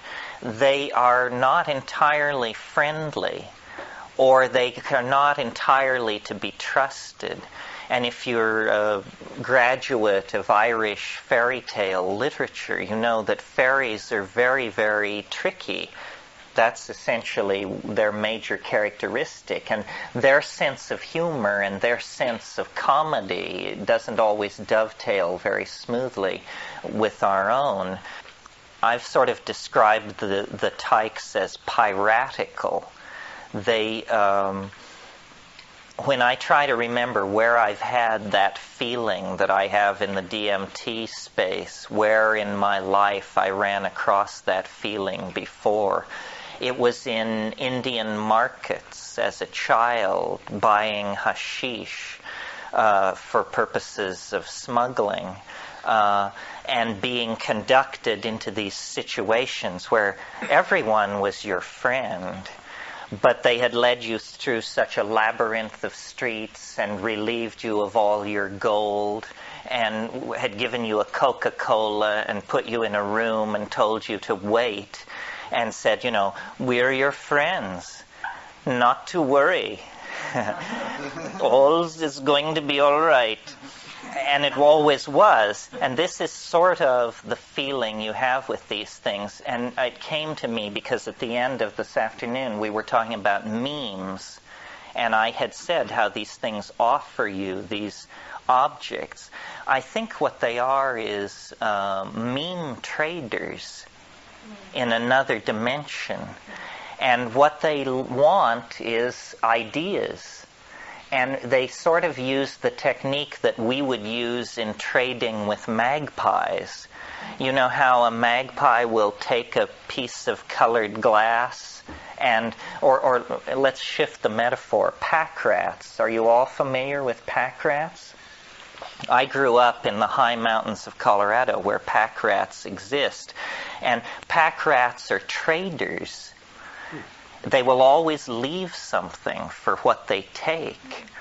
And so the trick is to get them to leave something more valuable than what they take. And there are numerous anecdotal stories in Colorado about leaving a 7-Up cap out and getting back a diamond wedding ring in trade. Because the pack rats, like a way when I was a kid, we used to hunt treasure in old ghost towns. And the way we would do it is we would look for huge abandoned or not abandoned pack rat nests. And there in the pack rat nest you would discover watches, coins, jewelry, rings, and broken glass, bobby pins, bottle caps, all the detritus. So the DMT creatures are meme traders of some sort. And what they're offering, these things they're offering, are the equivalent of glass beads. They're saying, this is the sort of thing a quasi-intelligent primate ought to be able to respond to. Say, how would you like this? Say, oh, wow, let me have that. And they say, well, just a moment. Can't you give us a piece of your folklore or a chunk of religious ontology or a little bit of political philosophy? And then we'll give you the bauble. And so there is a trading. And what I intend to talk about tonight, in utter indulgence of my own ego, having spent the day denouncing the ego, is an idea. This is what they trade in, is ideas. And they handed me a very interesting idea in trade for something which I didn't value all that much, but which I think they really got a bang out of, which was I traded them the I Ching in its Wilhelm Baines translation, and they gave me a complete hyperdimensional map of time. And they took the I Ching and twisted it around and wired it back upon itself, and then handed it back to me as a gesture so that I could relate to this primitive artifact of my own culture in a new way. And I don't know how much of this we can convey in the absence of a computer, but I'm willing to give it a whirl. And in the spirit of the lady who just spoke, I will try to make it anecdotal, because Saturday night people have had enough of this stuff anyway. So here's my story. In 1971, actually, I realized after talking last night that I never introduced myself or did anything formal at all. The engineer was at my elbow and I began pummeling him, and then that just led out into the gray wastes of heaving rhetoric and never got back to anything approaching an introduction. And I've made allusions to my rationalism and so forth. But my story is sort of like the unsinkable Molly Brown. I grew up in a coal mining town in Colorado, and I was always a weird kid. while everybody else was playing Little League baseball, I was off in the dry arroyos near my home digging up fossils and, being maladaptive in many different ways. And the thing that I was always tracing or looking for was a kind of iridescence that adheres to certain kinds of matter, certain situations, and even certain kinds of people. So it started out with a fascination with minerals, a rock hound, and then that led into fossils. And that led to butterflies, which was a lifelong obsession until so much pummeling with Buddhist ethics made me give it up a few years ago. But resentfully, I must say. Buddhism is fine, but no one knows the pleasure of the capture of a birdwing ornithopterid in the jungles of Saram. I mean, you want to talk about hard wiring in the human organism? We've been insectivores for 9 million years. And there's a thrill there in the capture of a large butterfly that well, sorry to drift off into... Forgive me. Iridescence, yes. And so then the butterflies sort of carried me along for a while, and then when puberty hit, pineal symbolism overwhelmed everything else, and I got into rocketry. And, the compounding of fuels and the launching of these things from the local baseball diamond and airport at incredible peril to myself and the people around me. And then I discovered at a certain point, I had always been a kind of a science chauvinist. And then at a certain point I discovered art, literature, poetry, music, dance, theater, the whole of the humanities came flooding in. But the guiding aesthetic was always an aesthetic of the weird. I guess I should mention that I'm a double Scorpio. But the aesthetic of the weird drove me, and nothing was strange enough. I loved the science fiction films of the 1950s, and I was into the music of John Cage early on. And, of course, all of these things funneled me toward psychedelics. I mean, psychedelics are like the quintessential essence of this aesthetic of the weird. Once you get to psychedelics, it's like you've hit the main vein of weird. No more do you have to closet yourself in the attic with your copy of Hieronymus Bosch. You can now, move out into the real thing. So that propelled me to a lot of traveling. And traveling, I think, is second or third in importance in the human experience. I mean, I would say sexuality, psychedelic drugs, and travel. This is, my prescription for, destroying your digestive tract or something. And I went first to Africa, and then to the Seychelles Islands, and then to India, and lived in Japan for a while, and then eventually went back to Asia. And I had encountered LSD in Berkeley, where I went as an undergraduate in the fall of 1965. That was the other thing about me. I was incredibly lucky in that a kid from a cow town in Colorado, I was able to find my way to ground zero of the cultural scene. I was able to put myself at the corner of Shattuck and Bancroft in the fall of 1965. So the whole thing was just being staged for my benefit, I thought. Well, so then I became very interested in psychedelics, and I actually smoked DMT early in 1967 tremendously fortuitous moment in the history of my the development of my thinking. Apparently, SRI, the Army, was trying to develop a drug called BZ, which was an aerosol-delivered tryptamine that would, a hallucinogenic tryptamine that would be delivered by an artillery shell into a Vietnamese village. And while everybody was stoned on DMT, our boys would come in and kick butt or do whatever they do.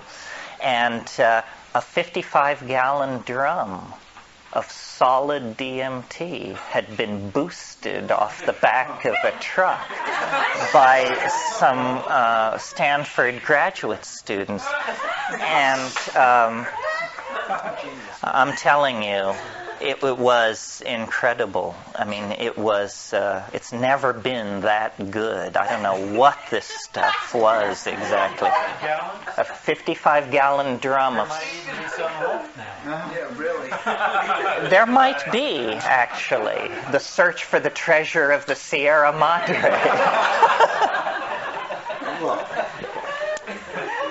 So I had this benchmark, DMT. And I took a fair bit of LSD in those undergraduate years at Berkeley, but I have to confess, it was never easy for me. It always seemed like psychoanalytic Drano, kind of. And after each acid trip, I would say, my God, I'm not going to do that again. Well, of course, then 2 weeks later, I would be back to it. My style has always been to be a reader and to inform myself. So I read The Doors of Perception and Havelock Ellis and Weir Mitchell, all these people I mentioned this afternoon. And what fascinated me was how they insisted on visions, particularly Havelock Ellis's descriptions of his mescaline experiences, where he says, architectural ruins dripping with globular jewels, strange statuary leering from darkened doorways. And I said, hey, I want it. How do I get that? And LSD didn't really do it for me, although my most satisfying LSD trips, and this is just maybe a practical suggestion, were in the presence of good hashish. Hashish seems to be able to pull the pure translucency of LSD toward a much crazier, more psychedelic, more mushroomic-like place, at least for me. So then I went to India and I knocked around for a while, and I quickly became incredibly disillusioned with all of that. I mean, I don't know, folks. Everybody has different experiences, and you can only judge your own path. But I just thought it was the most outrageous con that has ever come down the pike.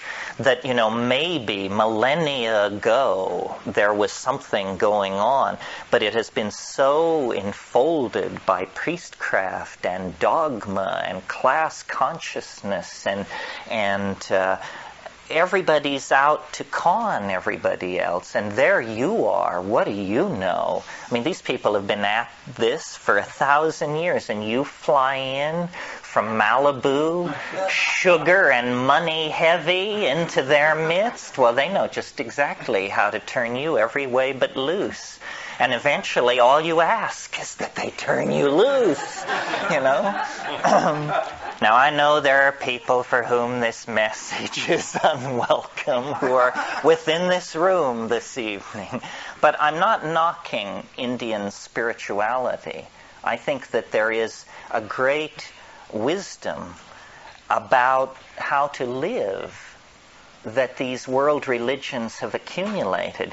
The problem was I was 23 years old and I wasn't interested in wisdom on how to live. I was interested in how do you get as loaded as possible and then be able to talk about it.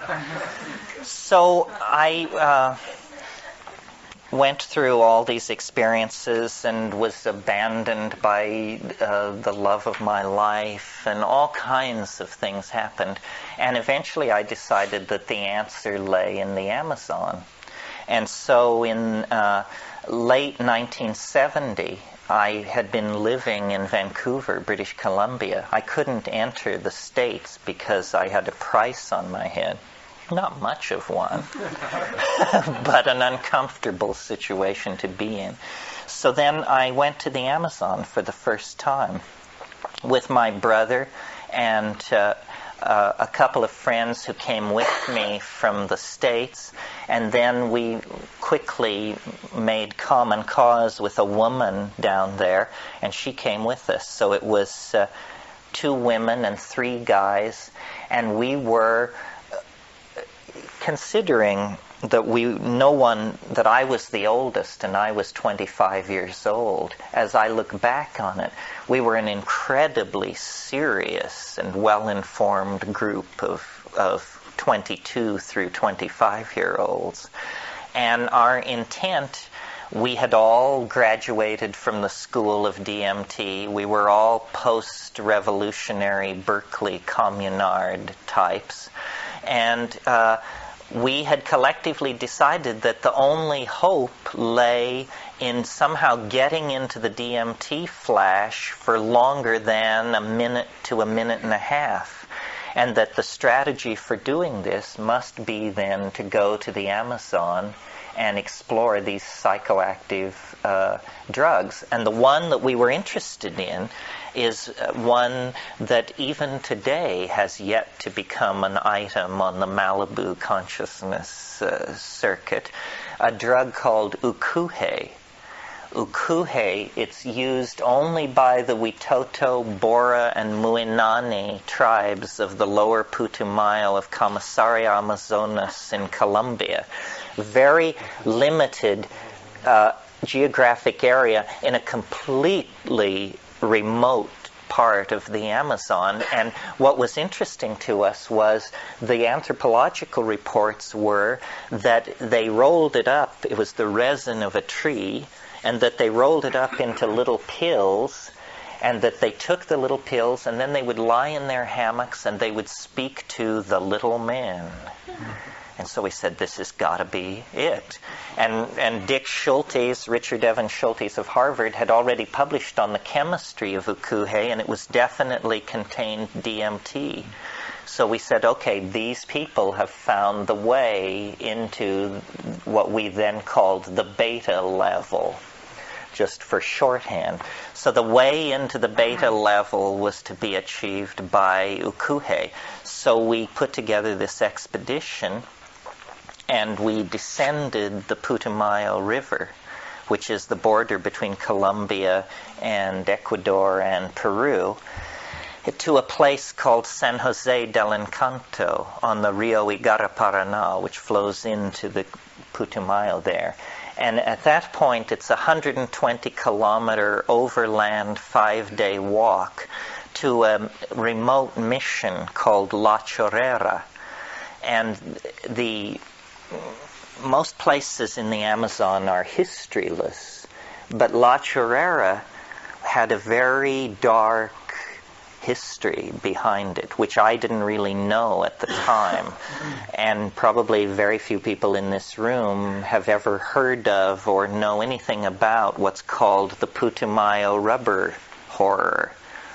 What this was a rehearsal for for Hiroshima, Auschwitz, you name it.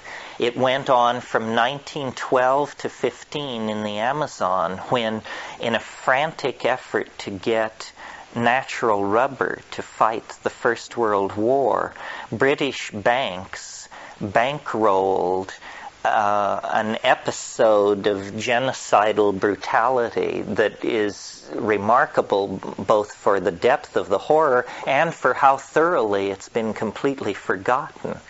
And what they did, these British banks, is they financed this Peruvian mafia called the House of Arana to basically enslave Indians over a vast area of the Amazon and force them to extract the natural rubber under pain of death.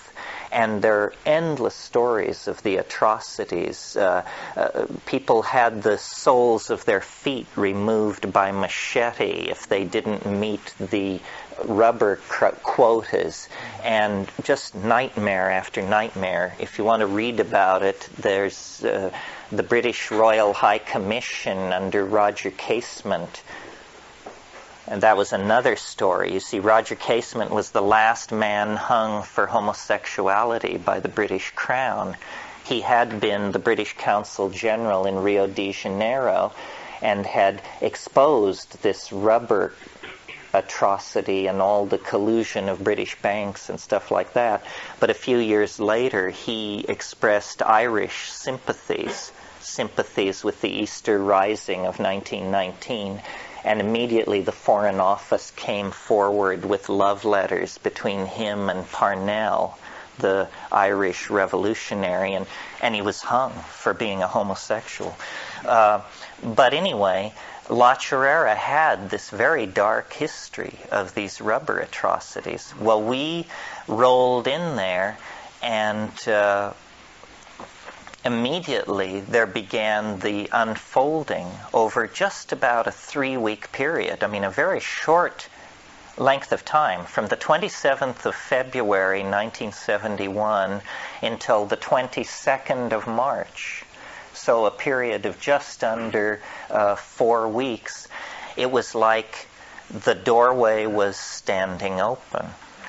All rational expectation had to be put behind. It was as though our whole lives had built to this moment.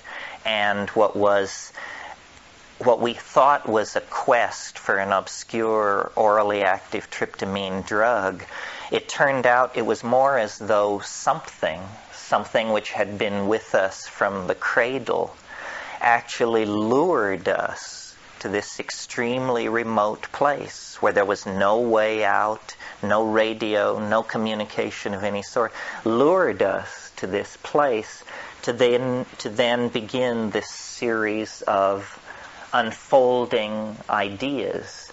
And these ideas that were released in that 3-week period are basically all I've ever worked with. I haven't had an original thought since March of 1971, essentially. It's just been endless recension and reworking of what happened there. Well, what happened was taking a lot of mushrooms and being in this incredibly natural, beautiful, low toxin environment. I mean, there was barely even radio waves in this place. It was so remote. It was like our minds began to dissolve back into the order of nature. And we began to discover what the order of nature actually is. And it took the form of an idea, which my brother Dennis, who's the pharmacologist of the gang, although he wasn't at the time, he has gone on to become the person he most was before he studied the subject. Now he is a molecular biologist, research pharmacologist, and drug designer. Then he was a 21-year-old kid with a rave. But he proposed that there was a way to take these psychedelic drugs and to use sound to cause a small number of these drug molecules to permanently bond into the DNA. The term for this is intercalate. And it's known now, although it wasn't known then, that many drugs do this. Many drugs do intercalate. You all know how DNA is a double helix with nucleotide rungs on the ladder. Well, certain molecules, especially certain drug molecules, can slide right in between the rungs of that ladder, and without imparting any physical deformation to the molecule, they can change its properties. In fact, this may be how psychedelic drugs work. Now, we're at the edge of known physiology and neurophysiology when we talk like this. One of the great puzzles of biology, or human biology, is the persistence of memory. In other words, it's said that every molecule in your body is cycled within a 5-year period.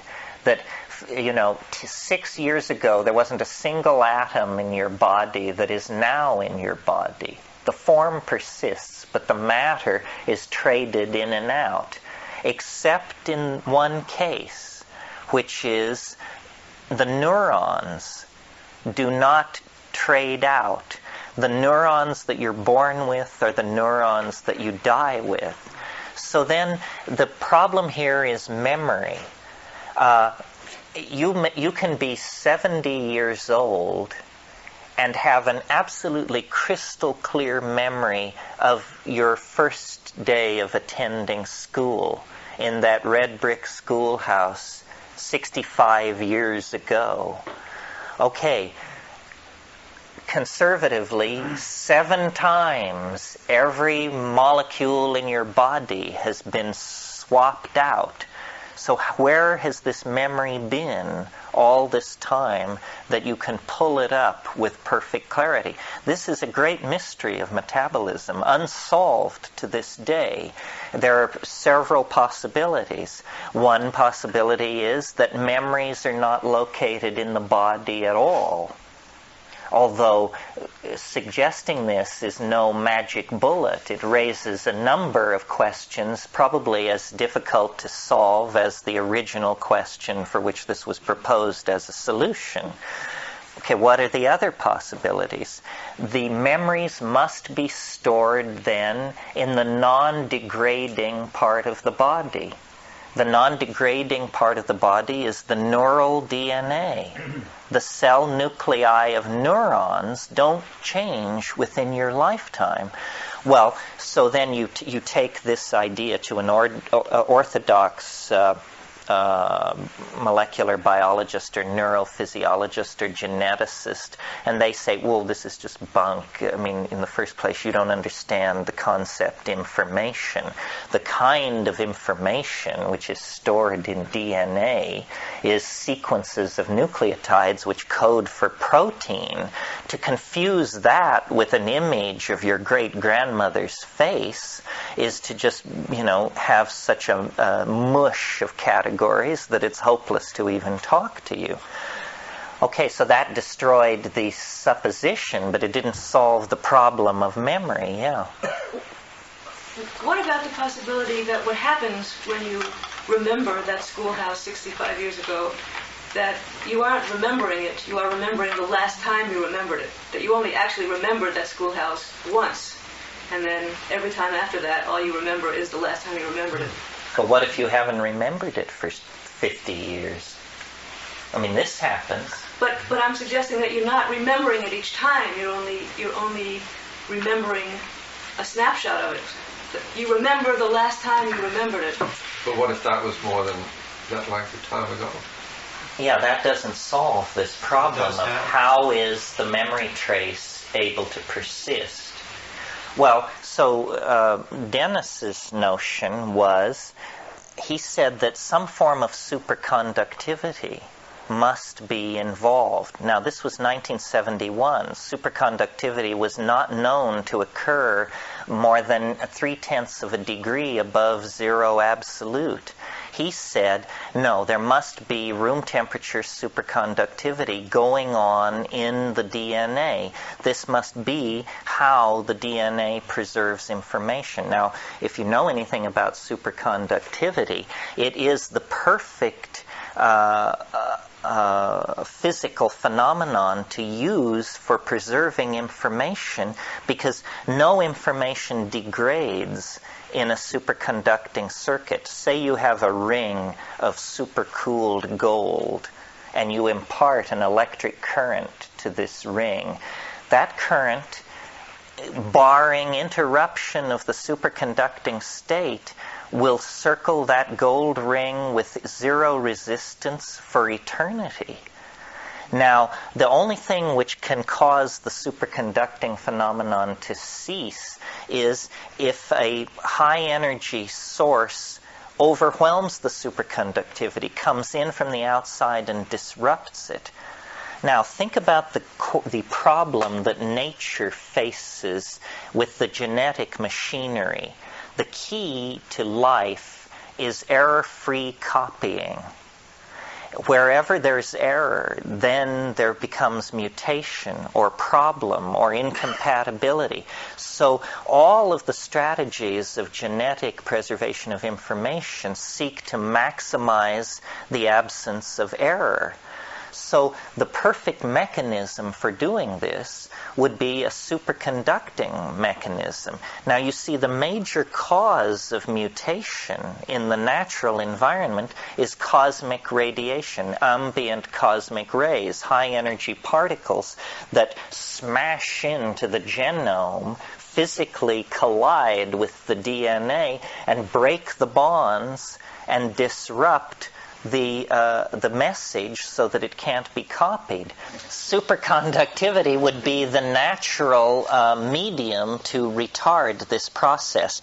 So Dennis's notion was that the DNA was a kind of superconducting storage device, and that in fact what we call the Jungian unconscious, or the racial memory, or the genetic memory, could be tapped into, and that what a drug trip is a neurotransmitter that competes with serotonin, that then broadcasts off this genetic memory bank a slightly different slice of the catalog.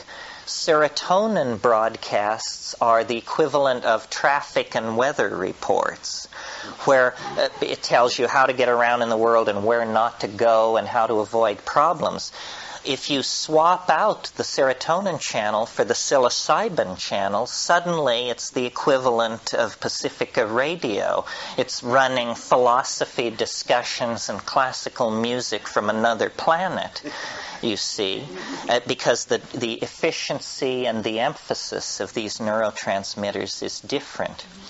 Well, so we went through a series of startling revelations and experiences using this idea, because he was dead serious about doing this and decided that I would be the likely candidate for what he called hypercarbylation, and that, we would saturate me with drug molecules, and then he knew how to do the thing to make an ordinary trip turn into the forever trip, by locking these molecules into their bond sites. Oh, and that's the piece of the puzzle that I didn't explain that you might not realize. When a molecule is superconducting, when a molecule is at 0 degrees absolute, it becomes superconducting. So if you can cool a molecule to that level, it will immediately bond permanently to whatever is physically nearby. So Dennis said, what you do is you take all these, you saturate your body with these drug molecules, and then using a complex theory of harmonic canceling, which I won't regale you with this evening, he thought there was a way to generate sound that would affect a very small number of these drug molecules and cause them actually to superconductively bond into the DNA. And then the trip would be permanent. The trip would be scripted into the genome, or at least for the life of the organism. And he suggested that if you make the DNA superconducting in this way, that eventually death is no problem. It's just sort of like a shedding. And you go into the rivers and the water and the air, and you become very tiny. You become the size of your DNA nucleus. Well, I thought that this was a very highly unlikely notion. so unlikely that since he was so gung-ho to try it, the best thing to do would be to just let it rip. And if there was something there, that would be interesting, but that I was willing to bet dollars to donuts against it. Well, he set up the experiment, he did the experiment, and he had made very extravagant and inflated predictions about what would happen. He thought that you would literally give birth to your mind as a physical substance. I don't know whether it would flow out of your nose or where it would come from, but he thought that there was a kind of superconducting, hyper translinguistic matter, he called it. He thought there was a way to dissolve the boundaries between matter and spirit and create an obsidian fluid that would be obedient to your own imagination, that would in fact be you. You would just preserve your body as a convenient reference point, but you would actually become this stuff. What were you guys on? Yeah, really? I'm telling you. So I thought, sure, so try it. So, what's to lose? Yeah, what's to lose? We didn't come all this way for nothing. You say you know what you're doing. Nobody else has a clue, so go for it. Well, what happened was not what he predicted, but not nothing. And that was the great puzzlement of this experience, because what happened was immediately after this procedure was carried out, I could tell that something had changed in me. And it was very hard. It took me a few hours to figure out what it was. And what it was it was though a switch had been thrown. And I began to understand. That's all it was. It was, Whitehead defines understanding as the apperception of pattern as such. And suddenly, I began seeing things very differently. I began to see the relationships between things on one level and among levels. And I stopped sleeping. I didn't sleep for 11 days. Effortlessly. And every night during this 11 days, in the late evening, I would just become very, very impatient for all these people to go to bed, my companions, because the chatter of the camp would interrupt my thoughts. And what I just wanted to do was I would just go in the jungle and I would just put my hand on a tree and I would just stand and think. And think, and think, and think, and think. And it was this endless cascade. It was not like a psychedelic trip. There was no hallucination. There was simply this unfoldment. And it was like as though I was just filled to overflowing with gnosis. I would sit down on the ground and begin thinking, and I would lose myself in my thoughts. And when I would come back to my situation, I would look down in front of myself and see that while I had been thinking, my hands had built a fire out of small sticks. It was as though everything was cognitive activity. Dennis went what would be conventionally called a psychotic episode, but it wasn't a typical psychotic episode. It was a kind of turning inside out, so that he became, in a single moment after the hypercarbylation, it was like he ended up at the other end of the universe, turned inside out and headed backwards. And over the next 14 days, he came through a progressive narrowing of his what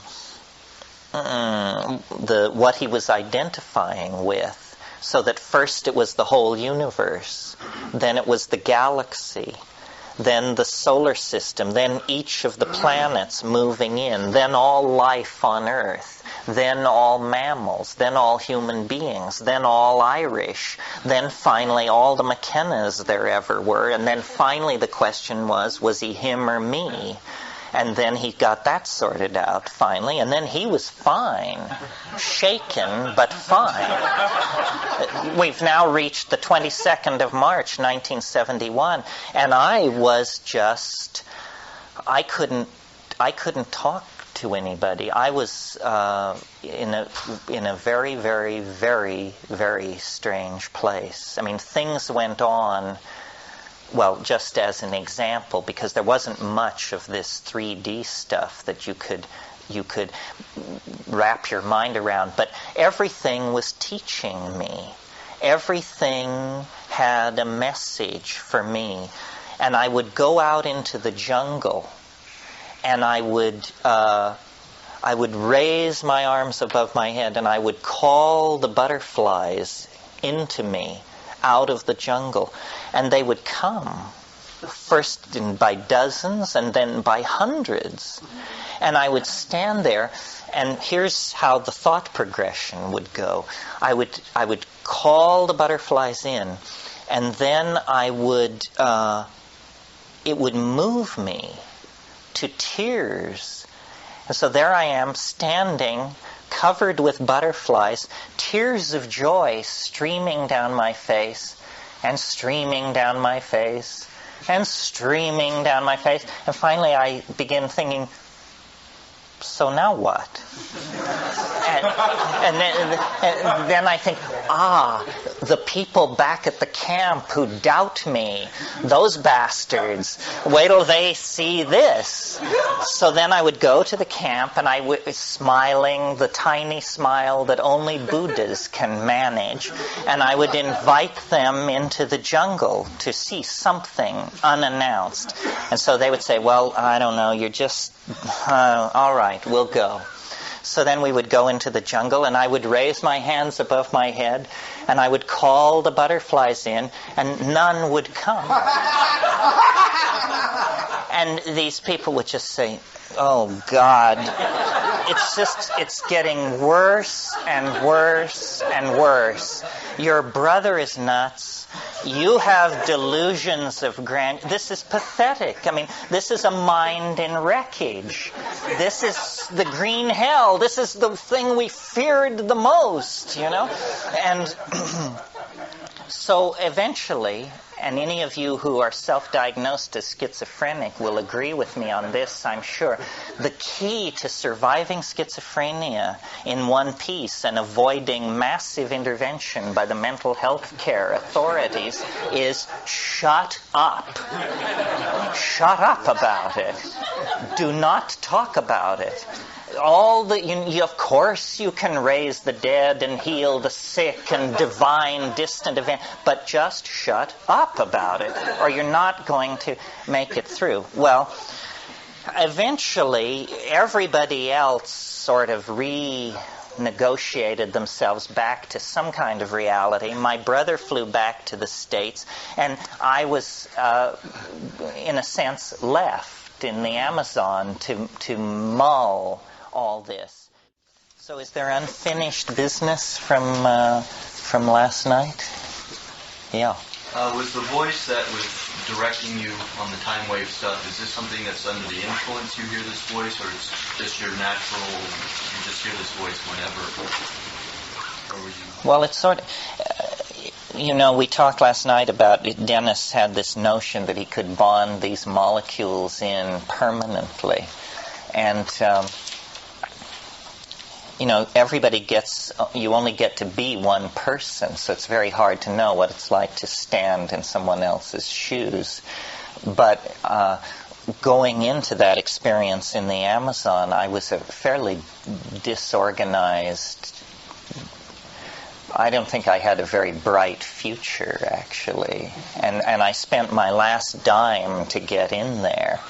So there was essentially, it was some kind of heart of darkness thing where I was just pulling out all the plugs and sinking deeper and deeper. And since then, my life has the character of pure science fiction. I mean, I sort of became the alien ambassador and was given a sinecure and appointed to then, mediate between the other and a certain kind of person in a certain kind of society. So the weirdness never leaves me, to answer your question. But in a sense, this idea is completed now. I mean, there are always unanswered questions, but the complete metaphor is there. The mystery, I think, is, it has two sides. It has a profound side and an absurd side. The profound side is, is the world tidally locked with an extra-dimensional object of some sort that has sucked an animal species into history and is, revealing itself through the transformation of our flesh and machines? And if not, on this schedule of 2012 and so forth, then what does this idea exist for? Is it just simply that I have a peculiar pathology married to a certain amount of charisma, so instead of being locked up and dragged away, I can turn it into a marketable product in a very marginal way that allows me to keep paying my phone bill and stuff like that? Is that what it is? Notice that the idea is not designed to last. It's designed to auto-destruct one way or the other in 2012. So this whole ideological vision has written all over it, perishable, apply immediately, do not use after December 22nd, 2012 AD. So I don't really understand much about what's going on. It seems to me there are levels and levels and veils and veils. It puzzles me that life seems to have become some kind of story. It's much more a literary construct than it is the product of the stochastic motions of atoms under the impingement of the four basic forces of physics. Everything appears to me to be authored in some strange way.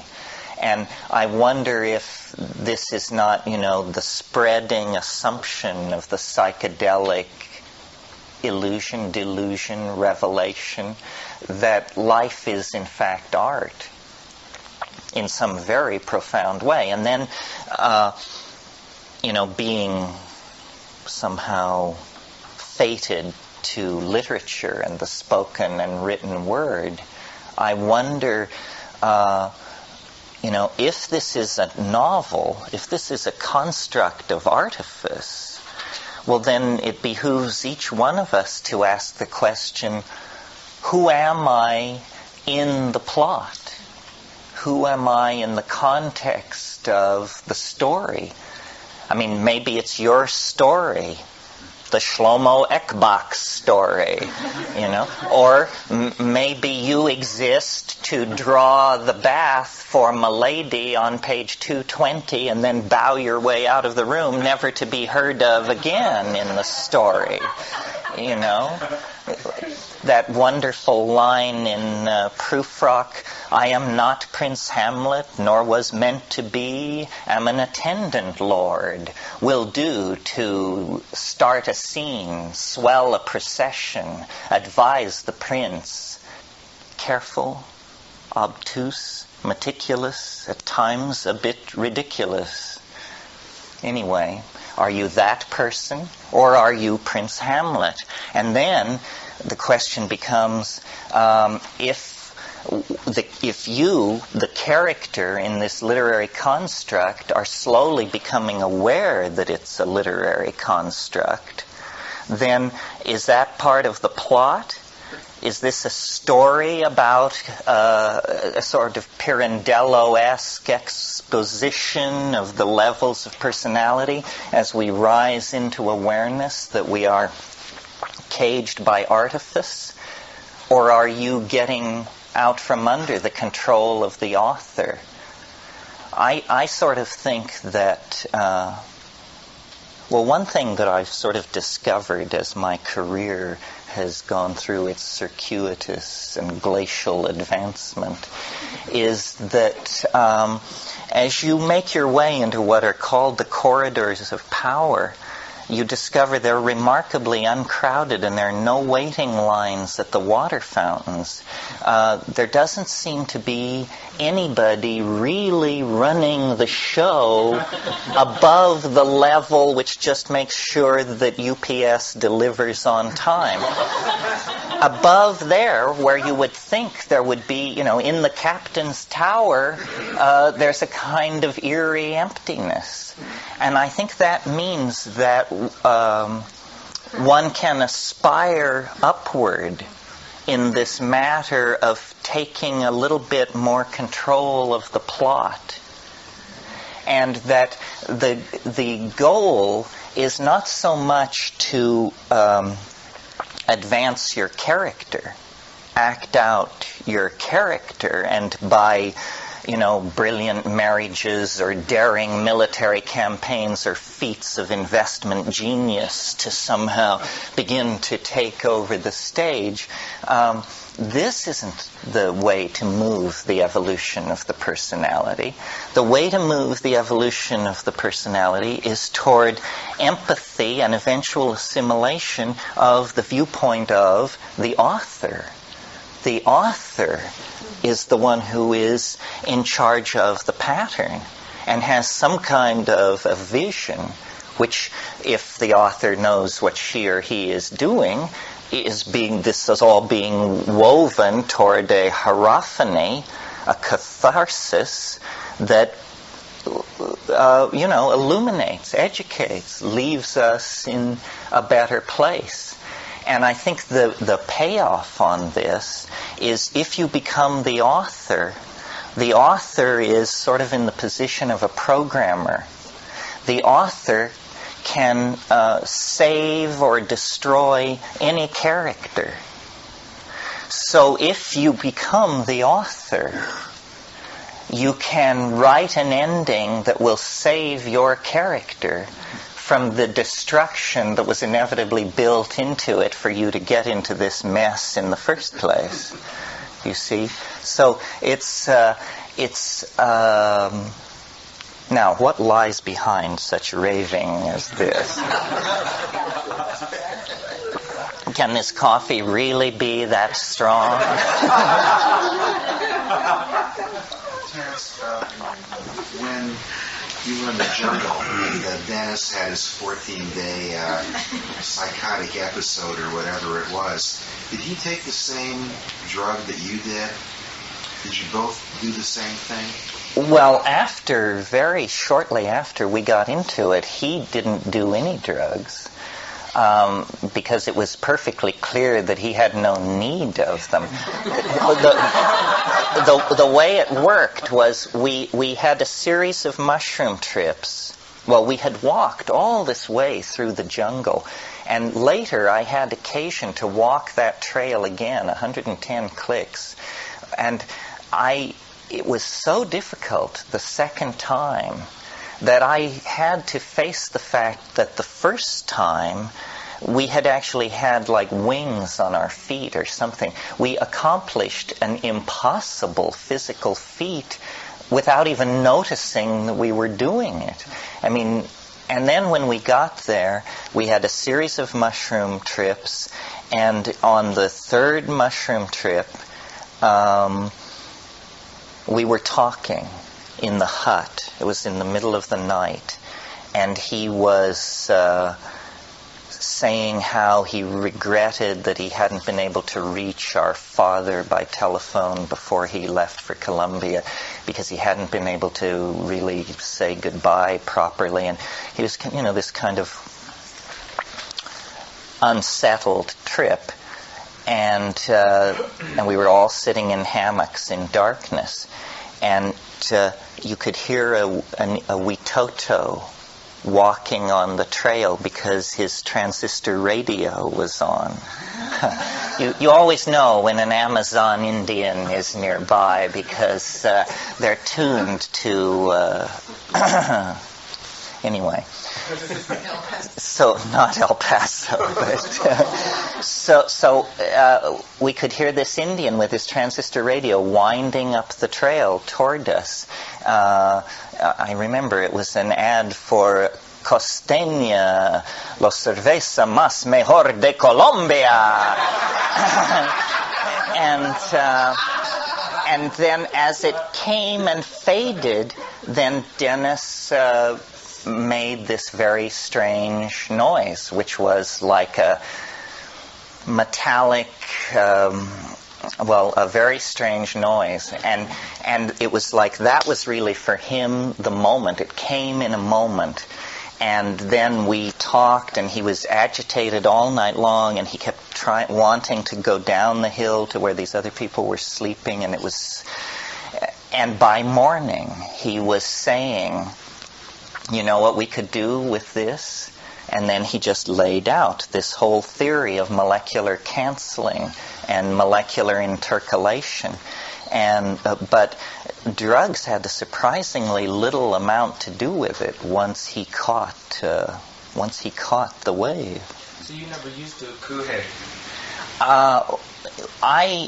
We went through this whole thing at La Chorrera and left at the end of March.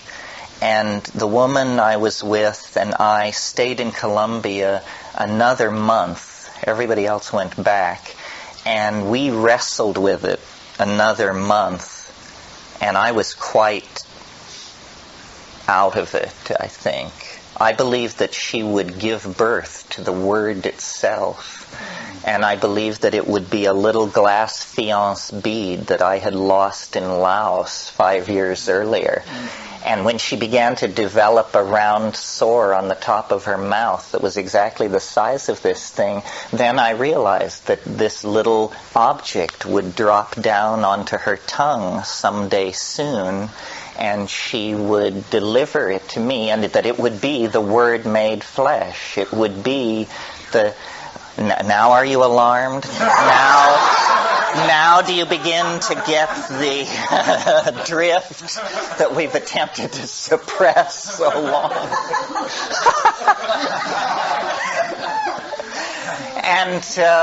And you know, I thought that this thing would essentially be a suitable second body, a repository. I can't explain it. I mean, it was the Philosopher's Stone. It was everything. And we were nuts, let's face it. But on the other hand, there was concentrically surrounding this whole thing, there were immense synchronicities. I mean, the world around us seemed to be mad as well. It seemed like we were caught in the infundibulum of the concrescence or something. I mean, it's now what I would expect to happen just days or hours before the final closure on that wave that we looked at last night. But in our local domain, it seemed to be happening for us then. And you know, I was flaming, and it took me years and years to dial it down so that it's even as friendly and packageable as it is in the present moment, because for a long time it wasn't. I mean, it just drove people to the walls. I mean, they just said, I don't know, and I don't want to hear any, and I've had it, and call me when you're better, you know. Did you say, though, that there was a monoamine oxidase inhibitor reaction? Well, we did brew ayahuasca, and take it. But I think, having seen it, having lived with shamans since then, and having learned a lot more about ayahuasca, I think the ayahuasca that we brewed was so weak as to be dismissible. Yeah. Yeah, you had mentioned the transformation of flesh and machinery. With your understanding of shamanism, could you speak a little bit to shape-shifting, their idea of shape-shifting, and how that may occur as far as our endpoint here, our common endpoint, and also the computer technology that allows us to pattern these theories and perhaps bring us our own notion of authorship due to that, and what that means for our own flesh transformation. Yes, well, in a way, I think these new technologies of information retrieval and virtual realities and this sort of thing are simply the engineering mentality following along behind the shamanistic intent and putting it in place in silicon and glass and so forth and so on. The persistent rumor in real off-river Amazon psychedelic shamanism is of this fluid, this stuff, which you can generate out of your body under the influence of these compounds, that is this translinguistic matter, this mind, this spirit matter amalgam, which you literally give birth to out of your own body in the and what the claim is that's made for this stuff is that it's like a collapse of ordinary geometry. There are stars inside this stuff. You can also look into it and see who stole the pig. You know, you can look into it and you can see how the fishing would be if you moved upriver. It's a cybernetic transdimensional medium of some sort that is generated out of the mysteries of the physiology of the human body. Well, God, this is so far off the beaten track from anything in the Western repertoire of conception that we just gape at the notion. And it's hard to get confirmation, but what they say, see, ayahuasca is all about group-mindedness, states of group mind. It's also, when you analyze it chemically, it's brain soup. There's nothing in ayahuasca that isn't in your brain as we sit here. It's made out of DMT, and it's made out of beta-carbolines like harmine and harmaline. These things all occur naturally in your brain. So, in these off-river tribal situations, people take it all in a group, and when the boundaries dissolve, there is a group mind present that is able to make decisions. And the shape-shifting and the mystery of who was it? We were just talking about the fallacy of misplaced concreteness. This is the fallacy which haunts the Western mind. For the shaman, you know, attention gathers energy to itself. And so you can create a projection. So the mystery, I think the mystery of shamanism and the mystery of the psychedelic experience is a mystery of language. How can we are imprisoned by language, and yet it should be our vehicle for liberation. And something has happened to our language through the phonetic alphabet, through the abuse that print has laid on to our thinking.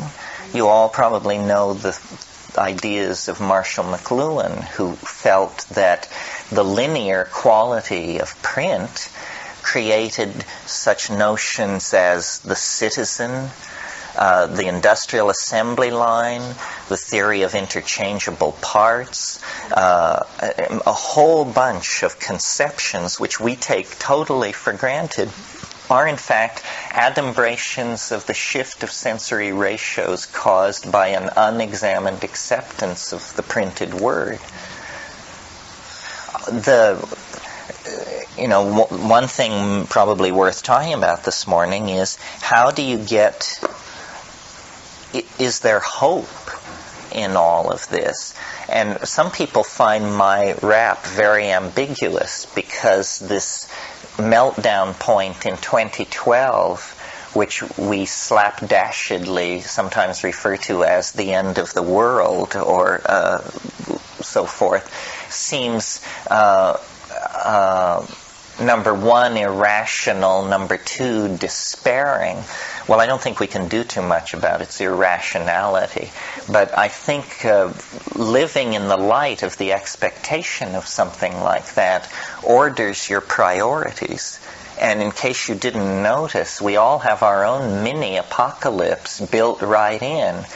You may miss the end of the world, but you definitely are going to have a front row seat for the end of your world. So, is that any less profound? Are you such a selfless Democrat that you're more interested in the end of the world than the end of your world? I think it's a sort of lighthearted way to follow the Tibetans into the notion that life is a preparation for the big D, although we don't have to think of it like that. We just say life is preparation for the inevitable collapse of the state vector into a biological hyperspace. I heard a doctor on NPR last week, and they were talking about cancer or something where a lot of people die, and he was saying, yes, well, it isn't easy to prepare people for the mortality experience. And the interviewer said, did I understand you to refer to death as the mortality experience? I thought that maybe that's a good idea. Kind of soften the blow. It's just one more experience. Well, someone asked when we first went around to try and talk about the future. I don't know if I made the point strongly enough. I wasn't sure I felt it click. And I think it's a strong one, and it's somewhat new with me. It's this idea that that we represent some kind of singularity, or that we announce the nearby presence of a singularity. That the evolution of life and cultural form and all that is clearly funneling toward something fairly unimaginable. I mean, I really don't think we can imagine our future, because when we try to project some little science fiction scenario of our future, we inevitably select a very small number of trends, and then we propagate them forward without integrating the forward propagation of everything else that is going to be happening simultaneously. There are options such as nanotechnology, the building of super tiny machines. Space migration was once an option. This seems to be fading. It seems to have been written off the menu by the powers that be. As the Soviet Union cracks to pieces, the human race's ability to leave this planet becomes a memory of ancient times. I mean, we could not return to the moon in less than 15 years if we committed ourselves to it tomorrow. So the space thing seems to have been taken off the agenda. There's nanotechnology, there's virtual reality.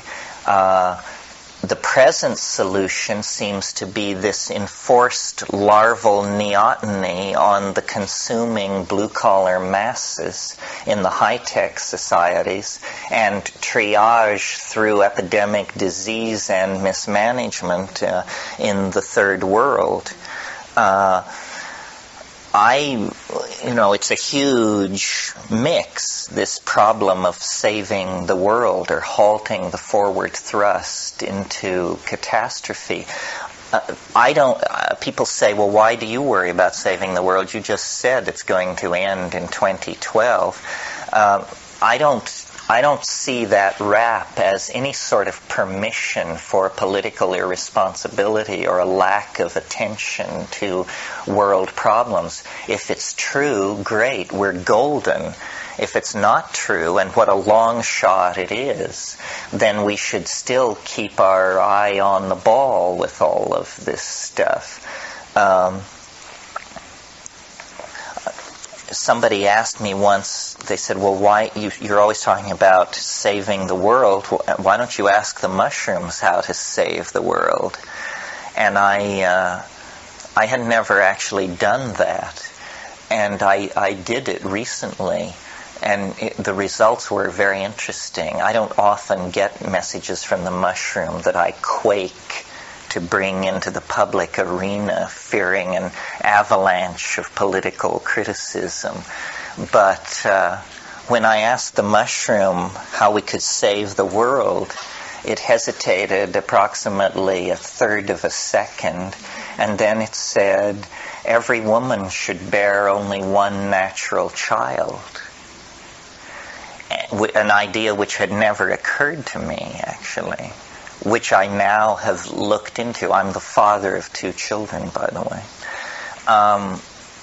This is a very interesting notion.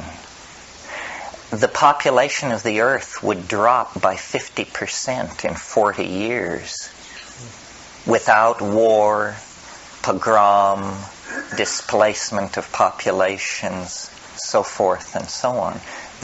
Another interesting thing about this suggestion from the mushroom is it requires very little input, impact, or management by men, this suggestion. Women have been powerless for millennia. Now, apparently, here's a suggestion of how they could take great power without asking any man's permission. It's not quite accurate. It's not quite accurate. It's actually practically not that accurate at all. Oh, well, tell me why. Well, because there's 2 reasons I would say. From a practical standpoint of being a woman who's still fertile, and one is no birth control is 100% effective. Yes. Is that it? No, and the second one is that there are women in a lot of situations, for economic reasons and political reasons, where there are men.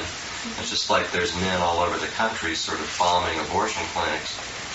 So to me, it doesn't seem accurate to say. Well, it's totally in the hands of women. Let me try and convince you. I took this simple suggestion, each woman should have one natural child, and I began looking into it. Then I found a demographer who told me what I consider to be the second piece of this puzzle. And this I had never thought of.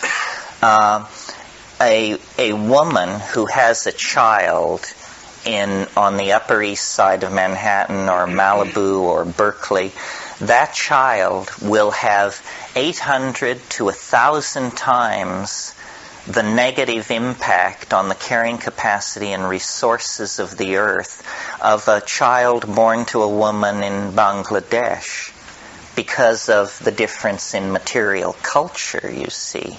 Well, now that implies to me that if you wanted to make a social change in the area of the impact of the human population on the earth, then you should not preach contraception and birth control in the back streets of Dhaka and Lahore. You should preach it in Malibu and Berkeley and Manhattan. Now, the interesting thing about that is that these women are the people you are most likely to convert to your point of view. They are college educated, comfortable, all the resources of media are available to them. They are informed, intelligent, educated, healthy people, able to, self-involved people. And so you can come to these women and you can say, here's the deal. We want you to follow a course of action which will increase your income, your disposable income, increase your leisure time, and propel you to the forefront of political heroism without contest. You see?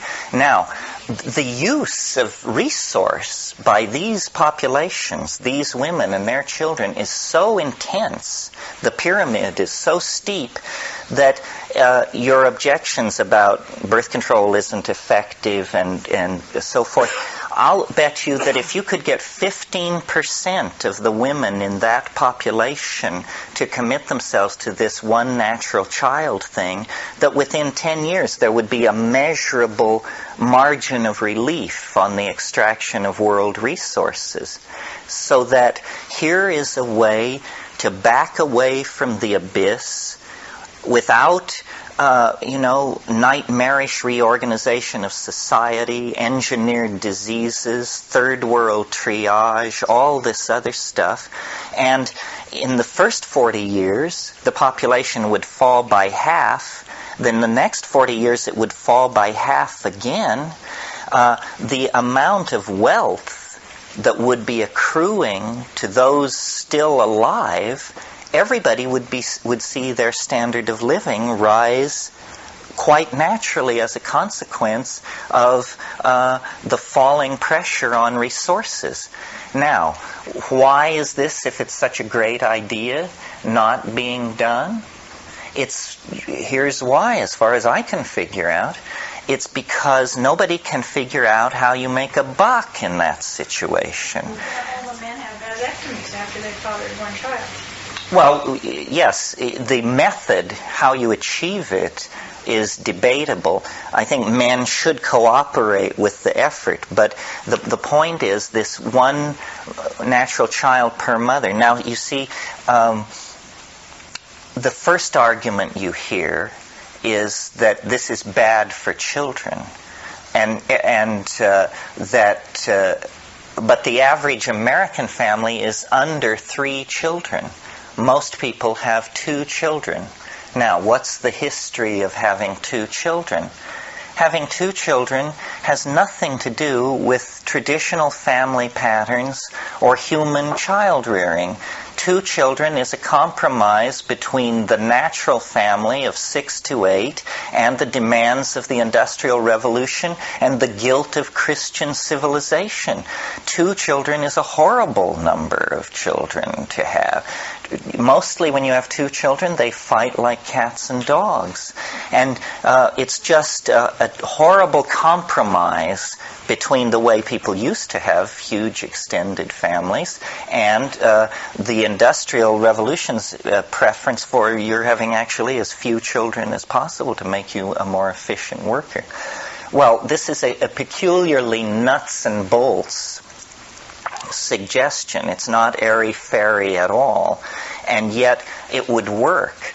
And it's the only other thing I've thought of besides mass dosing of the population with psilocybin that seems to be a humane way to put the brakes on, because we have real problems, folks.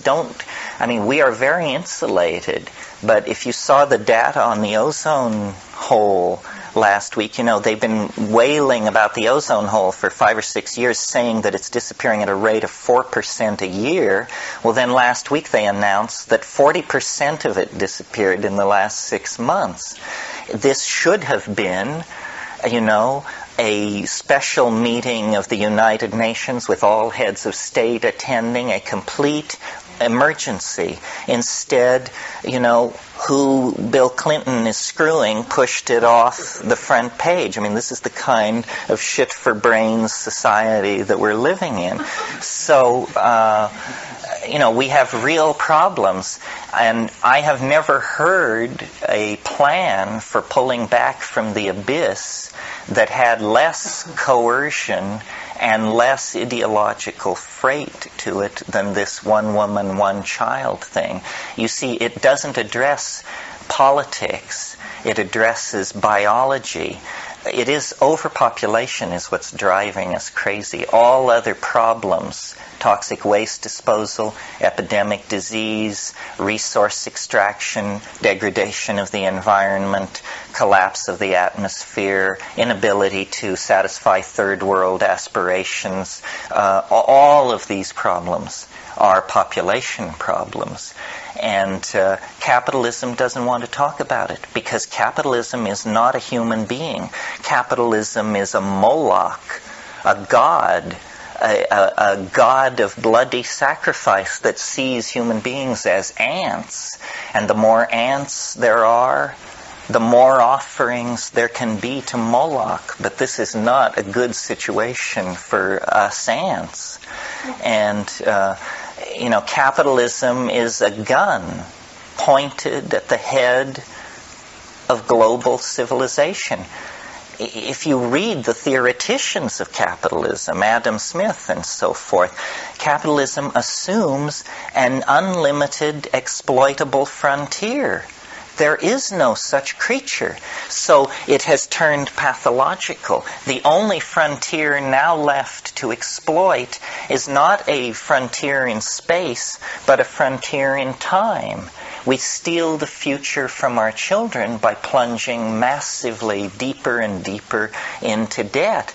But this frontier, the end is in sight. And when we hit that wall, we will join the Eastern Bloc in a fundamental reappraisal of our situation. Democracy, I believe in. I think democracy is the psychedelic form of government because I don't see it as a product of rational thought. I see it as institutionalized anarchy. Democracy is biology managed for human purposes. It honors the biological unit. It takes the biological unit and gives it a vote. And that's a way for Mother Nature to then enter into human history. I'm fairly mystical about democracy, sort of like William Blake. What about the experiment in China on one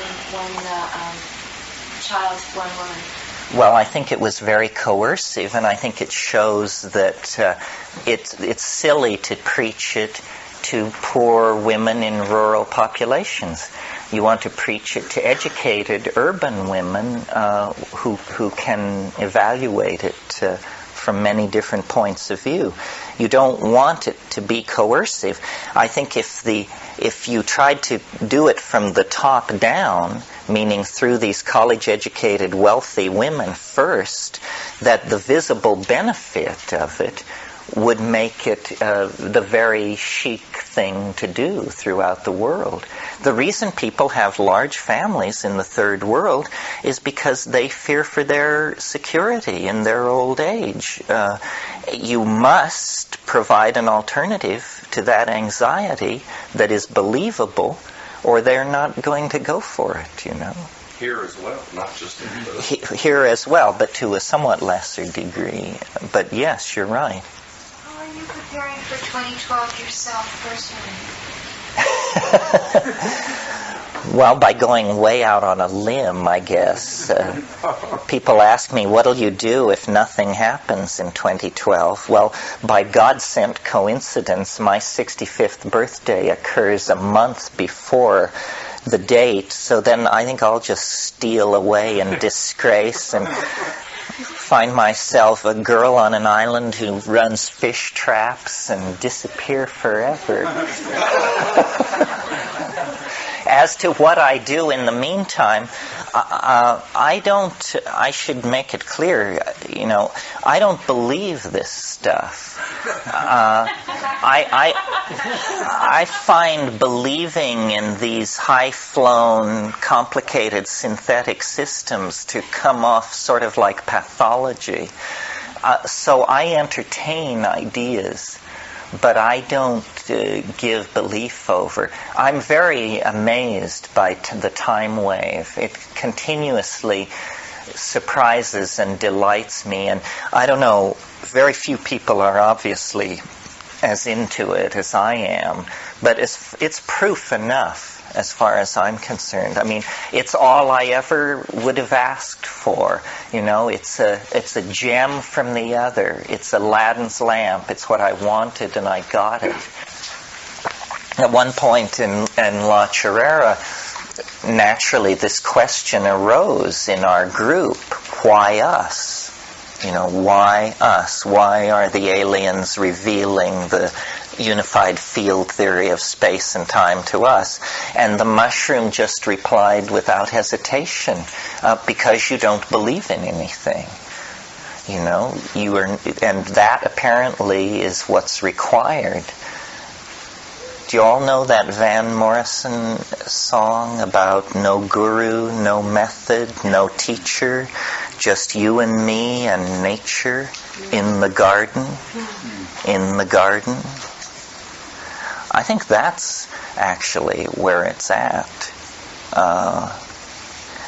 So what I do between now and 2012 is I'm a meme spreader, a meme replicator.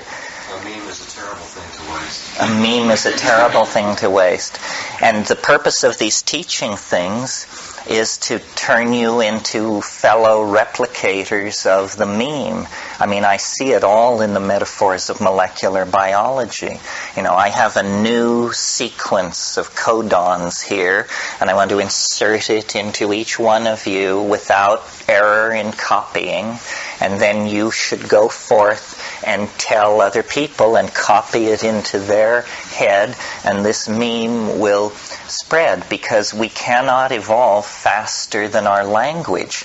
The edge of being is the edge of meaning, and somehow we have to push the edge of meaning. We have to extend it. Because if we appear to be confronted by insoluble problems, it's because we have the wrong language for dealing with this problem. You learn that with computers. Certain languages are good for certain kinds of problems.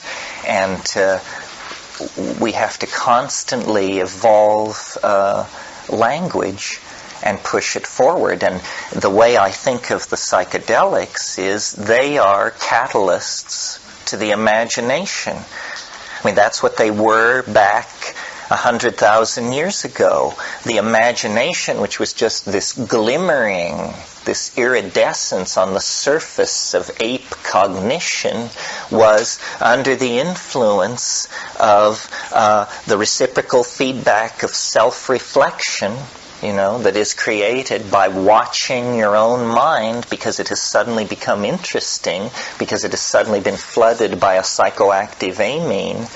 That iridescence has been coaxed into language, art, architecture, music, poetry, the whole ball of wax. But now we know these things. It's no longer a sort of haphazard process. We can, by analyzing different kinds of cultures existing in the world today and cultures that existed in the past, we can uncover, reveal, unravel the lost secret of our origins.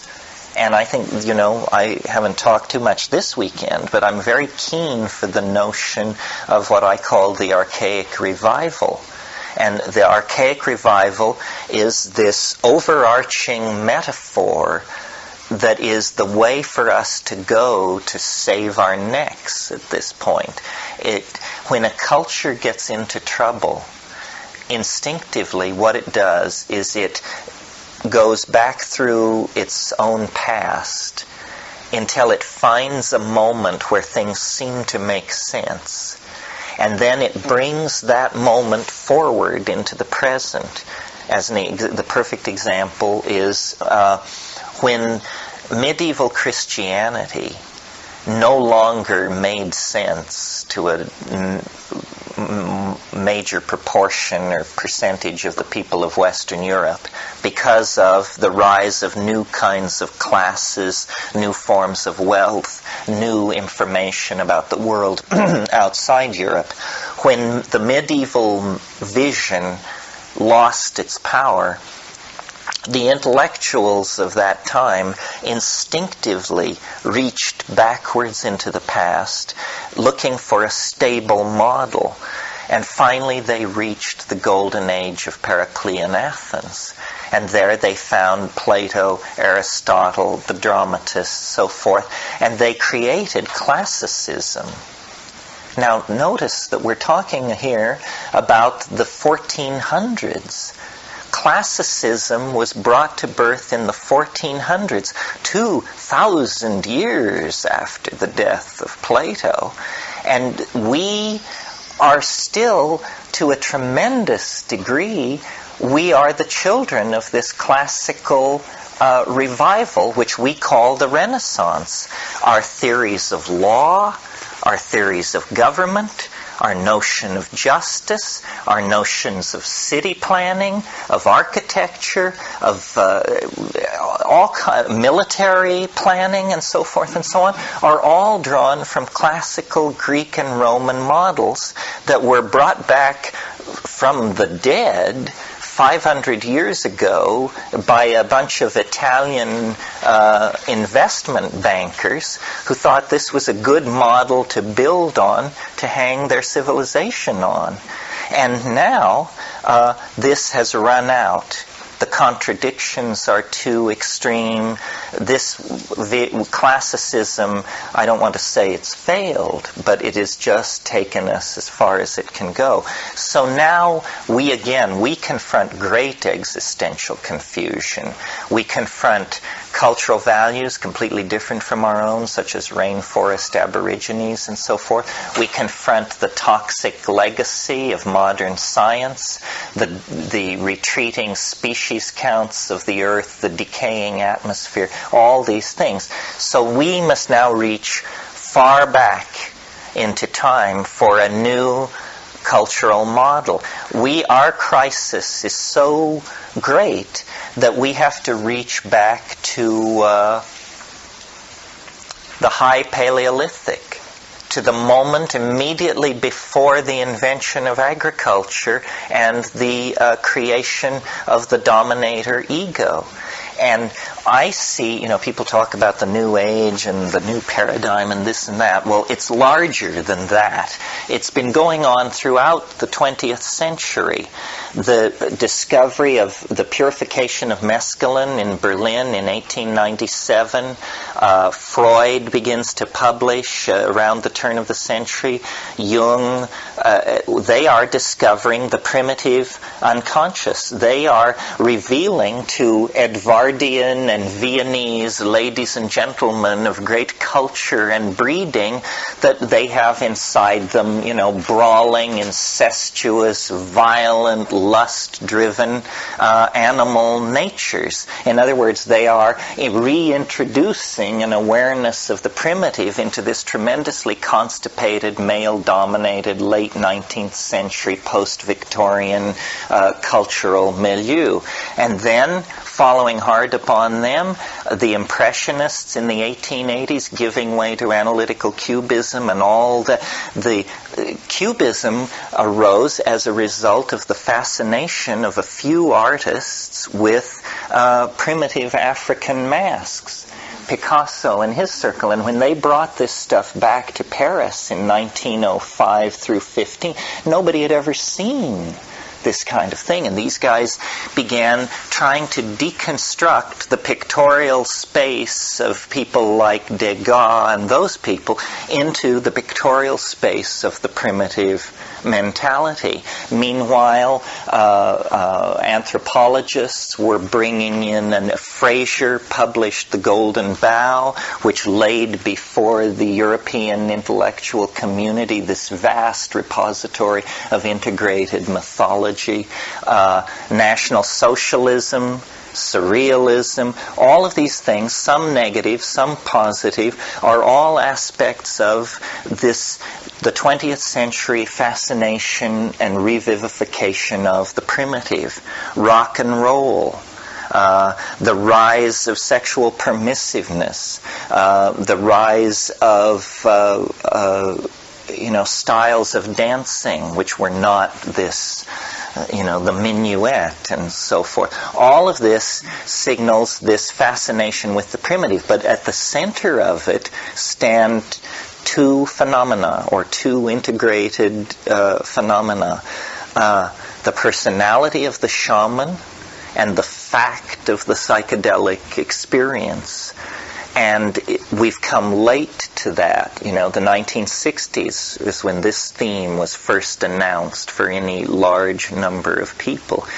And I think, that we have to consciously deconstruct this constipated, classical, industrial, linear, dominator civilization that we're trapped inside, because it's a vehicle we can't steer. It's glued to the tracks which run right over the cliff. If we cannot alter the assumptions of this society, if the George Bushes and Helmut Kohls of this world are going to continue to run things, then, head for the bunkers, folks, and pray, because the bunkers aren't going to be any consolation. Yeah. I'm listening very closely to you for a few days. And I hear what you're saying here, and I'm trying to formulate a question. I guess my question is, and maybe it's a political question, because there's so many people who at this moment, although they recognize that not all is well in Dodge, they're reasonably comfortable still. They have a certain amount of self-image and wealth and personality invested in this terrible, corrupt system. And by and large, they're the ones who are at the reins and control the resources. How does the archaic revival be made attractive and seductive and pleasurable and ecstatic to these people especially?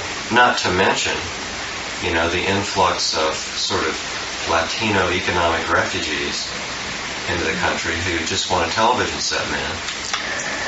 Yeah, well, this is a real problem, that the third world people can only aspire to the example they've been given, and it's an example of consumerism and so forth. And it's may I just say? Yeah, go ahead. It's an example not only of consumerism, but of a certain freedom and liberation of human expressiveness and spirit that they perceive. It's not all that people are fucked up. They look at America and this consumer culture, and they see the good parts. Well, I think that you can't reform human nature. So what we have to do then is dematerialize the culture in some way. And I don't talk too much about this because, frankly, I haven't really got a clue as to how you would do that. I mean, I know there's nanotechnology and so forth and so on, but what we need to do is take the matter out of thingdom, so that everybody can live in the Frank Lloyd Wright waterfall house. I mean, it costs $9.95, and you buy it at the 7-Eleven and take it home and slap it on, and you can live in it. So that's why I'm interested. That's why I, in spite of my nature boy thrust in most contexts, I'm very interested in virtual reality and the idea of making the imagination explicit or interiorizing the exterior world. I mean, one vision that I've had of a kind of future utopia is, it opens on a world which looks like our world of 10,000 years ago. I mean, people live tribally, they are physically perfect, they are naked, they want for nothing, but they appear to have no material culture whatsoever. Then when you shift your point of view so that you're inside one of these people's heads, you discover that when they close their eyes, there are menus hanging in space in front of them. And by glancing at these menus with a certain intensity, they are able to make their way into a culture that is entirely three-dimensionally present for them, but which nowhere impinges on the world of three-dimensional space. It's sort of the idea that you could have the Vatican Library installed optionally when you have dental work, and then just by pushing your tongue over there, why, you could view the Fabrianos or whatever. I don't think this is that far-fetched. I mean, a lot of money is going toward this. Money can be made from this. And remember, I was saying that we have to figure out, unless we're ready to, hang the rascals, then we're going to have to figure out some way to make money out of saving the world so that capitalism can cease its rapacious destruction of things. And I think these entertainment technologies are the way to go. I think that what we should all be trading in 15 or 20 years from now is ideas. And ideas should be worth more than anything. And this is happening. I mean, I was impressed at this. There was a virtual reality conference here last summer, and a number of people came from Fujitsu. And the Japanese are not dragging their ass on this stuff the way we are. They understand what it is. And Fujitsu has a research team of 30 people who work full-time on virtual reality. And their data sampling rates and their equipment was far superior to anything here. The Japanese culture is an excellent model for this future that we're trying to move into, because what the Japanese seem to understand that nobody else understands is they've had centuries of experience with limited resource management. And, our style is, cut it down, dig it out, and when it's gone, move on. And now we're at the end of our rope with that. We have to manage this thing like a spaceship, limited resources. Yeah. Isn't looking at the context of the purpose that events, a presumed purpose for the sequence of events or history or transformations, and technology and the evolution of technology being the driver that's now allowing all of these things as being, what else can you expect to have happened that with that kind of power and with a monkey brain, what else would it do than just what it's done? That's right. And do you see this as a not necessarily something to take apart to undo a wrong, but as a necessary intermediate or mediation toward a future that is being created through these stresses that this technology has set up? Yeah, history is just a 25,000-year dash from the trees to the starship. And while it's going on, it's wild and woolly. But it only lasts like that. And then you're in the starship. because we are like bacteria or something in the shortness of our lifespan, to us, 25,000 years, you can get lost in the middle of that and you can't see either end. But from the point of view of a species, it's just instantaneous. Anyway, these are the ravings of an unhinged mind. I noticed last week, speaking of unhinged minds, did any of you see Science News with the cover Cretaceous catastrophe that shows an asteroid impacting the Earth? You know, this thing happened 65 million years ago.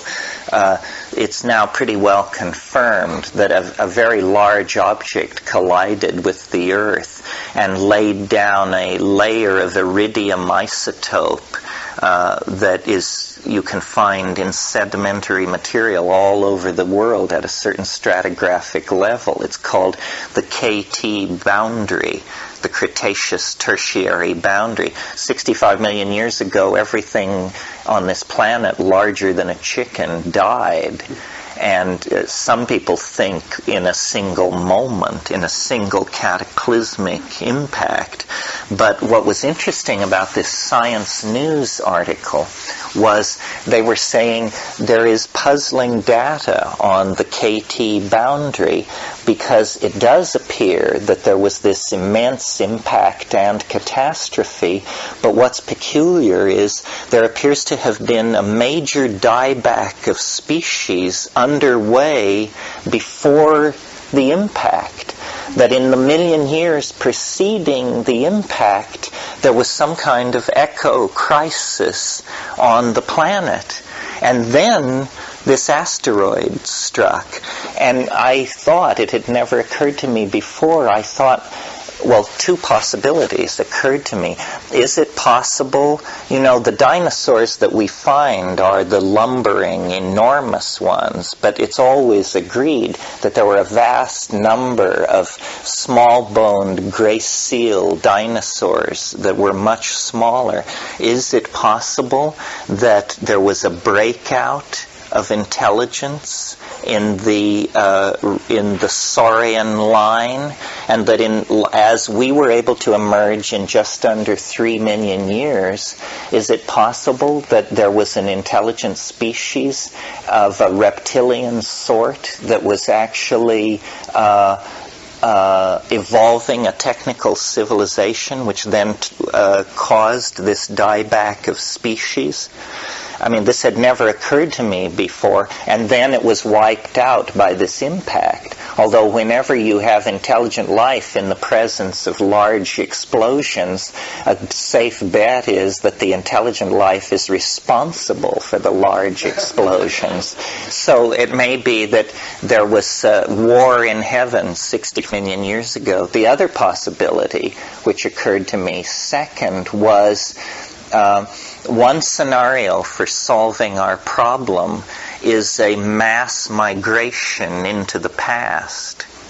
That if we could, you know, we could literally dump this whole scene and go 100 million years into the past of the planet and set up there in a confined zone. If it were only 10,000 years deep, it would never show in any fossil record.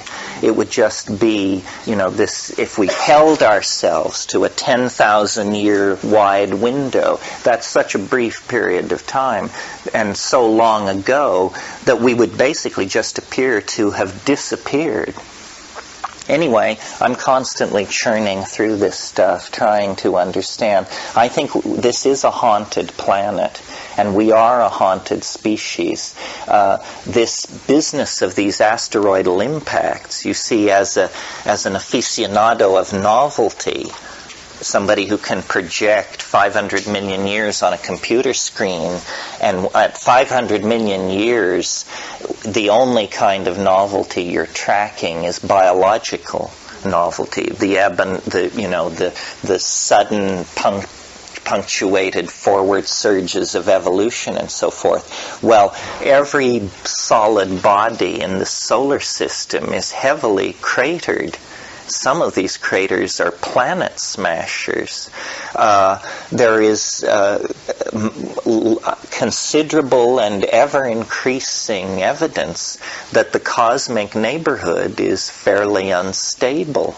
One of the scenarios that I've had to entertain in trying to understand the voice inside the mushroom, the time wave, the 2012 thing, and so forth and so on, is it possible that biology is somehow prescient, that biology somehow exists in eternity and knows the fate of the planet, and that what we are is a desperate strategy of escape, and that the planet actually can sense the possibility of a complete life-destroying asteroidal impact. And so a species, a bipedal monkey with binocular vision, has been led into the antechamber of nature's secrets in order to build machineries and unleash energies sufficient to either deflect that incoming object or flee the planet in anticipation of it.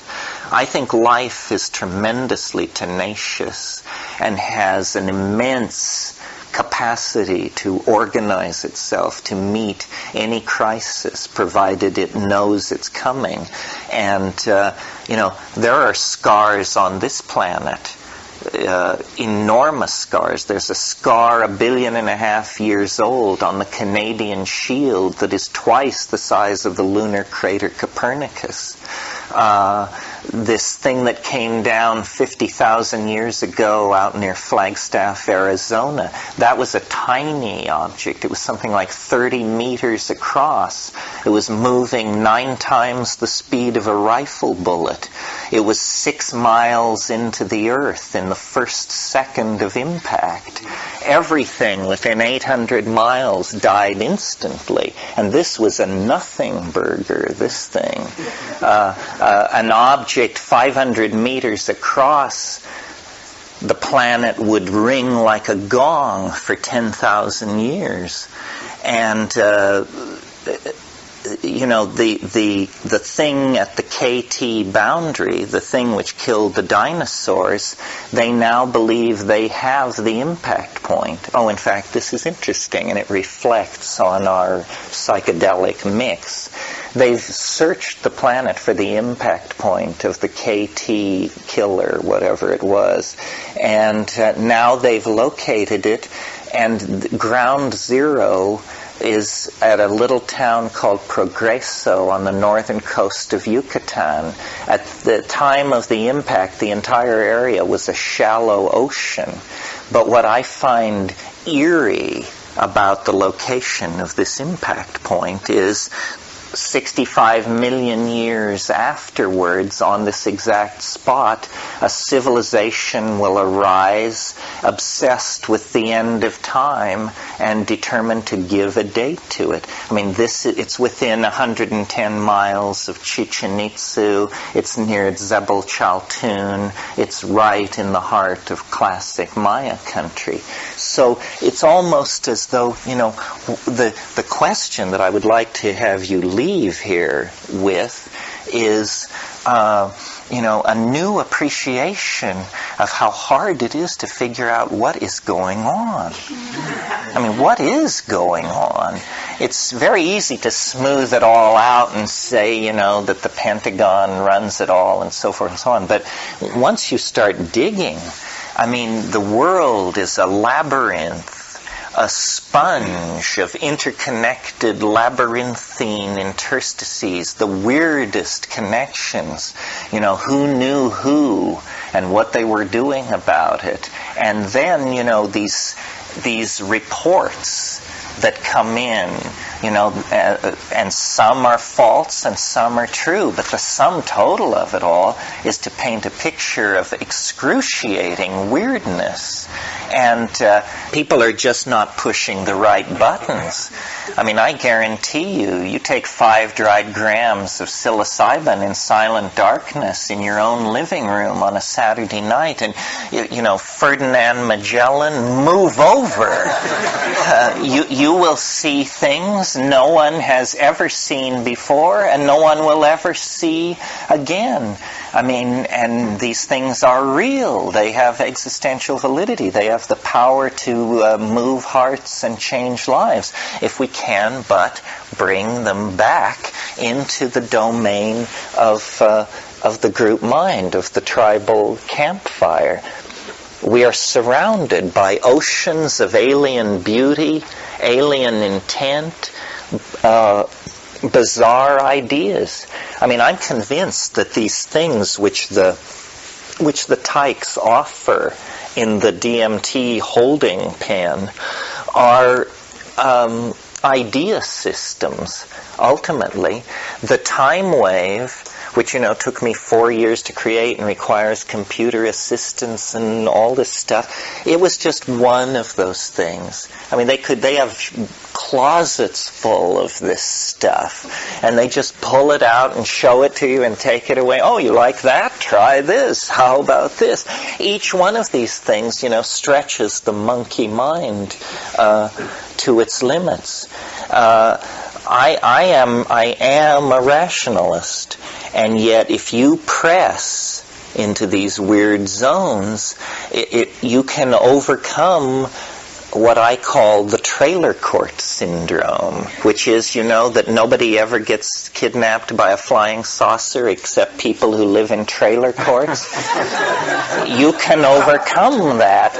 You, with your BA in psychology and your friendship with Rollo May, you can be kidnapped by flying saucers. Something about crop circles.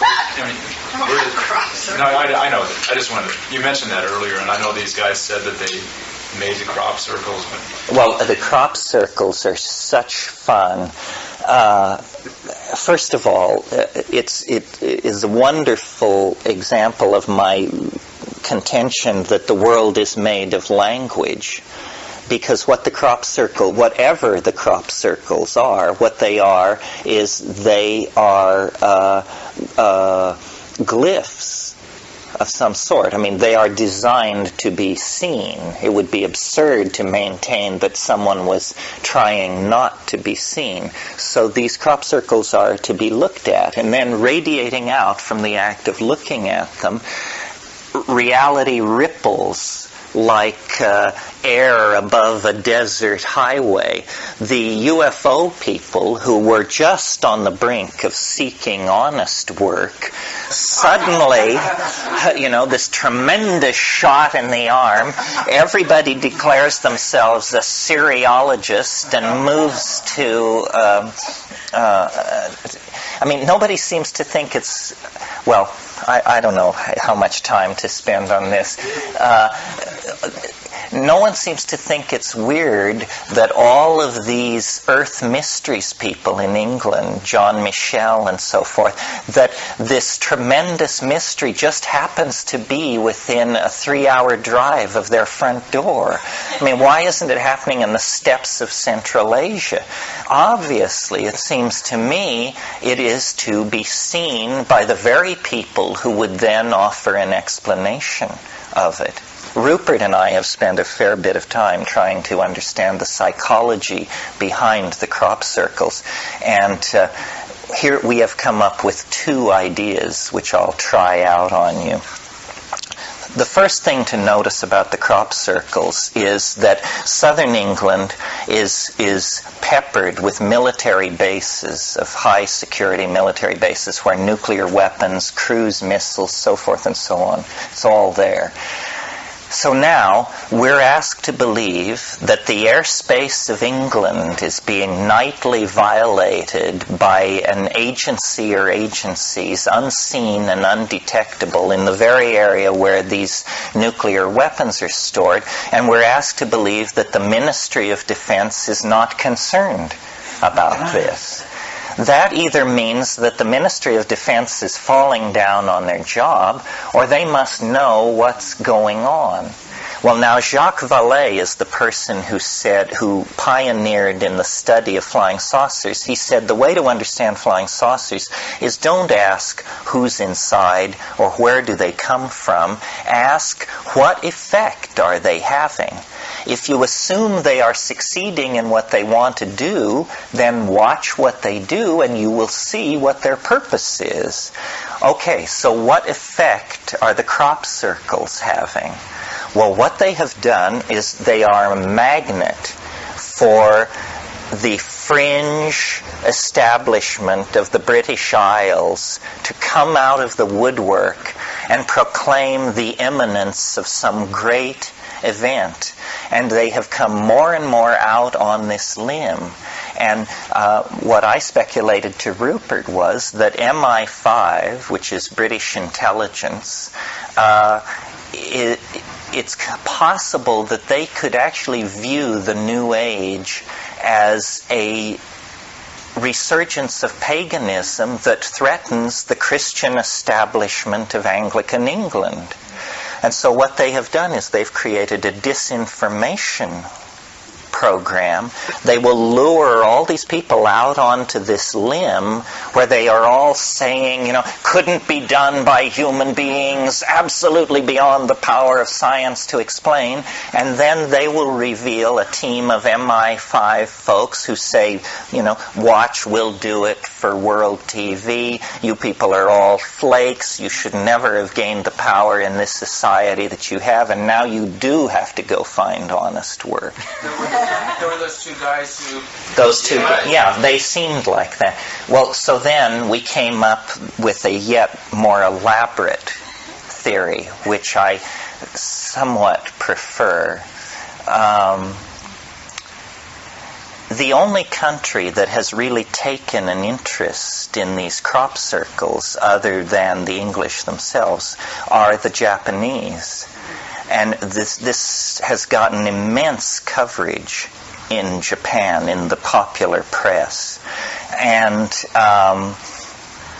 when you go to these crop circles, the number of Japanese is astonishing, because it has been written into all these tours, apparently, and it's a photographic subject, and it's very courant, and so forth. So it's a big deal. So what I suggested to Rupert was MITI, which is the Ministry of Trade and Industry, is obviously carrying on a clandestine project in the study of semiotics, in the study of the Western mind and how it relates to the manipulation of certain symbols, because they are in charge of marketing and advertising and creating marketing psychology in Japan. So what I think we're dealing with here is a ultra-clandestine team of ninja stem snappers who pose as Japanese tourists and television crews and so forth, and then at the drop of a hat can flash into this Zen stem snapping mode and create these things. And the press that it generates and the discussion provides a very deep index into the English mind. Notice how eerily appealing to the English mind this is.